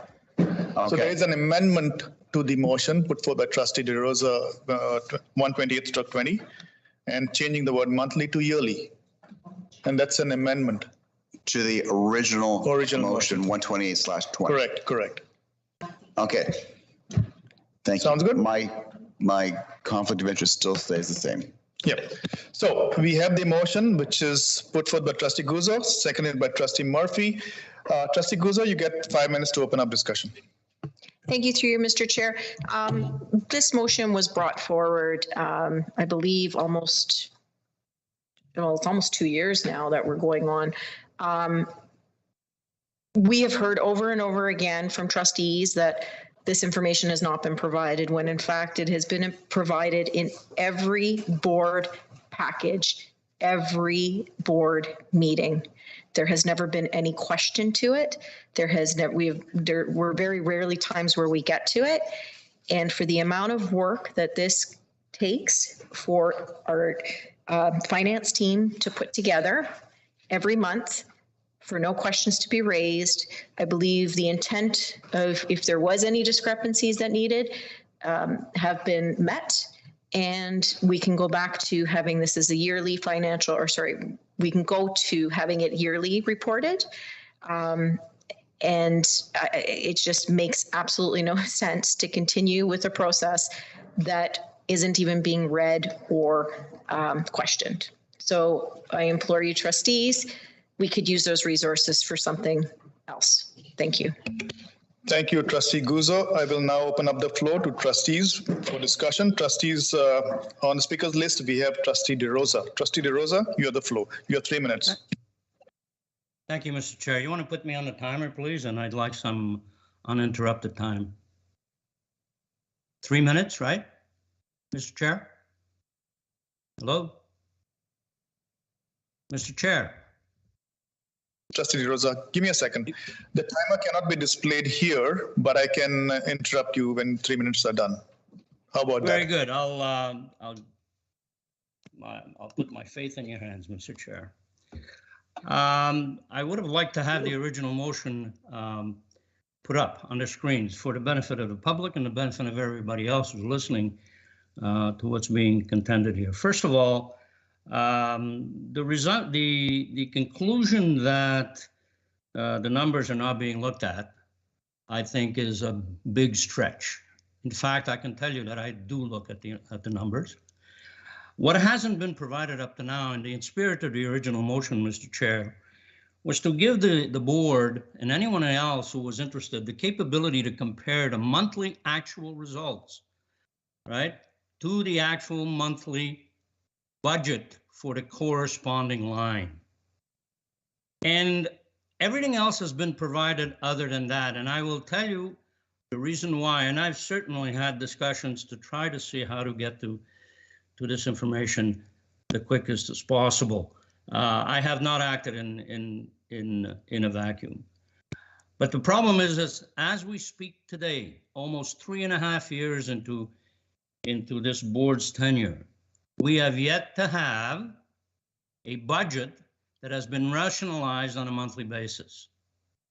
So what are the consequences of that? What are the consequences of not being able to compare actual results? You do not have the floor. Pause, please. Director Daly. Mr. Chair, could I please ask that we direct trustees not to make accusations that are not true. A motion was passed. The motion has been carried out. The motion has been reported on for over 2 years. If the motion, if what we've provided did not meet the spirit of the original motion, then the motion should have been amended.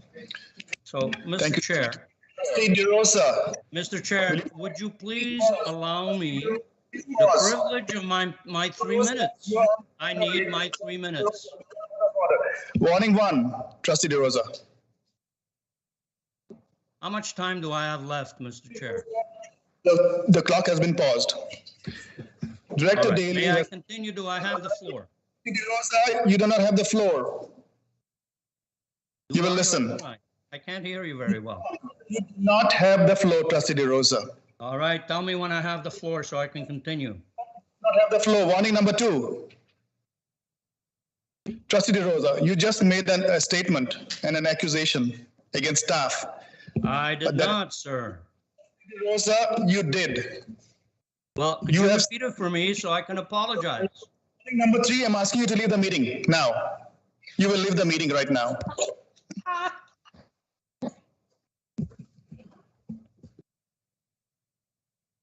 Thank you.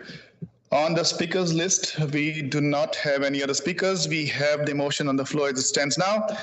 Trustees, do we have? 11:23, I have my hand. Thank you. Your hand is not up, Trustee Antamasi. Please do not interrupt.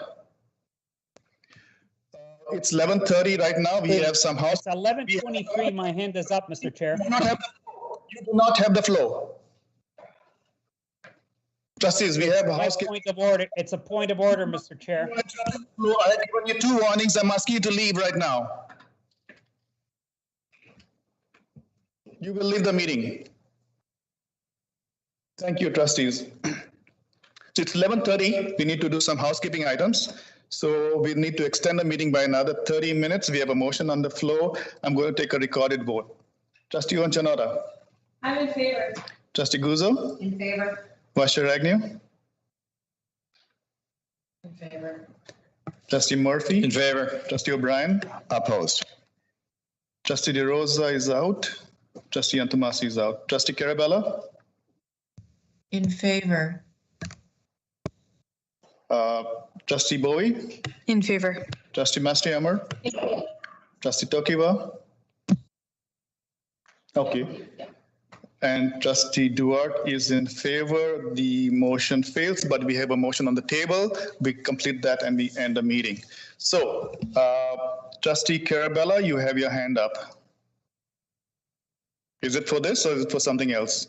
No, I had my hand up for clarity. I wasn't sure if you actually, if Trustee Antamasi and Trustee DeRosa were evicted from the meeting. Now I know they have been. I'm opposed to that. We did not take a vote. Leave you, Mr. Chair. You don't know what you're doing. Masi, you have to be out of the meeting.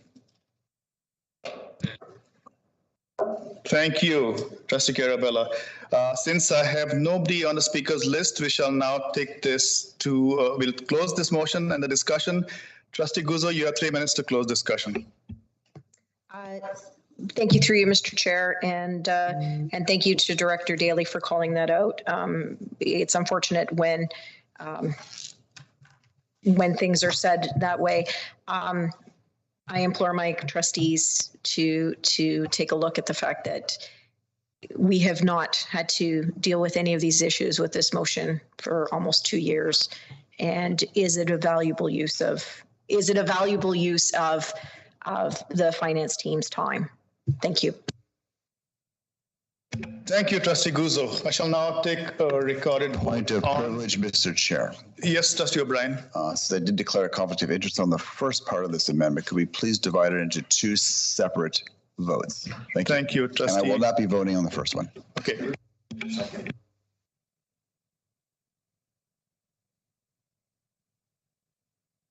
So, Trustee O'Brien, just to clarify, there's only one part to this. The second part has not changed, so there's no amendment to that. So even if you divide it, we're not going to vote on the second part because it's not changed. I will be excusing myself from the entire vote, Mr. Chair. Thank you. Thank you, Trustee O'Brien.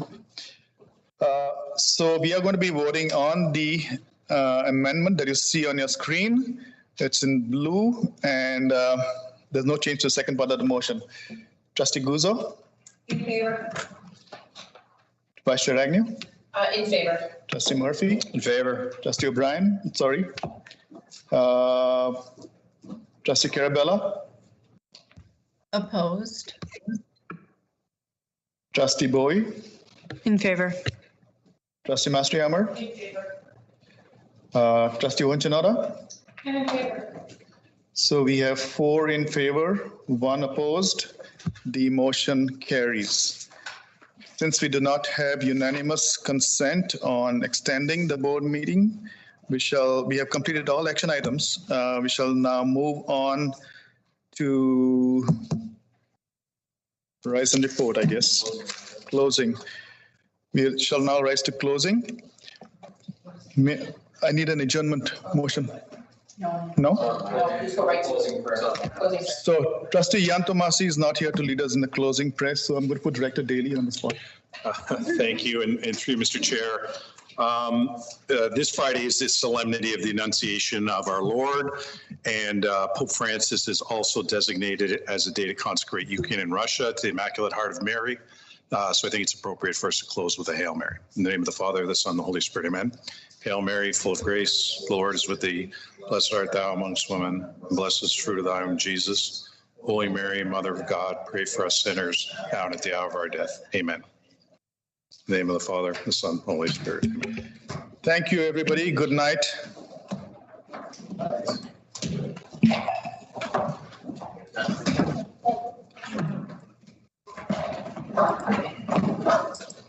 Good to meet you in person. Bye. Trustee